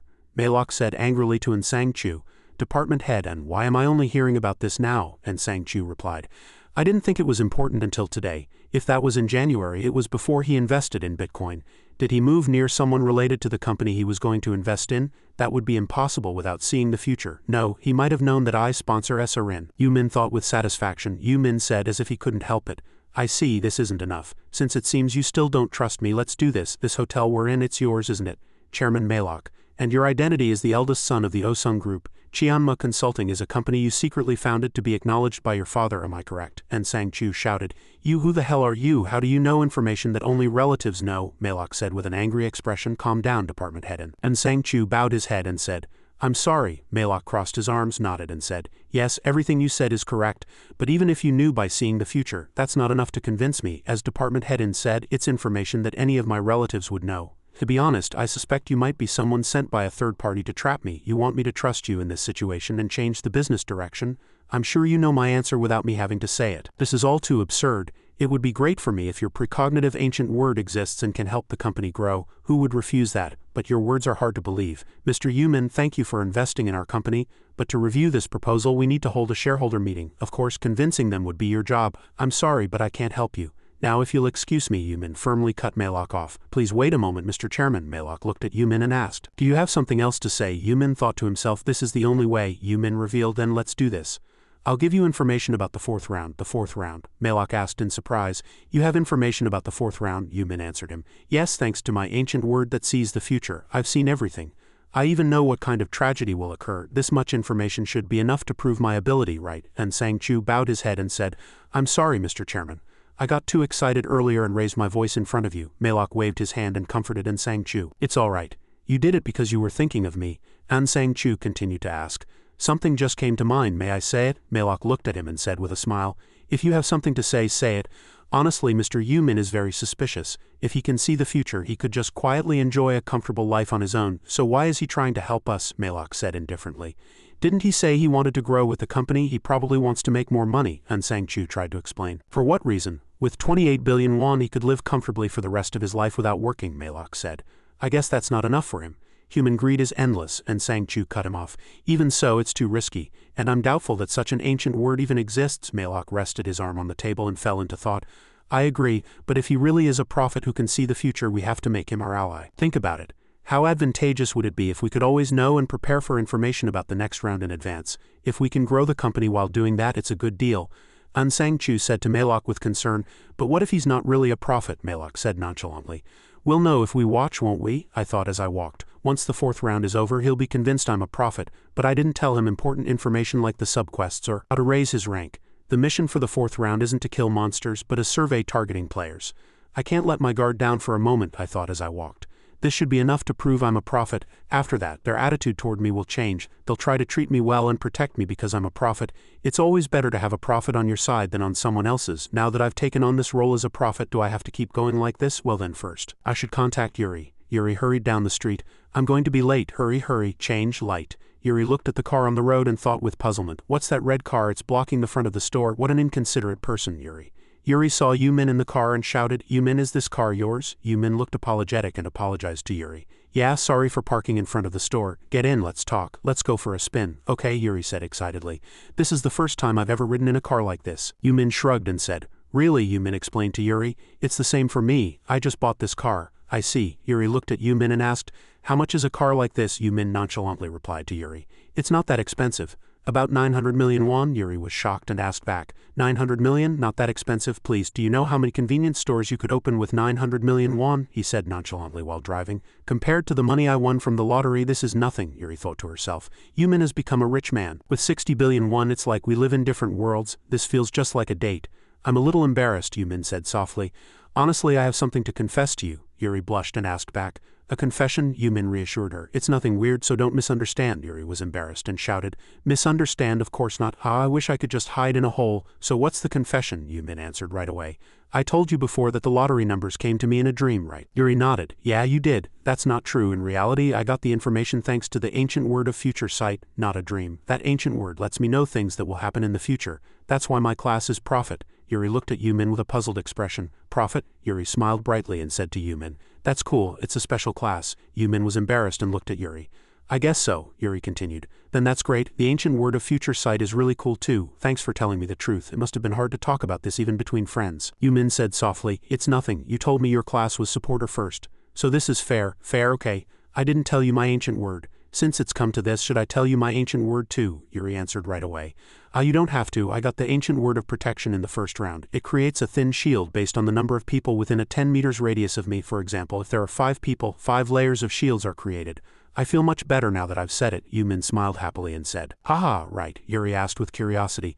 But why are you suddenly telling me about your ancient word? Yumin explained. Keeping a secret was weighing on my mind, And if I didn't confess the truth, I didn't think you'd believe what I'm about to say now, Yuri asked with curiosity. What are you going to say? She was surprised to see Yumin.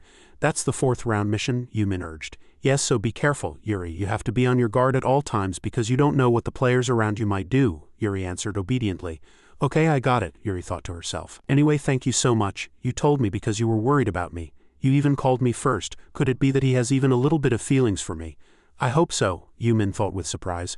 I had no idea Yuri liked me for that long. No wonder she was always so nice to me. It's a bit embarrassing, but this is better. It'll be easier to make her my colleague. She'll believe my prophecies more easily too. With this, one task is done. I should get some rest. There's not much to do this month anyway. Time passed, November 31st, 11:55 p.m. Before going to the other world, I bought an epic-grade equipment set from the Today's Item Shop. Dark Gloves Effect. Strength 5, Agility 6, Weapon becomes transparent. Effect only activates at night. Usage restriction, Adept rank or higher.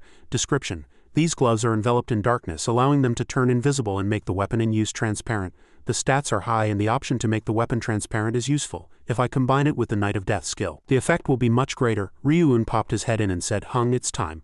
Are you confident you'll conquer this round too? Yumin quickly answered his brother. We'll see when we get there. Ryuun looked at Yumin and asked earnestly, Hung, you're a prophet. You said you have information about the 4th round, right? Yumin answered his brother. Having information and how you act are two different things, Ryuun said with extreme worry. Hung, you have to come back alive, okay? Hung, really? Yumin said in anger. Stop saying such unlucky things. It's bad luck just hearing it. The 4th round might become a room of death. Again, a notification that a penalty has been applied appeared in the status window. All stats are permanently reduced by 50. I'm screwed. This is the result of betrayal. I can't believe it. My loyal subordinates. I don't have 10 uses of command power, so how am I supposed to pass the 4th round? Young Min thought to himself, those guys aiming for the zone representative position might target me, and my old friends might come for revenge. And where am I? Young Min felt helpless and confused by everything around him. To have to start in a place like this, what the hell is this mission? This white all around me, it's like I'm a lab rat. Damn it, that devilish bastard. He definitely knew everything would turn out like this. He thought about Yumin's actions. To use up all 10 command powers to destroy the holy relic and kill the incarnation of the god of punishment without hesitation, it's too suspicious, he thought to himself. If I were strong enough, I would have smashed that bastard's face in, Youngmin said with frustration. It's so annoying, but I have no choice. To at least save my own life, I have to join hands with that devil. Hey, Hyuku called out to Youngmin. Youngmin smiled and asked, the promise from the last round, it's still valid, right? Hyuku asked back with a puzzled expression. Promise? You said you'd protect me if I became your subordinate, right? Hyuku said triumphantly. I don't need a subordinate like you anymore. What? You can't use your command power anymore. What good is a zone representative without command power? Besides, now that players are getting classes even with command power, it's not very effective. Before Youngmin could finish his sentence, but Hyuku said, you're worthless now. Just a walking target. Youngmin said angrily, a walking target? Hyuku crossed his arms and said, don't worry too much. It's just a nominal target, so not many people will actually try to kill you. Youngmin asked Hyuku back. You're saying they won't target me? Hyuku explained to Youngmin nonchalantly. You know the fate of a player who holds the position of zone representative. Everyone must have realized by now that being a zone representative isn't always a good thing. As your level increases, the number of people you can control with your command power decreases. It's not worth the risk. Hearing that, Youngmin thought to himself, Hyuku is right. If I could, I'd want to get rid of this command power too, Youngmin said in surprise. Why are those people here? SRN looked at Hyuku and said, Hello, Mr. Hyuku. Hello, do you remember us? Hyuku replied immediately. Of course, what is it? Surely it's not about the time you saved us from that gangster standing over there. We just wanted to thank you once again, Youngmin said, flustered. What a gangster, Hyuku said coldly. One thank you is enough. Don't come looking for me again. We still feel grateful to you. Our company chairman also wants to express his gratitude. You saved us, right? That's right. Our chairman too. Hyuku cut him off. That's enough. I'm not interested, SRN said worriedly. Mr. Hyuku, this is a small token of our sincerity for saving us. Please accept it. Looking at the stone in Aaron's hand, Hyuku thought to himself, a lowest grade purple magic stone. This is a bit unexpected. SRN looked at Hyuku and said, I thought just saying thank you wasn't enough. Hyuku said as he took the stone, I'm glad you thought so. Thank you, Hyuku thought to himself. There's no need to refuse when she's giving me such a precious item. When I get back, I'll have to make my own low-grade magic stones. SRN was worried about the gift. Will he like it? He won't get angry for giving him a seemingly useless pebble, will he? As expected, that woman doesn't know the value of a magic stone. If she knew, she wouldn't have given it to me, Youngmin said as if he remembered something. I have something like that too. That guy has a magic stone too. Youngmin said blankly. I think it was called Black Gold Stone. Hyuku asked back. Black Gold Stone? Black Gold Stone is an item that drops from monsters at a very low rate, making it even harder to obtain than magic stones. At this point, there's no way to get it even if you try. Hyuku triumphantly read Youngmin's thoughts. Now that I know that guy has such a precious item, is this good luck or bad luck? Mr. Hyuku, do you need a shield? Hyuku asked back. A shield, SRN said happily. I've changed my class to Summoner. If you need, I can summon a fairy spirit and create a shield for you. Hyuku cut her off. I appreciate the offer but I'll have to refuse. I don't think I'll need it, SSS-Rank said sadly. Oh I see, SSS-Rank bowed her head and turned away. Well then we'll be going now, good luck in this round too, Hyuku said. Good luck, Hyuku shouted. Wait, Hyuku looked at Young Min and said, you'll regret it if you leave like this. Young Min turned his head and asked with confusion, what do you mean? Hyuku explained. I told you. You're a walking target, Young Min said sadly, but you said no one would target me. Hyuku cut him off. I said not many, not no one. The advantages of being the zone representative haven't completely disappeared. Most players have reached level 10 and gotten a class, but there are still some who haven't reached that level yet. That means there are still targets for your command power, Hyuku said to Young Min. Think about it. Out of thousands of players, do you think no one will target you? Young Min asked Hyuku back. Then what should I do? Hyuku answered him. I'll help you so you don't become a dangerous target. Young Min was not convinced and asked back. Really? Hyuku retorted.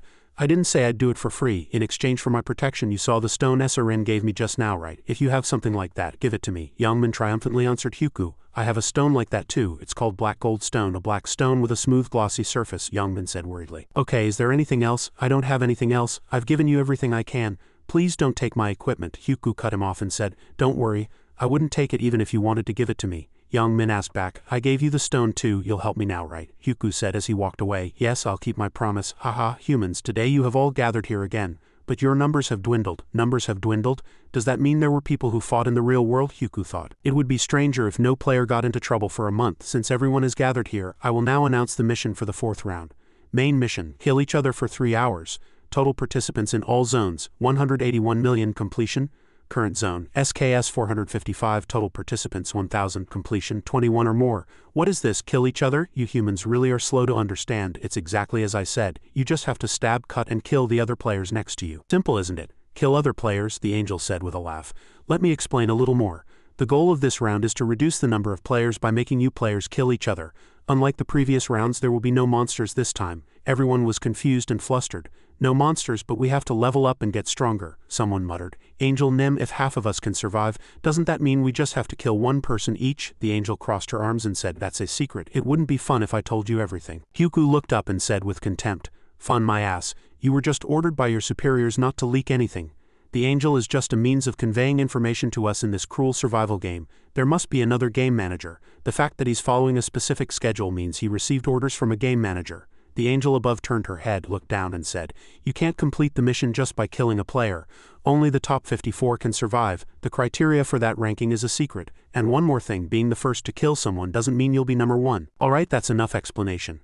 Now kill each other. Time remaining until the end of the round, 3 hours. The scene descended into chaos and everyone was afraid and didn't know what to do. What do we do now? Do we just kill anyone? Kill someone else without any grudge? What kind of crazy round is this? Young Min asked back with interest. Kill other players. In that case I want to kill you first, you son of a bitch. Hyuku saw Young Min from a distance. As expected, that guy was planning to betray his friend. Young Min put his hand to his mouth and said triumphantly, come to think of it, isn't it better for me that the other players are hesitating? Hyuku, what's wrong? Hyuku turned to Young Min and said, I said I'd help you so you don't become a target, right? Then I have to keep my promise. Submission. Kill the zone representative within a certain time. Mission complete. Reward lowest grade monostone draw ticket. You have completed the mission. You have obtained the lowest grade monostone draw ticket as a reward. Item lowest grade monostone draw ticket effect. Randomly gives 1 to 5 lowest grade monostones. Usage restriction valid until the next round. Apprentice rank or higher. Description. A limited item that will randomly give monostones upon reaching the next round. It will automatically expire if not used. Affected by the luck stat, Hyuku said triumphantly. Good, I got the reward I wanted. I killed Young Min to get the mission reward. Of course that's not the only reason. Seeing Young Min die, everyone was flustered. Someone's dead, I saw. Hyuku killed him not long ago. They were trying to kill him for the zone representative position. And now they're acting all nice. What hypocrites. The people around them murmured, Hyuku, how could you kill someone like that? Do you have no humanity? Admit that you're a murderer. Hyuku thought to himself. Those guys aren't wrong. I killed Jang Se-hun. Not only that, I'll kill many more people until the 20th round, but I've never killed anyone without a reason. Especially in this round I have to commit murder to pass, whether I like it or not. Everyone whispered about Hyuku. Even though they knew this would happen, they still blame me. If things go well, can I use them on another occasion? I have to ruin Hyuku's reputation with this opportunity. If we attack as a group, even he won't be able to do anything. We can't let Hyuku become the zone representative. I have to pin the blame on him somehow. Hyuku looked around triumphantly and said, those guys must think they've caught a good opportunity. How funny. The people around him became aggressive towards Hyuku. Is this situation funny to you? Psycho bastard, how dare you after committing such an act? Player Hyuku has become the new representative of Zone SKS-455. Everyone was flustered to hear that news. Now Hyuku is the zone representative. Everyone was worried about themselves. This is like giving wings to a tiger, isn't it? What do we do now? Hyuku approached and said with a smile. What's wrong? Why aren't you shouting anymore? Are you scared because I became the zone representative? Hyuku said with a laugh. Aha, if you're scared of the command power, you must not have changed your class yet? Everyone asked in anger. What do you mean? Everyone focused their attention on Hyuku.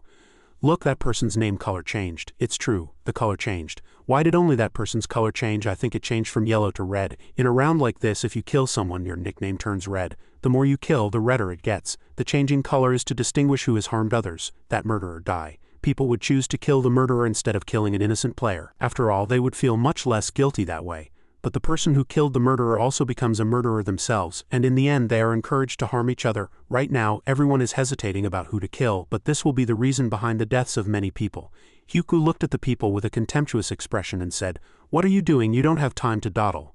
Everyone shouted and blamed Hyuku. Stop right there, that's right, you murderer, Hyuku said in anger. You're talking as if I'm the only one who tried to kill the zone representative. What about the people who ganged up on Jo Dong-soo in the last round? Did you want to kiss him, kill or be killed? Surely you didn't survive until now without knowing that simple principle. Stop being hypocrites and face reality. When your own life is in danger, you won't care about anyone else's life, Hyuku said solemnly. This is not the time to be idle. If you're so worried, try having a discussion like you did with the vote last time. Even if I don't say this, they'll start fighting. By then it will be too late, Hyuku thought triumphantly. At least if I hadn't said this, they would have kept wasting time. If that happened, there might not be 21 people passing this round. Making them fight is the way to complete the mission and let more people survive. The people consulted each other. I don't think we should just stand here. Shouldn't we do something like Hyuku said? The man asked the woman. Then what are you suggesting we do? Talk. The woman said in anger. Why are you being so sarcastic? I was just discussing what we should do. The man triumphantly wanted to fight the woman. Then how about a fair one-on-one fight? How is fighting to kill each other fair? Besides a duel, do you think this is a game? We don't have much time left. The man asked back in anger. What did you just say? S-Rin worriedly asked her bodyguard. Bodyguard Nim, what should we do now? Do we really have to kill people like Mr. Hyuku said? The bodyguard answered S-Rin. Of course. Otherwise we'll be the ones to die. Do we need to worry about the lives of strangers we don't even know? I completely agree with Mr. Hyuku. Miss Arin, you should make up your mind too. Killing people is never a pleasant experience. S-Rin said in anger. Bodyguard Nim, you say that as if you've killed someone before. The bodyguard turned his head and said, Of course not, it's just a guess. S-Rin asked with curiosity. Then what should we do now? Let's watch the situation for now. People have started to go crazy, so we shouldn't act like that. First, let's decide who will win. Then tell us who to kill. The ones who have killed before are the perfect targets. Focus on those whose nicknames have turned red. Who gave you the authority to make such a decision? She shouted in fear. Following Mr. Hyuku's words is insane. How can we kill someone who is level 30? I guarantee you, even if we all attacked him at once, we wouldn't be able to lay a scratch on him, let alone kill him. Be quiet. What if he hears you? Hyuku said from behind. I can hear everything, he shouted in front of Hyuku. What on earth are you talking about? Life is precious. Even if that person is a murderer, it is not our place to judge. This friend is right. If we kill someone, we just become murderers like him. Then what do you expect me to do? Someone has to die for me to live. Stop fighting. Can't we just agree to kill the criminals? Everyone panicked. How do we distinguish who the criminals are? Are you going to ask those with a criminal record to raise their hands? They won't be so compliant as to raise their hands on their own. He shouted in her face. Who the hell are you to look down on others? Why don't you share your opinion, you fucking bitch? He said in anger. Why are you cursing at me, you son of a bitch? Maybe I should just kill you first. What, you son of a bitch? Try me, bitch. Other people came to stop the fight. Hey, you two, stop it. Go ahead and try, you bastard. Look who's pretending to be our friend. The worst are the ones who hide in the back and instigate others, you coward. What did you just say? Fuck, are you cursing at us, you bastards? I'll kill all of you. If you're so confident, come at me, you moron. He shouted. What a mess. They just talk and can't do anything, but there's no need to worry, because soon enough they'll be mercilessly killing each other. So everyone, stop shouting and think more realistically, pointing at him, he said. That's no way, it can't be. This is the rule for this round. 10 minutes after dying, the player revives. She wondered why everyone was looking at her. They weren't just looking, it was as if they were looking at a zombie. Strange, I was just talking to two people. What happened? He came back to life, like a god reincarnated. What do you mean you revived him? So does that mean anyone who dies in this round will be resurrected? If so, isn't it okay to die a few times? If we come back to life, it should be fine. Everyone calm down. It's not certain if we can be resurrected, so don't be hasty. The battle was fierce and she was attacked from behind, he shouted cruelly. Why don't you go to sleep first, you bitch? Die, with a sharp three-pronged knife. Everyone was terrified. He continued to taunt her. Come on, come back to life. You and I still have a fight to finish. Everyone looked at her lying on the ground and said in horror. But she didn't come back to life. We have to wait a little longer. Another person said thoughtfully. It seems they don't revive right away. The red-haired person continued. That guy only came back after 10 minutes. Let's wait for her to revive. Everyone shouted in unison. Agreed, me too. 10 minutes later, she suddenly revived and light radiated in all directions. She stood up and continued. Which son of a bitch instigated you all? Who hit me? The man from before, holding the same sharp weapon, tried to attack her again from behind. It was me, you fucking bitch. Black Dragon appeared and struck him down. So they come back to life after 10 minutes. Hyuku watched from afar. Even if the ability to revive is proven, killing people is still uncomfortable. But humans tend to reveal their madness when influenced by their environment. Everyone stopped caring and started stabbing, slashing, and killing each other. Screw it. I don't care what anyone says, I don't care anymore either. Die, so you all know now, you son of a bitch. He quickly admitted his guilt. I'm sorry. I have no grudge against you. Why don't you try using your skill? Please move aside. Don't resist. You'll revive anyway. He turned around and cursed. If it's so great, why don't you try dying yourself? About 1,000 players were brutally slaughtering each other, and this place was basically a war zone. Hyuku decided. Then it's time for me to step in, Hyuku. 3 people from behind conspired to ambush Hyuku. Now's our chance. Die. But the plan didn't go as intended. They were discovered by Hyuku and all ended up dead. I have a detection ability, so ambushes don't work on me. Black Dragon was frantically stabbing and slashing. Die. Hyuku turned and said, "Oh right, there's that guy," Black Dragon said triumphantly. "It's no exaggeration to say the 4th round is a round just for me." Black Dragon, with the ancient word of predation in his hands, this situation was nothing short of a feast for him. Seeing his name is that red, he must have killed at least 10 people. That guy will have to revive a few times to come to his senses. Black Dragon laughed triumphantly. To think my stats increase every time I kill a player. This is a real gain. I knew stats would rise from killing monsters, but I didn't know it would have the same effect for killing players. Ancient word, predation. Effect. Progress increases each time you kill an enemy. When the progress bar is full, you gain 1 random stat. The strength of the enemy is proportional to the amount of progress gained. Black Dragon continued to attack the remaining people. Die, then die. Black Dragon smirked. Is the progress bar filling up this much because of their level? Even though they're the same as me, it fills up so much. How much progress would I get if I killed Hyuku? It would probably fill up instantly. Then I'd get a stat point. No, let's not. I don't know what disaster would befall me if I messed with a big shot like him. Black Dragon looked around, smiled, and said, I should deal with the mobs and raise my level more. Black Dragon started attacking mercilessly again. Sorry, but I have no grudge against you. He laughed triumphantly and said, Hee hee, this is really relieving my stress. I couldn't even hunt properly because of that thug. He sneered triumphantly.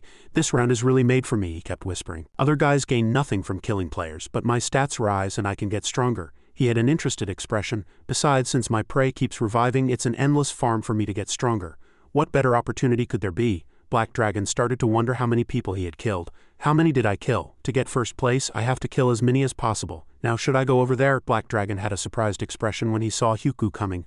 Hyuku, Knight of Death. The people around them were startled and said, What's going on? Why did it suddenly become night? His scythe has become transparent. Whatever it is, we have to be as careful as possible. As Hyuku raised his scythe, Black Dragon fell. Black Dragon said in despair, I'm dead. As expected of Hyuku, I should have avoided him. Everyone stabbed and slashed each other, creating a horrific scene. Die. Die, you son of a bitch, just die. Guangdong looked at her with curiosity. Did she revive? Does everyone really come back after 10 minutes? Great. So they set the stage for us to kill each other. It's a chance to get revenge on the bastards who backstabbed me. I'll kill all of you. Kim Seohan, it's you. Where is he? Guangdong saw his next prey. There he is, he sneered and said, Haha, look at that idiot. He almost pissed his pants because of the stat reduction penalty. He waved and said to Kim Seohan, Hey Kim Seohan. Kim Seohan said in terror. Guangdong approached and said, It's so good to see you again, you son of a bitch. He attacked Kim Seohan repeatedly until he was dead. After finishing his attack, he said with satisfaction, Hey, Kim Seohan, you damn bastard. Didn't you just say you'd kill me if we met again? He sneered triumphantly in Kim Seohan's face. Why don't you try killing me? Guangdong, who had successfully killed Kim Seohan, said, It's finally over. So refreshing. He turned and looked for someone. Where are the remaining bastards? A black shadow of death. If hell exists, would it look like this, only killing each other? Die, you son of a bitch. A place filled with violence where its people only hate each other. The bodyguard turned and asked, Miss Arin, are you all right? Arin reassured him, saying, I'm fine. I'm not tired, but it's a bit of a mental shock. The bodyguard worried about Arin and thought, I can endure it, but this is definitely a tough job. If this affects her mentally and hinders her work, I won't be able to face the chairman. Suddenly another guy appeared from behind and tried to stab Arin secretly. Die, but the bodyguard appeared just in time and saved her. Not a chance. He said, Miss Arin. The bodyguard saw she was hurt and his heart aching, thought she wouldn't be able to hold on. He thought to himself, if I tell her to do as I say, she will still listen. Arin, exhausted, asked, Bodyguard Nim, how much longer do we have to fight like this? He answered her.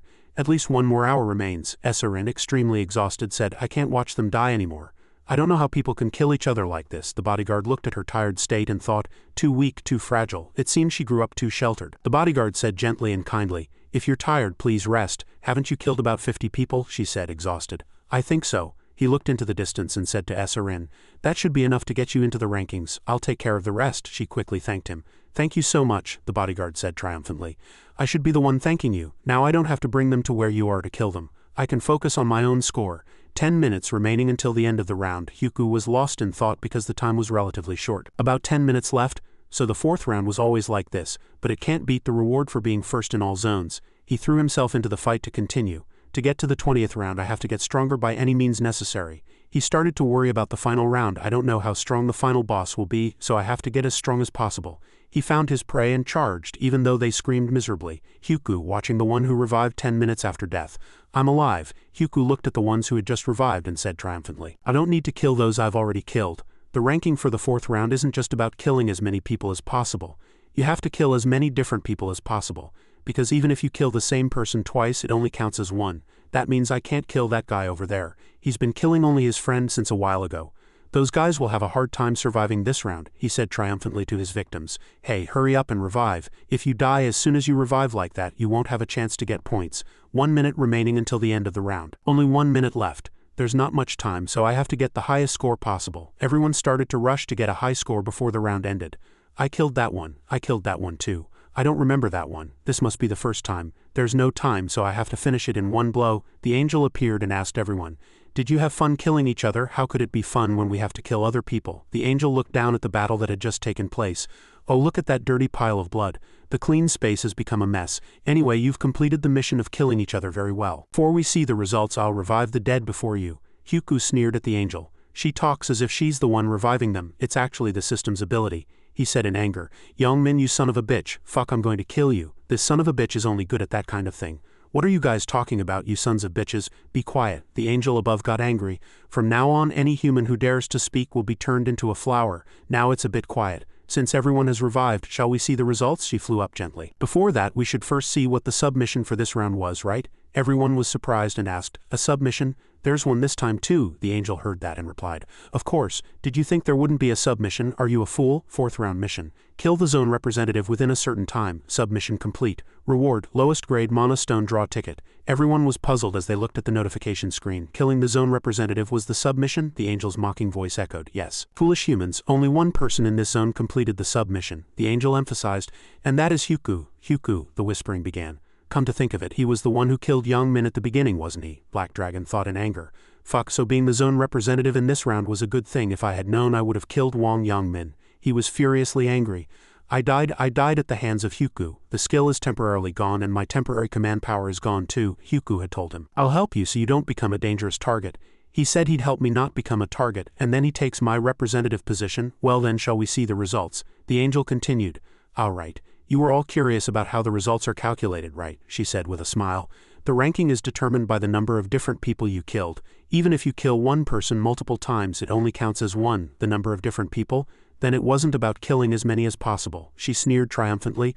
"Haha, what simpletons. There's no way it would be that easy." When she snapped her fingers, the results appeared. Fourth round all zones results. First Hyuku, Reaper, level 30, 722 kills. Second Foolish One, Mage, level 13, 521 kills. Third Malok, level 13, 433 kills. Current zone, first Hyuku, second Cute Little Bird Warrior, level 11, third Knight, level 11. The people murmured about the results. The angel had a surprised expression. "Oh, Hyuku is first again this time." Everyone was horrified by the results and couldn't believe he had killed over 700 people. The murmuring reached a fever pitch. "Is that something a human can do? There are only about 1,000 of us in total, right? So that bastard killed 70 of the people here by himself. That's insane." The angel looked at Hyuku, pouted her lips and said, "You killed 722 people all by yourself? Impressive. I suppose I should give you a reward for this." The system rang. "Congratulations. You have ranked first in the current zone mission. Congratulations. You have ranked first in the all zones mission.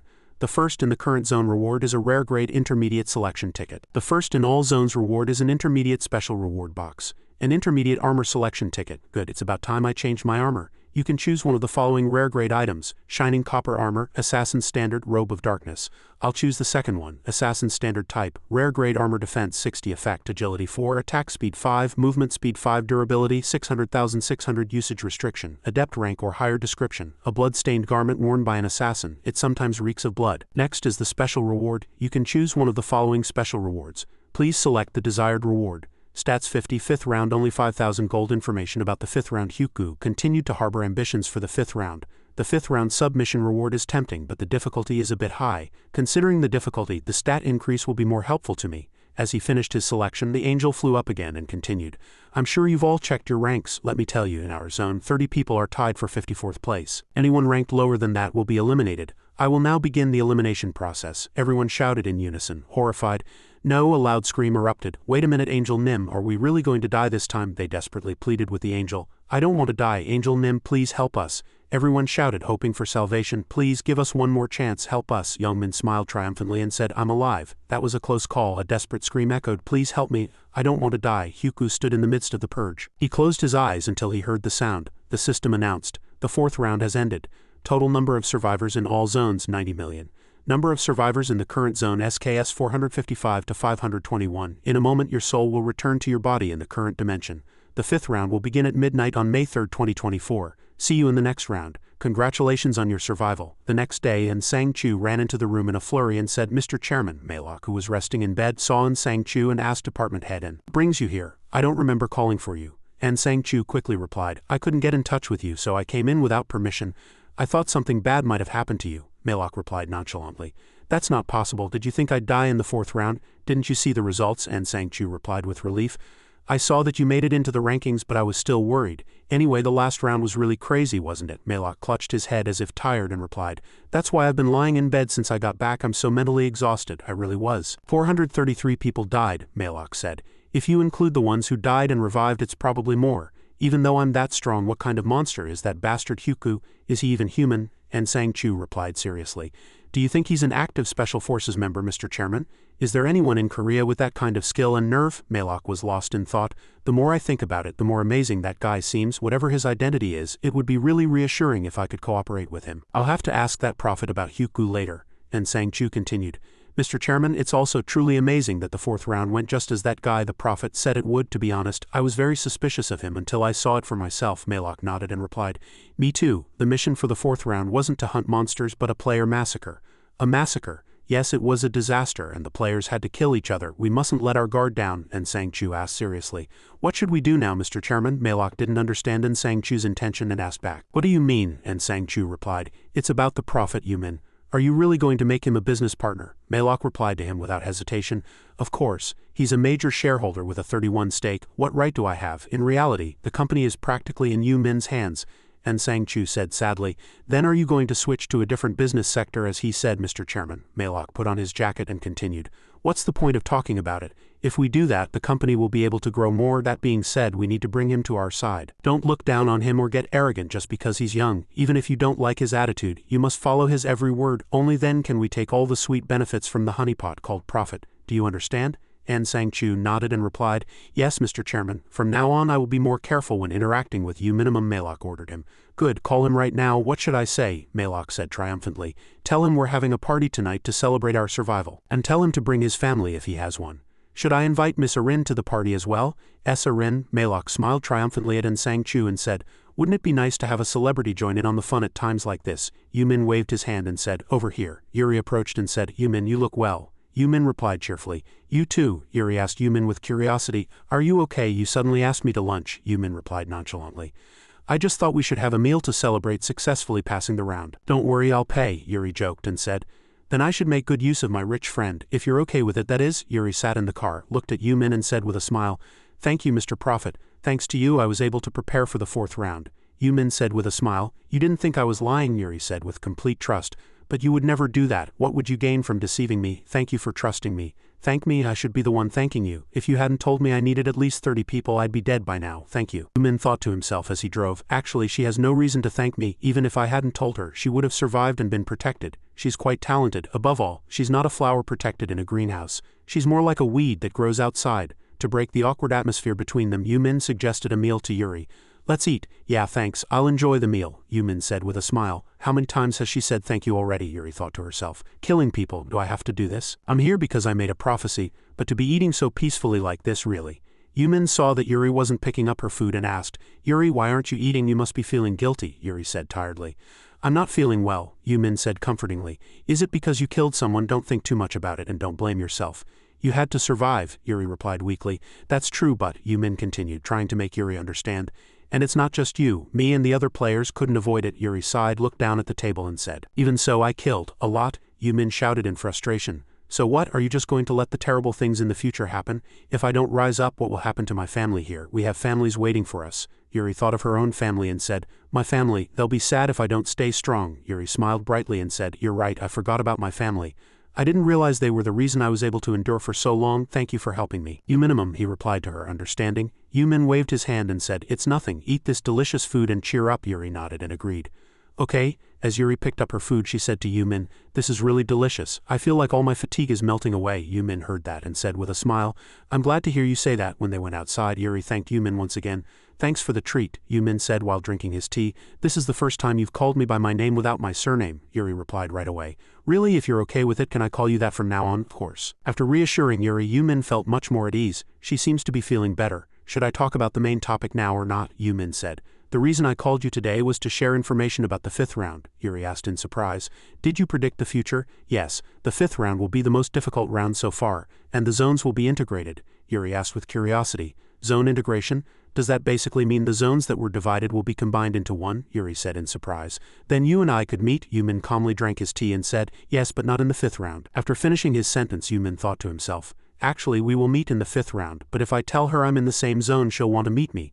I have to meet her anonymously. To do that, listen carefully to what I say from now on, Yumin continued.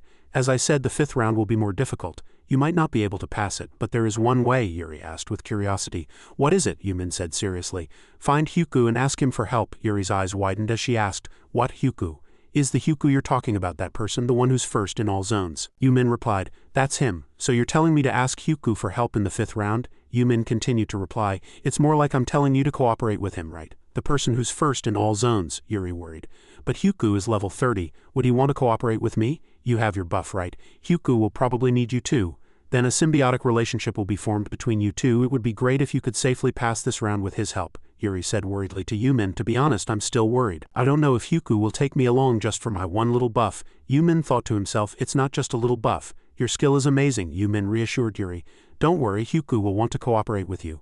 Not just that day, but the next week as well. I saw that scene in the future, so you don't need to worry, Yuri asked back in surprise.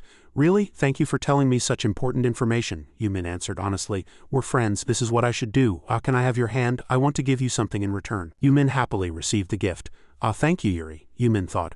I expected she would cast a buff on me. I know she has a personality that hates being indebted to others. Now I can go home and use this. All stats increased by 50 due to the blessing skill effect. Current kill count 100,100. All stats increased by 50 due to the Slaughterer's ancient word effect. Yumin sat comfortably on the sofa. Thanks to the effect of Yuri's blessing and the additional stats from the ancient word I got after killing 100 insects, my stats must have gone up quite a bit. Status window. Yumin nickname Hyuku, adept rank level 30, class Reaper, title last time traveler hidden, first angel slayer hidden, challenger of the god hidden, stats strength 93, wisdom 100, agility 100, luck 84. Luck is 84, with luck this high I should be able to draw something good. Lowest grade monostone draw ticket type, consumable effect, randomly gives 1 to 5 lowest grade monostones usage restriction, until the next round apprentice rank or higher. Description. A limited item that randomly gives monostones. It will automatically expire if not used by the next round. Affected by the luck stat, Yumin looked at the gift and thought for a long time. If I were an ordinary person I would have prayed to God for a good item. He laughed triumphantly. But screw praying to that fucking God, the angel announced once again. Now we will begin the game. We have played 20 rounds on the first day of every month. The souls of humans are moved to another dimension to play the game. I don't know who it is, but this is definitely the work of some god. Who else but a god could drive 200 million people into a death game on May 1st, 2023? There's definitely a god behind all this. A god who plays with humans. If I can pass the final round and get one of my wishes granted, I'll wish for the goddamn god who made this disgusting game to be shattered into pieces and killed, using the lowest grade monostone draw ticket. Congratulations. You've obtained 5 lowest grade monostones. Items acquired. Lowest grade red monostone, yellow monostone, blue monostone, purple monostone. Yumin muttered in dissatisfaction. Only 5 is the maximum. Does cursing the gods instead of praying to them yield the best results? I guess I'm pretty lucky after all. Combine all. Alright, let's start combining. First, put 2 lowest grade red monostones together and combine. Combination successful. You have created a red monostone. Yumin placed the monostone in his hand. If you combine monostones of the same color and grade like this, you can get a higher grade monostone. If I combine the purple monostone I got from Rin with the one from the draw ticket, purple monostone, combination successful. Next step. Now if I combine the monostone with an item, the option agility 2 feet has been added to the assassin's hood. Alright, let's combine the next item. The options Strength 2, Luck 2 feet have been added to the dark gloves. The option Agility 2 feet has been added to the wise boots. Now, if I combine the blue mana stone with the assassin standard, the option Damage received -1 foot has been added to the assassin standard. With this, I've used all the mana stones I have. It's not bad to gain something in exchange for information, he said with satisfaction. Now I should get ready to meet Malok. Really, the chairman of the company you invested in is the heir to the Osung Group? Yeah, I was invited to a party as a business partner. We'll be working together from now on. Ryuun asked Yumin, is it okay for me to go? Yumin adjusted Ryuun's tie and said, he said I could bring family so you don't need to worry, your tie is crooked. Yumin said, they're here, let's go. Good evening, I've come to escort you. It's that person from before. This is my younger brother, and Sang-Chu bowed his head politely to Ryuun and greeted him. I apologize for the late introduction. I am Department Head. We've met before, haven't we? Here's my business card. Ryuun replied in surprise. Yes, I already apologized to your brother, but I'd like to apologize once more for my rudeness last time, and Sang-Chu extended his hand to guide Ryuun. I would be grateful if you would accept this party as a token of my apology. Shall we go then? The limousine is waiting, Malok's hotel. A friendly greeting was heard from somewhere. Shareholder U minimum, it's good to see you too. Is this a family member? Yes, this is my younger brother Ryuun, Malok said with a wide smile. Nice to meet you. I am the chairman of Chianma Consulting. You're supposed to shake with your right hand, Ryuun said politely. Hello, Malok asked Yumin. Is your brother a player too? Ryuun said shyly. No, I'm not a player. Yumin answered. He's only 14, I see. Malok said with a pleased smile. He's really lucky. If he were just 1 year older, he wouldn't have been able to avoid that terrible death game. I'm truly envious, Ryuun asked. Envious, Malok said as he led the way. This way, please. It's a humble party, but I've prepared it with care. You must be hungry. It's not much, but I'm sure you'll be able to eat your fill. Is he kidding? How can he call something this extravagant humble? First, let's eat. SSS-Rank. Was SSS-Rank invited too? Malok saw her enter and said, You're finally here. SSS-Rank apologized shyly. I'm sorry. I'm late because I was attending a fellow actor's funeral. Malok reassured her. It's all right, I understand. Anyway, this is the major shareholder of our company I was telling you about. SSS-Rank looked at Yumin and Ryuun and said, Hello, I am actress SSS-Rank, she said in surprise. Aren't you the ones who came to give out rice cakes after moving in? That's right, SSS-Rank said with a wide smile. So I was the major shareholder's neighbor. Incredible. He looks younger than me, but he's already a major shareholder of a company. Is the chairman joking? Ryuun grabbed his brother's shoulder and said, Han, that's really SSS-Rank, right? Yumin thought to himself. Ah, Ryuun doesn't know about Malok and SSS-Rank's relationship. It's no wonder he's surprised she suddenly showed up. Then again, is it natural to react this way after seeing her face? Ryuun is trembling. I should pretend to be a little interested too. Malok looked at Yumin with a pleased expression and thought, he's still young after all. Even a prophet is just an ordinary person. It was a good idea to call SSS-Rank, Malok said happily. Everyone must be hungry, so please enjoy the meal. Hung, the meat is so tender it's melting in my mouth. Really? Eat a lot. Malok asked Yumin how the food was. Shareholder, is the food to your liking? I gave the chef special instructions to be extra careful, Yumin replied very elegantly. It's delicious. How about you, Ryuun? Is the food to your liking? Ryuun answered shyly. Yes, I've never had food like this before. I'm glad to hear that. Malok asked with curiosity. You didn't bring any other family? Why did you only bring your brother? Yumin looked down below the table and answered. My brother is my only family. My parents passed away, Malok said in a fluster. Ah, I see. I'm sorry, he thought to himself. Why did I ask something like that? I've completely ruined the cheerful atmosphere. Damn it, I have to fix this atmosphere somehow, Malok thought. Malok looked at SSS-Rank and said, Miss SSS-Rank, could you come over here for a moment? He stood up and said, Miss SSS-Rank, may I have a word with you? She replied softly. Yes, of course, he ordered her. Listen carefully, Miss SSS-Rank. Yes, Mr. Chairman, he asked. Is the food delicious? SSS-Rank replied. Yes, it is. Do you think I called you here just to let you eat and drink to your heart's content? He reprimanded her harshly. I called you to liven up the atmosphere, so why are you so clueless? I'm sorry. I just thought I was invited to a party. Why would I invite you to a dinner? Didn't Department Head tell you who that person is? Didn't he say he's a major shareholder? He explained. He is a major shareholder and at the same time a prophet. A prophet? That's right, a prophet. Just as the name suggests, it's a very special class. He can see the future. Do you understand now? We have to please him. Imagine the advantage we'd have if we could know information about the next round in advance. So you must use that pretty face of yours to agree with his every word, laugh with him, and use every means possible to capture that prophet's heart. He looked straight at her and said, To be honest, doing so is, as chairman, I created the opportunity for you to succeed as an actress. Shouldn't you repay that debt? He reassured her. I don't care what means you use as long as you please shareholder U minimum. Why aren't you answering? I understand, he said unpleasantly. I'll be watching to see how hard you try. Let's go now, she replied. Yes, have you been waiting long? We were a bit late talking about business, he suggested. Now that we've finished our meal, shall we move to another place? Mr. Chairman, you shouldn't hide things from me. Malok looked at him and thought, that bastard, he knows about my conversation with SSS-Rank. How can he really see the future to that extent? You told Miss SSS-Rank to win my favor, didn't you? Malok replied. If you were offended by that, I am truly sorry. I just hoped she would become friends with you, but trying to use my younger brother crossed the line. He knows about this too. I am truly sorry. I made a wrong decision. Prophet Nim, I will correct everything that has offended you. Malok bowed his head. Since you've apologized so sincerely, I'll let it slide this one time. I'll pretend I didn't hear what you said to actress SSS-Rank. Thank you for giving me another chance. A person entered. Mr. Chairman, I'm back. Department Head On, you may leave, sir, Malok said. I have something to discuss with our VIP guest. Department Head On, please escort those two to the next room. Understood. He quietly closed the door. Damn it, I tried to use SSS-Rank to lighten the mood, but I ended up making things worse, Malok thought. Aren't you curious about the information for the next round? Of course I am. He knows this too. The reason I came to the party was to give you information about the 5th round. But if you continue to treat me this way, it will be difficult for me to give you information or cooperate with you. I sincerely apologize. Please forgive my mistake. Mr. Chairman, do not hide anything from me. From now on, you must trust me unconditionally. I hope you will not question my methods for running the company. And please convince the other shareholders at the shareholders meeting. Understood. I'll control the other shareholders somehow. Good. I will also do my best to help the company grow. Now I'll tell you about the 5th round. The 5th round will be the most difficult of all the rounds you have experienced so far, but it shouldn't be a big problem for you, Mr. Chairman. Then what is the mission for the 5th round? It's to catch 500 monsters, but it won't be easy, and the zones will be integrated. Zones, yes. Since the number of players has decreased significantly, the previously divided zones will start to merge into one. Malok asked, then I might be able to meet players from other zones like Huku. You won't be in the same zone as the player named Huku. Is that so? Do you know who Huku is? I don't know who he is either, but you will meet him soon, even though you're meeting him right now, he thought to himself. And one more thing. There's someone you're currently chasing, right? A man named Wang Yang Minimum. You know about that too, I told you. It's useless to hide anything from me. Just as I thought, the ancient word of future sight is really beyond imagination. A prophet. If you know who that person is, don't investigate any further. What? Is there a reason? You'll suffer a great loss if you mess with him, Malok asked.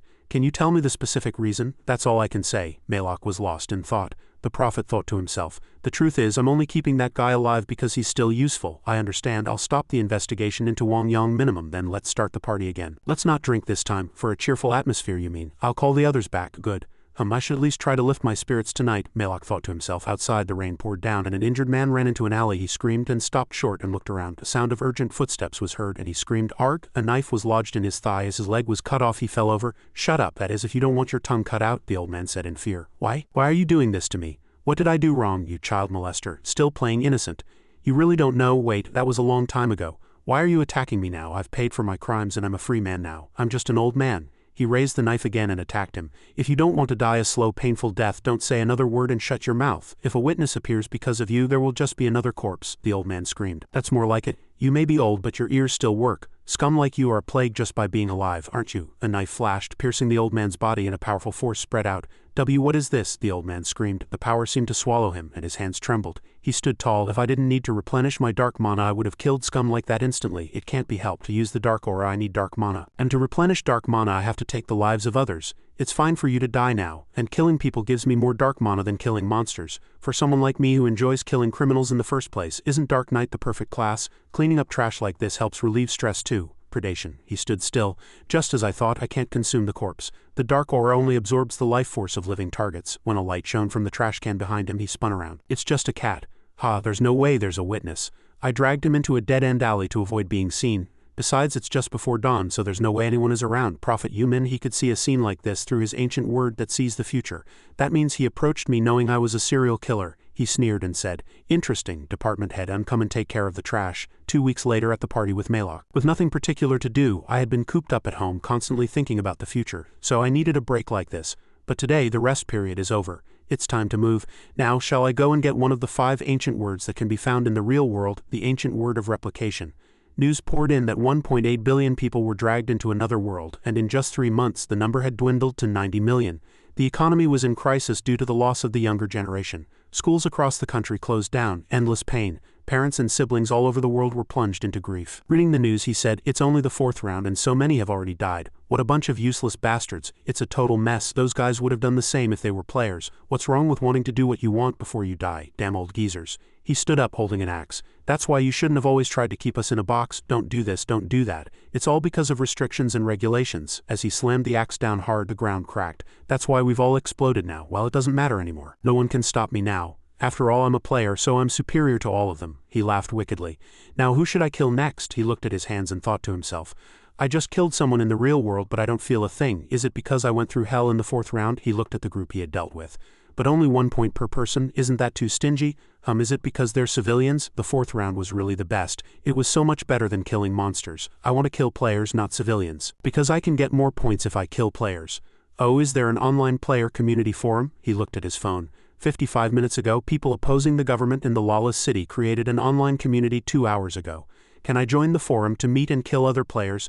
This way I can get a lot more points. As he joined the forum, a series of questions appeared that he had to select and fill in. He sneered. What? They want all my personal information and even an interview? What a pain, but I have to get in. To meet the players, he thought. Other players would never imagine that there's a guy who's trying to kill other players. He followed his phone to the front of a house. Is this the right place? A message came from the interviewer. Please come to the Wickham Cafe in Gobu Namgang before noon. The dress code is casual. This is it. But damn it, calling me to such a remote place. There aren't even any buses, he was angry. If that damn interviewer pisses me off, I'll kill him. What's this? The interior is more modern than I expected. Are those two the only customers? Are you here for the interview? Yes, he replied. What's your username? Black Dragon of the right hand. Oh, it's a pleasure to meet you. I'm the interviewer. My username is 30 years old. What? Are you a player? Ha ha ha. Yes, I know I don't look like it, but I'm 30 this year. This way, please. This is Rikoko. He's also here for an interview. This is Black Dragon of the right hand. You might become colleagues, so please say hello to each other. He thought to himself, this damn anchovy-looking guy is a player. He looks so weak. Outwardly, he said hello. Oh, hello. Business doesn't seem to be going well. There are no customers and I don't see any part-timers. It's quite far from the city, so I guess it's understandable. That's why we rented this place for the interviews. Oh, you rented this place. But shouldn't the owner be here? I don't see anyone. The owner is in the kitchen preparing food. It's a cafe, but they also sell meals. He looked around. I see. Are there no cameras here? If I kill these two and run, no one would know. No, I can't miss this opportunity just to kill 2 people. He asked. Aren't we having the interview? 30 years old replied. Oh, we're waiting for 1 more person. We'll start when he arrives. 1 more person? There are 3 of us? Yes, you're 1 minute late for the appointment, so let's just wait a little longer. Oh, he's here. He opened the door and entered. Yes, are you here for the interview? Yes. What's your username? Hyuku. 30 years old was shocked. A few days earlier. Jamie, welcome. It's nice to see you. Ping, welcome. Everyone's here except for Honeyjam. Let's now begin the meeting for the 3rd week of April. Leah, you go first. Yes, Chairman. How many people will join the forum this week? About 2,000. That's more than last week. Yes, the number of players is decreasing every month, but the number of forum participants is increasing every week. It seems the articles about us have attracted them. Who was the one who hired the reporter? It was me and the chairman. I see. I didn't know you had connections in this field, Con. They're new connections. That's truly amazing, just as expected from a long-time member. Then Rose, out of the 2,000, how many are actually skilled? Yak replied. Excluding the players without a class and those below level 10, there are about 1,200. Then how many are actually useful? I'll tell you that. A player worth noting is Black Dragon of the right hand from Zone SKS 455S. He's an ordinary level 10 warrior, but he ranked 3rd in his zone, 3rd place. He must have a good ancient word for his level. Either that or he's lying, but in my opinion, he's skilled enough to be chosen as a candidate for the management team. Yes. Is there anyone else? There's 1 more person named Rikoko. He's from the Eski 2027 zone and has always maintained a rank between 4th and 10th. Besides those 2, there are 50 players who rank within the top 100 in their respective zones. Oh, that's quite a lot. You'll be busy interviewing people. Isn't that right? 30 years old? He yawned. I'm sorry, were you dozing off? What did you do last night to be so sleepy already? I won't listen to excuses. Finish interviewing all 50 people before the next meeting. If you can't finish on time, another high-ranking candidate will replace you.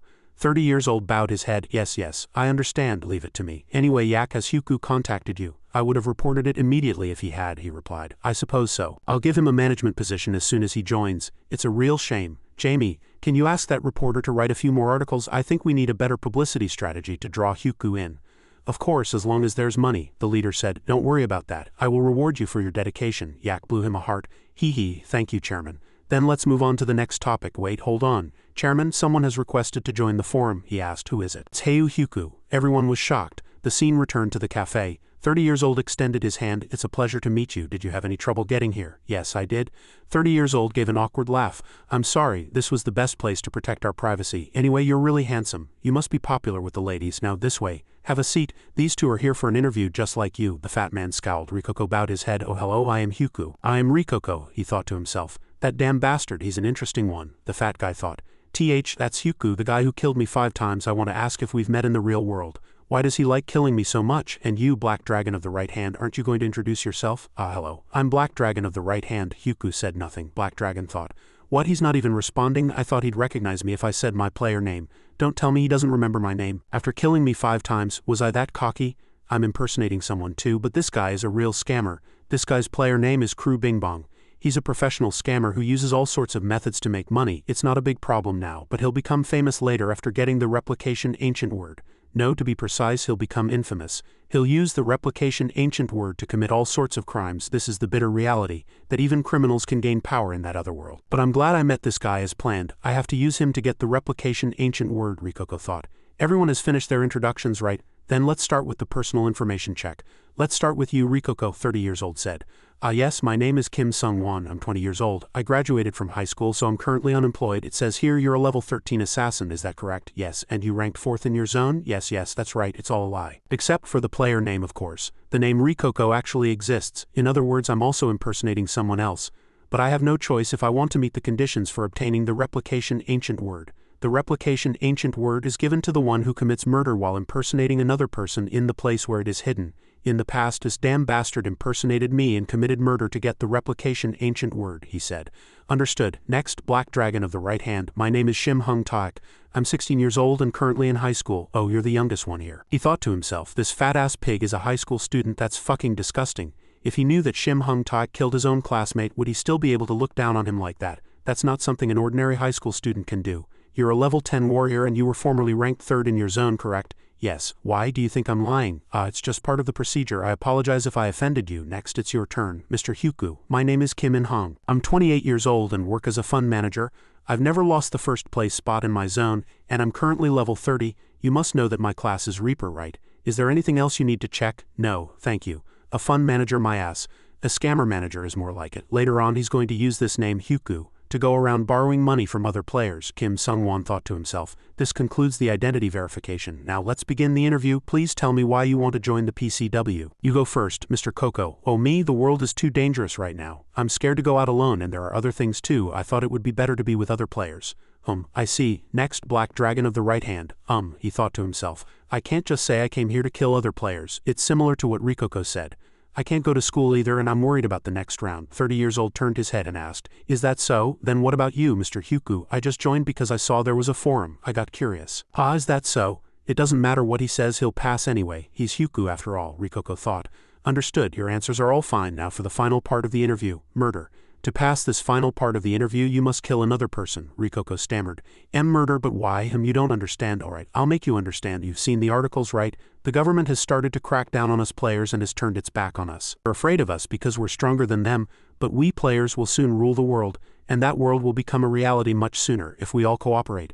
So we don't need to be bound by the law. Now we have to show them that the player is the law, in a way that resists the laws made by the government. So we have to kill someone. Coco showed a hint of fear. 30 years old replied, yes, that's how we show the government our will. The other two were also frozen to show them that we are not governed by the law. Do you understand now, Mr. Coco? Yes. Anyone who doesn't want to do this final interview can leave right now, but leaving also means you won't be able to ask us for help later. Coco rethought. Does that mean anyone who leaves will be put on a blacklist? This is a ploy to pressure us into committing murder. This will make it difficult to leave this community later. The other two were also silent. 30 years old smiled. It seems everyone is ready. Good, then I'll take it that everyone agrees. We will begin the final part right now. Black Dragon of the right hand asked. How? You said we have to kill someone, right? But there's no one to kill here.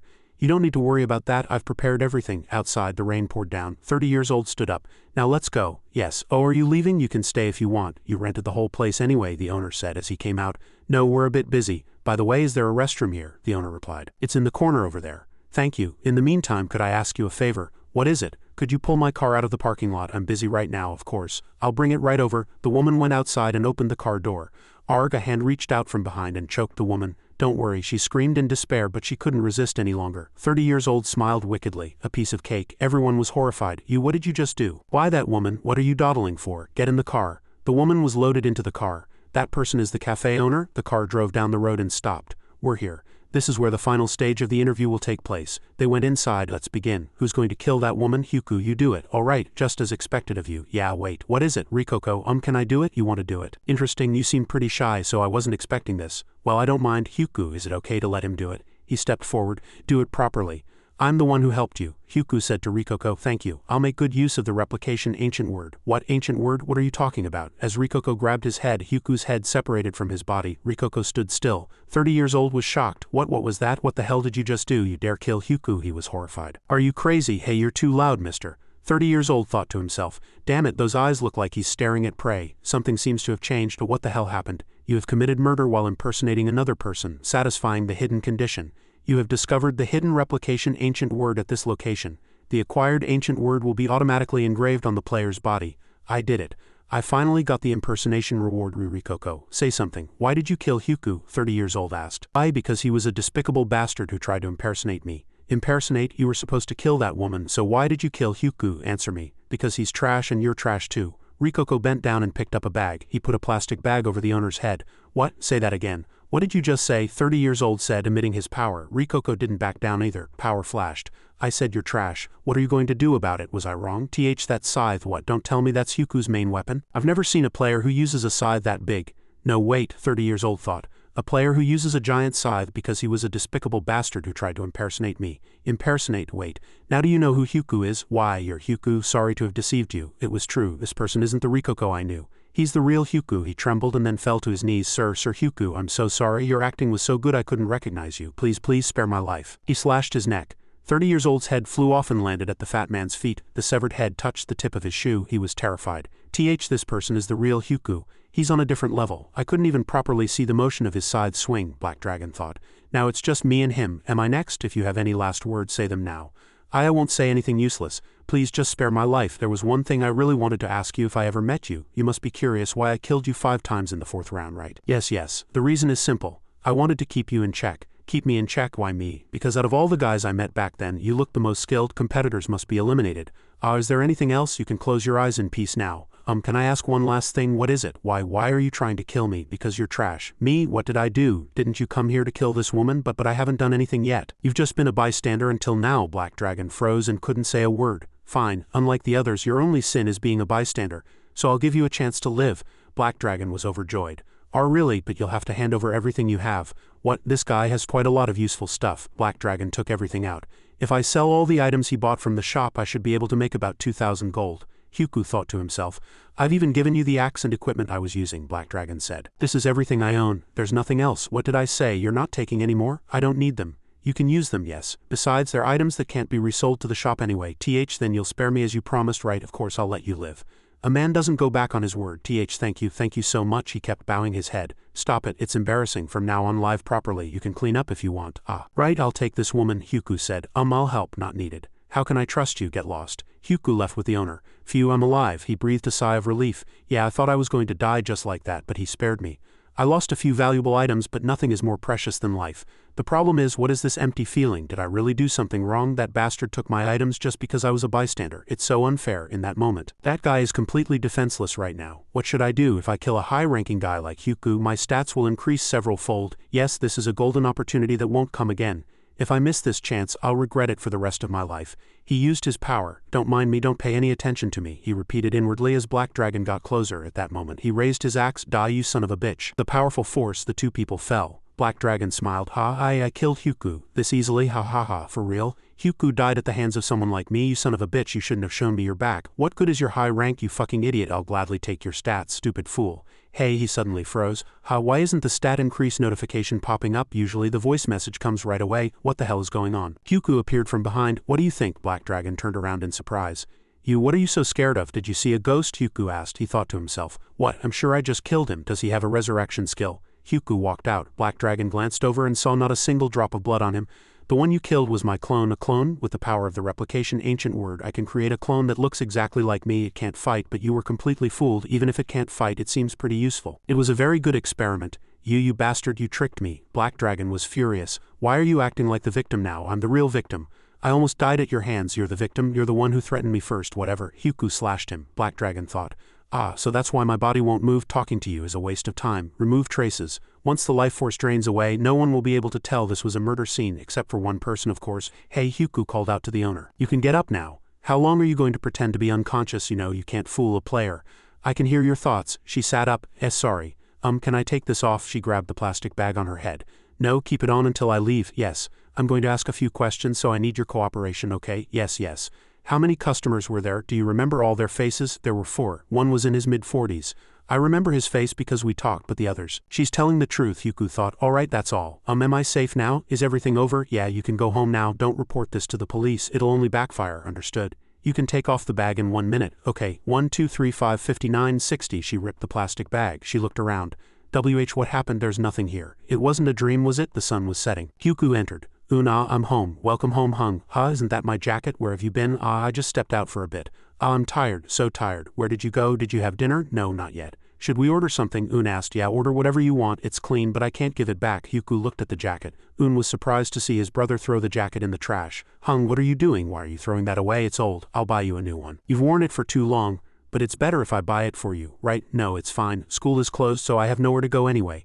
Hyuku looked at his younger brother. He must be so frustrated, stuck at home, unable to even go to school because of this. Want to go out with me tomorrow. He turned around shyly. Really? For real? Then let's eat dinner quickly and go to bed early. The next day at the amusement park. It's been a long time since we came here. Life has been tough, so I couldn't bring you. Kim Yoo-min thought this place is still open. These days far more places are closing than opening. Hope is important in times like these. Looked at a family in admiration. Wow, Kim Yoo-min looked as well. He took his brother's hand. Hung, let's go there first. Quick. Inside it was all pandas. What do you think? He put on a headband. Hung, you look so cool, cute. Let's get that one, the cute one. Okay, if you like it, take it. What do you want to do now? We have to do everything here. They rode the roller coaster together and played various other games. 2 pandas were piled on top of each other. Wow, the twin pandas are so cute. Kim Yoo-min looked at and thought, he was so down yesterday. I'm glad I brought him out like this. But Hung, tomorrow is May 1st. Are you sure it's okay to be playing around with me like this? Of course I'm having fun. But don't worry. I'll be fine. This time it'll take over 10 hours, so even if I sleep for a while, don't be scared. 10 hours, it's not dangerous, is it? Hung, you have to come back safely, okay? Sai, you worry too much? I promised I wouldn't leave you alone, didn't I? He thought, this is enough. What should we do now? Then let's go see the zoo. Okay, evening came, April 30th, 11:50 p.m. Yoo-min, it's almost midnight. Phew, I believe it'll be fine this time too. Let's do our best. Fighting. See you later. You seem really nervous. Don't worry. I'll protect you from now on. It's time to go. The clock struck 12. They entered together. Is this everyone? No way. I don't think everyone's here yet. No, there were about 500 survivors from the last round. Oh right, it feels a little empty. There were almost 10,000 in the first round, so of course it feels empty. But this empty feeling will disappear soon. A winged god appeared. Tisk, your reactions are so boring. A total of 442 survivors have been summoned. There should have been 521, so the number has decreased by almost 80. It seems there were some clashes in the real world. The number has decreased again.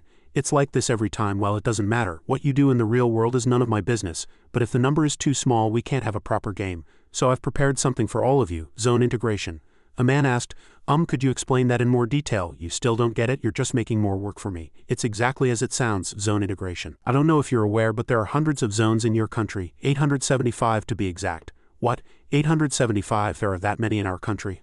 Don't be surprised. That's a small number compared to other countries. That makes sense. If there are 10,000 people per zone, other countries must have more zones. Yeah. If there's 1 angel per zone, doesn't that mean there are at least 10,000 angels? You're right. There are that many angels. That's just your speculation to think there's 1 angel per zone. You're only figuring that out now. How stupid. Then doesn't that mean there's someone behind you who created this survival game? She was silent. What makes you think that? Because it doesn't seem likely that 10 angels would team up just to create a survival game for no reason. What if we really did team up? Would you praise us? Stop with the useless questions unless you want to die. I'm sorry. Oops, that human seems to have hit a nerve. There must be a rule that forbids angels from talking about the creator of this game. She thought to herself, besides, there's no way an angel who could be defeated so easily by a player created a survival game like this. I will no longer answer your stupid questions, she said. You just focus on surviving. I can't waste any more time, so I'll start the zone integration anyway. Remember that we're doing this because your numbers are too low. Don't make up any useless stories. What, is that an earthquake? Suddenly, flames shot up from the ground. They stood to the side and watched, everyone terrified. It was as if a giant rock was being lifted whole by an immense force. Everything that rose from the ground burned crimson like a volcano, looking like it would incinerate everything. Is it over? Those are the people who just finished the zone integration, the winged angel said. What? Introduce yourselves. How long are you going to just stare at each other? Another angel? 10 angels? The angels gathered. Hello humans. As you already know, we've integrated the zones with low populations. We've combined the zones into one. The total number of people here is 4,844. That's 10 zones, so it's almost 5,000 people now. My god, that's a lot. Since it's the same for the other zones, the zone name has to change too. From now on, this zone will be called CS-kun, which includes only Korean players. Are they all Korean here? At least we can communicate. But later on we might have to integrate with other countries, that's a given. Because zone integration will continue whenever a zone's population falls below 5,000. Later, if the entire Korean population falls below 5,000, then we'll have to compete with players from other countries. Will that be in the 11th round or which round? It's better to focus on the present. The angel will soon start a sub-game. Before giving the main mission, we will create a simple subgame to celebrate the zone integration, the angel said. Each zone had one representative, right? But now that you're integrated, what should we do? Obviously, you'll need a new representative, right? A new representative. The rules are simple. The previous representatives will step forward and fight. Until only one person is left standing, that person will be chosen as the new representative. We have to slaughter each other to become the representative. My God, that's so cruel. This should be fun. It'll be really interesting to watch who becomes the representative. I wish I had some popcorn. They sneered at the fact that they didn't have to fight. We have to kill each other to choose a representative, a girl thought to herself. Ha, I shouldn't have become a representative. Maybe we can revive even if we die. Can't I give up my position as representative? Everyone had various thoughts. Until now, there was no benefit to being the representative, but from this round onwards it will be different. I have to win this deathmatch and become the representative by any means necessary. You don't need to be so scared. You won't die in the real world. You'll be resurrected when the game is over. Oh, so we won't die this time. The angel said. You probably think there's no real benefit to being the representative. The new representative will receive the title Authority of Dominion instead of the position of authority. That title will give you the power to dominate players with lower levels. It is a superior version of the position of authority, and it allows you to control players. If their level is lower than yours, that is, of course you can still only use it 10 times, and the position will be transferred to the person who kills the current representative. That's quite tempting. To get the ability to dominate the rest, does that mean you can control them by any means as long as their level is lower, even if they have a class? The angel answered. You seem motivated. Then get ready. Now that the zones are integrated, we have to choose one representative. Are there any volunteers for this position? Everyone was silent. Of course they wouldn't answer that. An angel volunteering for work is practically a mutant. I know very well that no one will volunteer, so what should we do now? Any ideas? How about we roll a die? Leave it to luck, not bad but a bit boring. How about going in order? That's unfair. The ones with later numbers will never get to be the representative, right? And the zones will keep integrating anyway. Isn't there a fun yet fair way? How about this? Since the representatives are ready to fight, whichever angel's representative dies first, that angel becomes the representative. That sounds fun. Good idea, I like it. Agreed. Me too. Wait, how about this? Instead of the one who dies first, let's choose the angel of the person who survives to the very end as the queen among us. The angel responsible for the human who lasts to the end becomes the king. King, literally. The other angels must obey the king's orders absolutely. For example, if the king designates an angel as the guide, that angel must carry out the mission. Because it's the king's word, so if our human wins, we win too, and if we win, can we act like a king just like our human? Oh, that's interesting. A king, you say? I'm getting interested too. What a brilliant idea, Olive. To dare propose that the winner becomes king. You seem pretty confident. Of course I'm confident. Who knows? My zone's representative doesn't lose easily. My human has never lost the first place spot in the zone. Oh really? What foolish nonsense. First in the zone? Are you getting arrogant over just that? If you knew who my zone's representative is, you'd probably collapse on the floor in shock. So are you in or not? There's no reason to object. I agree too. This way seems more fun. Me too. I'm also confident my zone's representative won't go down easily. Then it's decided. Shall we begin? Olive, go and tell them. Alright, we will now begin the special match to decide the zone representative. The deathmatch begins now. You will kill or be killed until only one person is left in this arena. Everyone watched with concentration, each looking up. When the angel smiled, the heavens and earth seemed to shake, and the arena rose up, completing the preparations. As a professional arena appeared in the middle of the vast land, everyone looked around. The deathmatch begins now. You will kill or be killed until only one person is left in this arena. If you fall out of the arena, you cannot be resurrected. So do not leave here, even if it costs you your life. Then let's begin.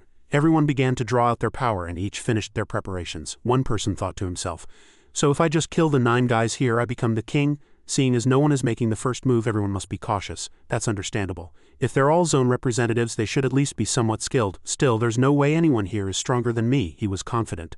Since this whole thing started, I've never lost the first place spot in my zone. Besides, my dismantling talisman is practically a cheat. Like a sentient sword, it knows where to cut on its own. Thanks to it, I killed 312 people in the 4th round. What are those guys doing? Why are they still just staring at each other? Hurry up and fight, the angel said. These humans, what? Did those guys make a bet or something? Why are they so impatient? I was going to make the first move anyway. Anyway, there's no one here stronger than me. I'll use this chance to make a strong impression and make them tremble in fear. To do that, one person drew his sword. I need a sacrificial lamb to show off my skills. I don't care who it is, step forward. I'll send you straight to your grave on the spot. Another person stepped forward. It was Huku. Finally, my first sacrifice, but really that scythe is absurdly huge. A weapon like that is rare. I've seen a lot of guys with nicknames that have the character GU in them, but someone who actually uses a weapon like that. Huku still said nothing. Huku, that guy's nickname is Huku, maybe it's just the same name? No, that can't be. I'm sure that nicknames can't overlap with other players. Then is that person the first in all zones? Level 30 Huku, the angel asked. What's wrong with that human? He seemed so confident. Why is he frozen now? Freeze, wasn't that guy your zone's representative? What is he doing, you stupid human? Why are you just standing there? Kekekekekeke. What's so funny? Olive, I'm sorry, but this is just too funny. What can I do? Look at that human, he's trembling like a candle in the wind just by looking at my zone's representative. Your zone's representative? That giant scythe is certainly impressive, but I don't feel an aura that would make someone tremble like that at first sight. So you're saying my zone's representative is frozen stiff with fear because of your representative? Doesn't it look that way? Don't talk nonsense. Olive, do you think being first in a zone is a joke? My zone's representative has never lost the first place spot since the first round. In your zone, wasn't being first in a zone something anyone could do? Because my representative has never lost the first place spot in all zones from the beginning. What? First in all zones? How dare you lie to me? Still don't get it. Any angel who has seen the leaderboard even once would know that name, Huku. I remember that name. He's the human who always appeared whenever the results were announced. Heyu, Huku is Olive's zone representative. If that human is really Huku, my zone's representative doesn't stand a chance. Oh, a single slash and his head fell to the ground. It seems Freeze Ryriet is eliminated. Huku. Why is Huku here? Even if we all attack him together, we can't beat him. We might die without even a chance to react, just like that guy. How can we beat a level 30 opponent? I'm only level 13, another person was afraid. Huku continued to advance. Sir Huku, it's an honor to meet you. Ha ha ha, I'm so happy to be in the same zone as the famous Sir Huku that I could cry. Ha ha ha. Wait a moment, let's talk first. Look, I've even put down my weapon. I have no intention of fighting you. Hey angels, I surrender, I give up too. Me too, I surrender too. Everyone raised their hands one by one. Me too, I've lost. Haha, what a shameful sight. Give up? Did you just say give up? These humans, they've ruined the fun. I'm warning you in advance, anyone who utters the word surrender will have their head explode on the spot. And if that happens, don't even dream of being resurrected. Understood? Everyone was terrified. The girl bowed her head. Everyone got into a ready stance. There are 8 of us. Maybe we can win. Are those angels scarier than me? It seems they're planning to attack me at the same time, Huku thought to himself.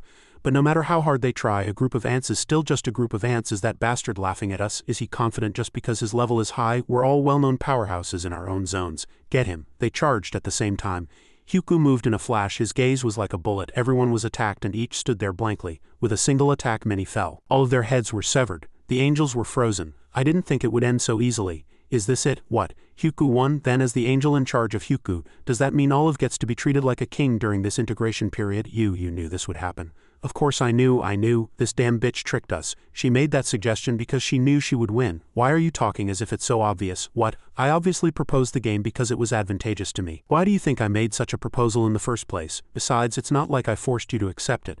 Didn't you all agree because you thought it would be fun, and now you're changing your tune? What, you want to hit me? Go on, try and hit me. Angels fighting among themselves in front of humans. Are you trying to ruin our reputation even more? If the Archangel finds out about this, you'll be thrown into the bug sack. The bug sack? Anything but that. So what are you going to do now? You don't want to fight me anymore? Anyway, since I won, I guess I'm the king now. Freeze, you'll be the guide for this integration for the time being. You until when? Until I feel better. She was frozen. What are you doing? Go and do your job. Ha, to think I had to bet on something like this. As you humans have seen, the representative for the integrated zone has been decided. Player Huku has become the new zone representative. Temporary skill, authority of dominion. Effect. You can give commands to a player to forcibly control them. The affected player cannot resist the command under any circumstances. It can be used a total of 10 times. You can only command one player at a time. This skill is ineffective against players with a higher level than you. I knew Huku would become the zone representative. At level 30, he can command anyone he wants. I have to get on his good side. Now that the decision has been made, the other players will be revived. As the angel spread her wings, only Huku remained alive in the arena. Everyone else was resurrected again. What is this? I'm sure I remember my body being cut. You have all been defeated. The new representative of the integrated zone is Huku. So that's what this was. Since a new zone representative has been chosen, the authority you held as a representative will be revoked. But don't be too disappointed.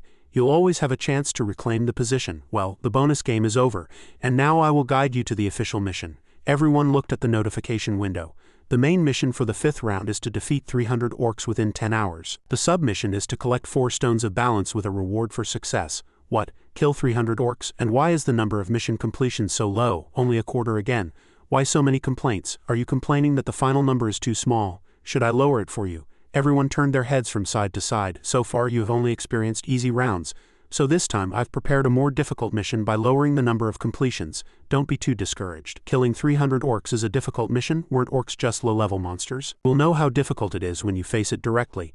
I will not explain further. Angel Nim, what is the submission? Why is the reward marked with a question mark? Unlike the previous rounds, this submission is clearly revealed, but as you can see, the reward is still unknown, a big unknown. The reward for the 5th round submission is the Jewel of Balance, one of the 18 jewels you must collect. And the reward for this submission is given to only one person from each zone, Hyuku thought to himself, of course, since it's done by zone. Players from other zones will have a chance to get it too, but the difficulty is higher than the main mission. Even if they can complete the submission, how many people will be able to meet the conditions to receive the Jewel of Balance? The submission for this round is to collect the Stones of Balance. If you collect all 4, you will immediately receive a mysterious reward, but only one person can obtain it, because there are only 4 Stones of Balance in this zone. Then what happens if one person can't collect all 4 stones? Doesn't that nullify the submission? That is a possibility. But don't worry, you can kill other players to steal their Stones of Balance. We can kill them and take it, like the zone representative position, the angel answered. Yes, but you can't take other items, only the Stones of Balance. And unlike the previous round, you won't be resurrected if you die. Death is the end. With this, I have told you everything you need to know. Go out and do your best. The time has started to flow. This is going to be a headache until the mission is over. Hyuku thought, let's kill 300 orcs quickly and set a record. Then I can help Minyuri. He walked away. Everyone stared at him. Whoa, he just left. That's a relief. I was really surprised when he came close. I thought I was going to die. But where is he going? Should we follow him? Are you crazy? Follow Hyuku? You want to be controlled by him? You could become his slave for life. But isn't it better to do something than just stand here? Hyuku has always been the first one to act among us. That's why he's always number 1. Everyone was resentful. What if we follow him secretly? We just have to watch from as far away as possible. If you still don't want to, stay here. I'll go alone. He walked away. The others hesitated. I don't know, let's go together. That's right, Hyuku definitely knows the way. A small orc village. Hyuku entered. Oh, look at that, there was a village here. Hyuku went in, a monster growled. Hyuku charged without fear. He beheaded it with a single attack. Another monster knelt. It died at his feet. Hyuku strode inside. He saw orcs grilling meat. They also charged at Hyuku. He beheaded them one by one. They showed no fear. His strength was overwhelmingly powerful. It was all over. Hyuku entered a tent. The surroundings became quiet. He came out confidently. The people outside stood there dumbfounded. These orcs don't seem that strong. They're probably about as strong as the goblins we caught. Isn't that because the opponent is Hyuku? Don't be too confident. That's right, let's not let our guard down. We don't have time, so let's find a village and clear it out too, right? Do we have to go with these guys now? We can just wait and kill them one by one when the opportunity comes. It's good to have some cannon fodder. Their individual thoughts flashed by. Oh, there's a village over there. Ah, this one is bigger. It's probably 3 times the size of the last village. An orc was blowing a horn and the atmosphere was very busy. Why is that orc blowing a horn? Is he calling his comrades? Wait a minute. All the orcs appeared and ran outside. They surrounded everyone, and the atmosphere became extremely tense. This village is a bit too big. There are too many orcs. There must be over 50 of them. Now what do we do? What do you mean, what do we do? We have to survive somehow. They're coming. They just outnumber us. Kill them. A hammer was raised. They attacked the orcs. What? These guys are really weak. Their movements are so slow. They were very careless. It's not as bad as I thought. The sword. My sword is stuck. The orc counterattacked. Die, you damn orcs. The battle was very chaotic. I'm going to die to an orc, one person said in disbelief. Please save me. The guys who were chasing me are gone, Hyuku observed. 20 of them are trying to move quietly. What am I worried about? There are 20 of them. As long as they don't mess with a large-scale orc village, those villages have pretty strong orcs, so it's best to avoid them. If a guard orc blows a horn, more than 50 orcs will gather in no time. If you go deeper, there are over 200. Besides, an orc's strength is much greater than a human's, so if a sword gets stuck it's hard to pull out, and their durability is good too. So the best method is to solve it with a single slice to the neck. Hyuku knew all these techniques. That's a story for ordinary people. He sliced another orc, and it fell right in front of him. Progress window. 859 minutes and 22 seconds remaining until the time limit. It took about an hour to complete the main mission. I have quite a lot of time left. Should I go help Minyuri? Track. Mr. Chairman, are you alright? Phew, I thought I was going to die. Said Joe Young-ho of the New Challenger Guild. Why are these orcs so strong, right? Even though their movements are so slow, we can't underestimate them. The members of the New Challenger Guild talked among themselves. Manji, how many have we killed? About 50. For 5 people to kill only 50 in an hour. At this rate, we'll be eliminated. The word eliminated is wrong. If we don't kill enough, we're the ones who will die. I think we'll have to attack a bigger village. Isn't that too dangerous? He's right. It's hard to deal with 3 at once, so how can we handle a larger group? It seems better to just focus on the small villages. You guys are right, I admit it. But if we continue like this, we won't be able to kill 300 and we'll die too. We have no choice but to take a gamble. But remember, a sinking ship won't take you to shore. In the darkness, everything was covered in red. Wait, I think there's an outpost over there. Let's go back. Look over there. There's a gap we can pass through. He looked around, but it seemed like no one was there. They passed through the gap. Are all of them inside the tent? It looks like there are about 5 in one tent. This village is bigger than I thought. Idiot, should we ambush them tent by tent? That sounds like a good idea. We've come this far anyway. Alright.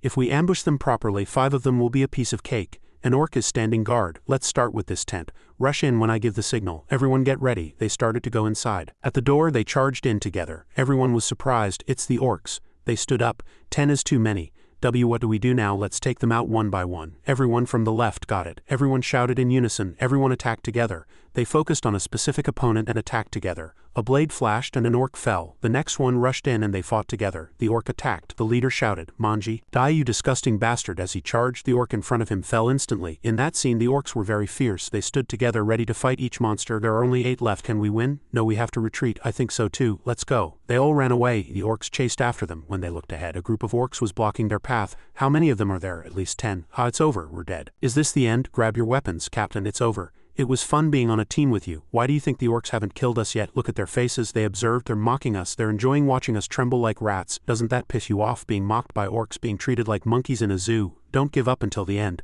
Let's at least kill one orc.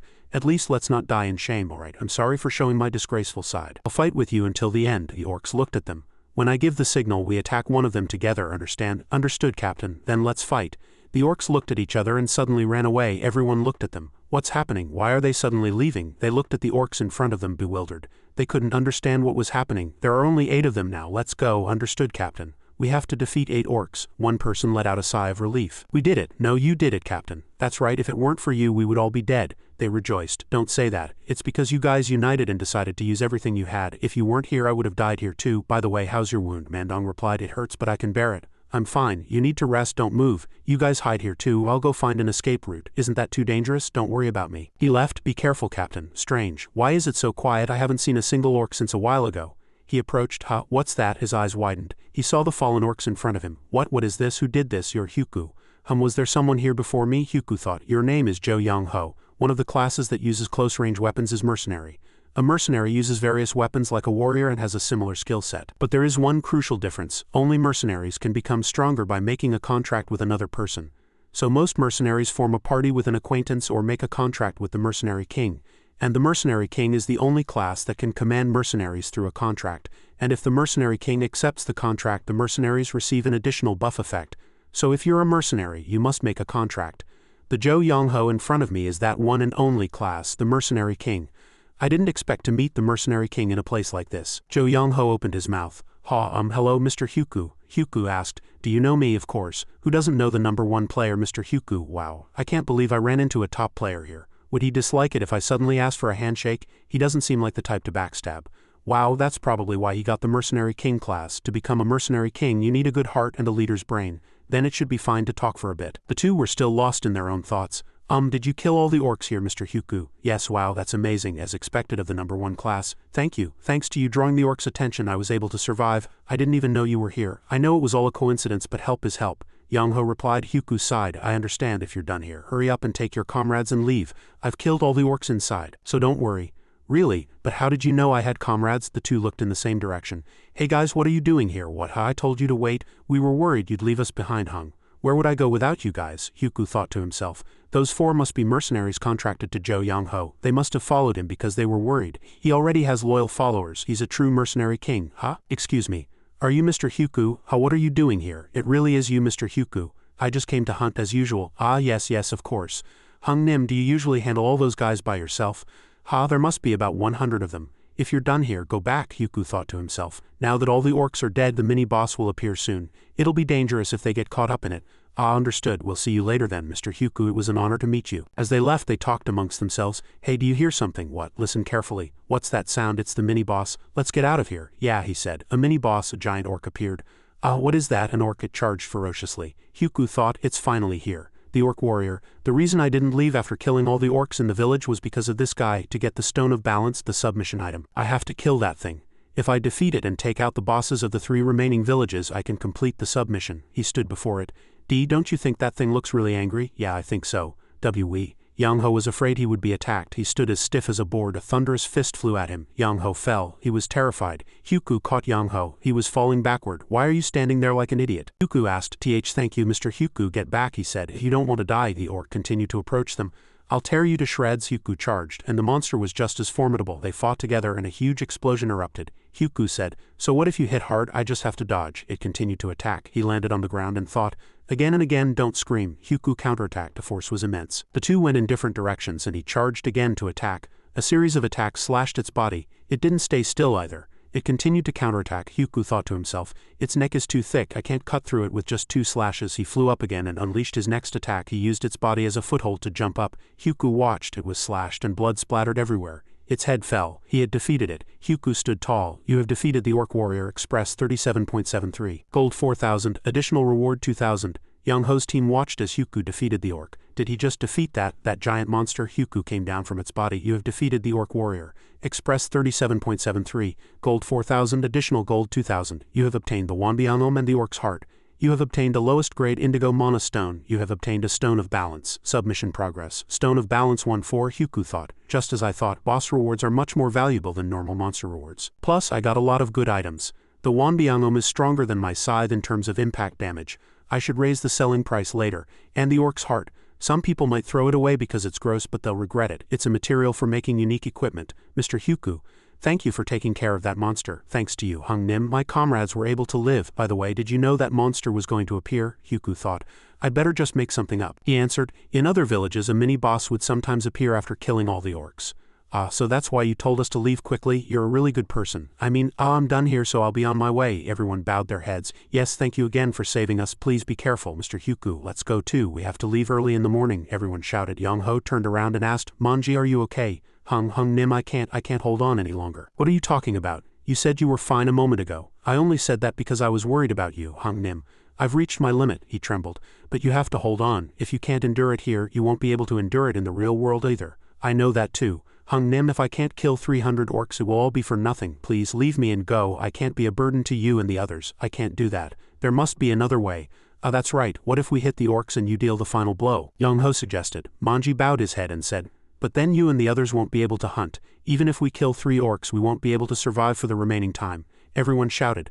Manji Hyuku watched them and thought, "The future mercenary king who will command hundreds of soldiers is being weakened like this because of one comrade. But it's understandable if they're sworn brothers." Hyuku looked at him and recalled the past with his own brother. Hyuku turned back and approached them. "I have a younger brother too, so I should help them." Hyuku opened his mouth. "Hey, you guys seem to need help. Can I see the wound?" Young Ho asked urgently. "Is there really a way to save him?" The wound is quite deep." Manji said nothing. Hyuku channeled his power into his wound, but it's not like there's no way to treat it. As his power flowed into the arm, the wound suddenly healed. The the wound is gone." Everyone was very surprised. "Mr. Hyuku, how did you do that?" Hyuku answered. "It's a skill called First Aid. Anyone can buy it from the shop." I think I've seen that skill before." "Yeah, I've seen it too. It was 20 gold, right? I didn't know it was this amazing." Two of Young Ho's team members talked to each other. Hyuku thought to himself, "You guys are misunderstanding. First aid isn't that strong. In fact, all it does is stop bleeding and heal small wounds. It's not powerful enough to fix a dislocated shoulder, but first aid is a holy type skill. So the higher the user's wisdom, the stronger the recovery effect. My current wisdom stat is 123. Thanks to the enhancement effect of the ancient word of glory, I was able to treat that guy's dislocated shoulder." Hyuku said to Manji, "Try moving your shoulder. You'll have a scar, but you should be able to move your shoulder like normal." "I really can move it like normal," he replied happily. Hyuku reminded him, "But that doesn't mean it's fully healed. It's just first aid after all. If you overdo it, the wound might open up again, but you should have no problem hunting." Manji looked at him and said, Thank you so much." He kept bowing his head. "Mr. Hyuku, you saved my life. Thank you. Mr. Hyuku, thank you for treating Manji." All of his team members bowed their heads. "Thank you for saving our colleague." "Thank you, Mr. Hyuku. I don't know if this will be useful, but please accept it. It's a token of our sincerity." Young Ho handed him something. Everyone looked at Hyuku in surprise. "Please take mine too. If you sell this, you should be able to get some gold from the shop. Please take it, Mr. Hyuku." Everyone scrambled to give Hyuku items. He thought to himself, "I should politely refuse," he said. "You don't have to do this." Manji replied, "No sir, please take it. It's a sign of our gratitude. Please accept it." Hyuku's hands were full of items. They're all junk items, but combined from 5 people it's quite a bit. "But the real gain is over there." Young Ho looked at Manji. "Thanks to Mr. Hyuku, this friend has found the will to live on." Manji also smiled and said, "Besides the items I just gave you, I will definitely repay this debt someday." Hyuku watched them rejoice together and thought to himself, "The mercenaries now owe me and see me in a good light. To gain such an advantage just by learning one skill, not bad." He turned and said to everyone, "Well then, see you later. Please be careful," they all said to him. Deep in the forest, the purple-haired girl thought to herself, "Is this really okay? An hour has passed. Remaining time is 8 hours, 55 minutes and 15 seconds. My main mission progress is still at 0. She was on the verge of tears. If I can't catch 300 orcs, will I be eliminated? She regretted. It's all my fault. I was so scared that I missed the chance to go with Mr. Hyuku, she thought to herself. After the 5th round started, it wasn't hard to meet Mr. Hyuku. He was one of the 10 zone representatives gathered for the bonus game, but then why did I end up like this? A sword slashed a player's neck and blood splattered as the head fell to the ground. With just a few slashes, all the players fell. Hyuku thought this was a very normal thing, which surprised her greatly. She looked at Hyuku. The bonus game is over, so I should talk to him now, but I can't take a single step. Don't be scared, he won't hurt me, she reassured herself. He's not some lunatic who would cut down a person without reason on their first meeting. She squinted her eyes. After opening them, she looked around, but he was no longer in sight. Where did he go? I missed him after all. What should I do now? She was having tea with him.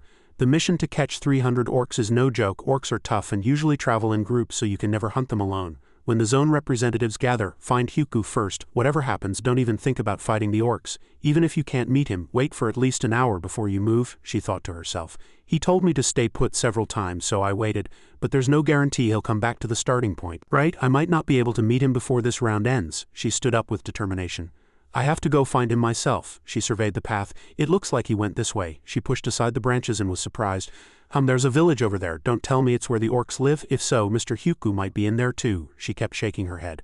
No, it's better to avoid it for now. It could be dangerous. Suddenly, a giant orc appeared behind her. She was startled and turned around, shouting. It charged at her. She thought, damn it, I really don't want to fight an orc. Blessing. The blessing skill reduces the target's basic stats by 50, but I have 2 advantages. First, there's only one enemy, she thought. Second, I know that orc's weak spot. Other parts are too muscular, so I have to aim for the neck. The problem is how to hit it. If I miss and hit somewhere else, it'll counterattack, and he said the muscle density is so high that it's hard to pull the sword out. I have to end this in one go. The orc roared. It fell silent after being stabbed by her. Damn it, it dodged. She pulled out her sword. That's a relief. Since I missed, the blade didn't get stuck in the muscle. She thought to herself, this is my luck. It continued to attack. She returned the favor blow for blow, an opening right here. She swung her sword at him. The orc was wounded. Good, my technique worked. Just a little more. Several holes appeared in its neck and it collapsed in front of her. She let out a sigh of relief. I did it. I defeated one by myself. She was startled and looked behind her. Hyuku appeared. She rubbed her eyes in disbelief. What? Am I seeing things? Is the person in front of me really Mr. Hyuku? The person I was so desperately looking for just walked up to me on his own. Hyuku walked past her. She thought to herself, no, is he just going to pass by? Damn it, this is no time to hesitate. She immediately turned her head. Excuse me. Hyuku looked at her. You, Mr. Hyuku, please cooperate with me. She proposed. What did you say? He asked. How about forming a team? A team, she stammered. Hyuku asked bluntly. Why should I team up with you? She stammered. I'll show you. She summoned her power. Hyuku said, this is, she smiled and said, it's my enhancement skill blessing. It lasts for 3 hours and it probably raised all your stats by up to 50. He looked at his status window. Hyuku replied, I've checked, you're right. Is that an answer to my question? She asked him back. My enhancement skill will be a great help when hunting, Hyuku asked. So do I have to team up with you to get that enhancement skill? Yes, to be precise, I was hoping you would help me hunt, she said. I don't know about that. I have command power. I could just use you as my supporter right now, Hyuku said. Can you promise that you won't betray me? Hyuku asked. The woman said happily, of course. All right, I'll trust you. Hyuku held out his hand. Hyuku, level 32, melee class, he introduced himself. Oh, I see. I'm level 13 and my class is supporter. Hyuku asked, did you say you needed help just now? You seem to be handling that orc well enough. Actually, that was the first one I've ever killed, she answered. Hyuku was speechless. That was the first monster you've killed in the last 90 minutes? She smiled awkwardly. Yes, that's right. Then you don't have much time. I'll help you kill them as quickly as possible, Hyuku said. She was surprised. What? How? Hyuku walked ahead. He told her to stay close and follow him. I can't protect you if you're out of my sight. She was surprised.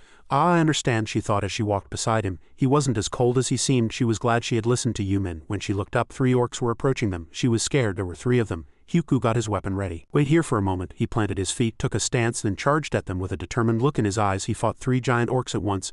Grr, they roared. Her eyes widened as she watched Hyuku fight. He cut off an orc's arm. The monsters roared in pain. She stood on the side, unable to say a word. He skillfully disabled all 3 by himself. Now you kill them, Hyuku said.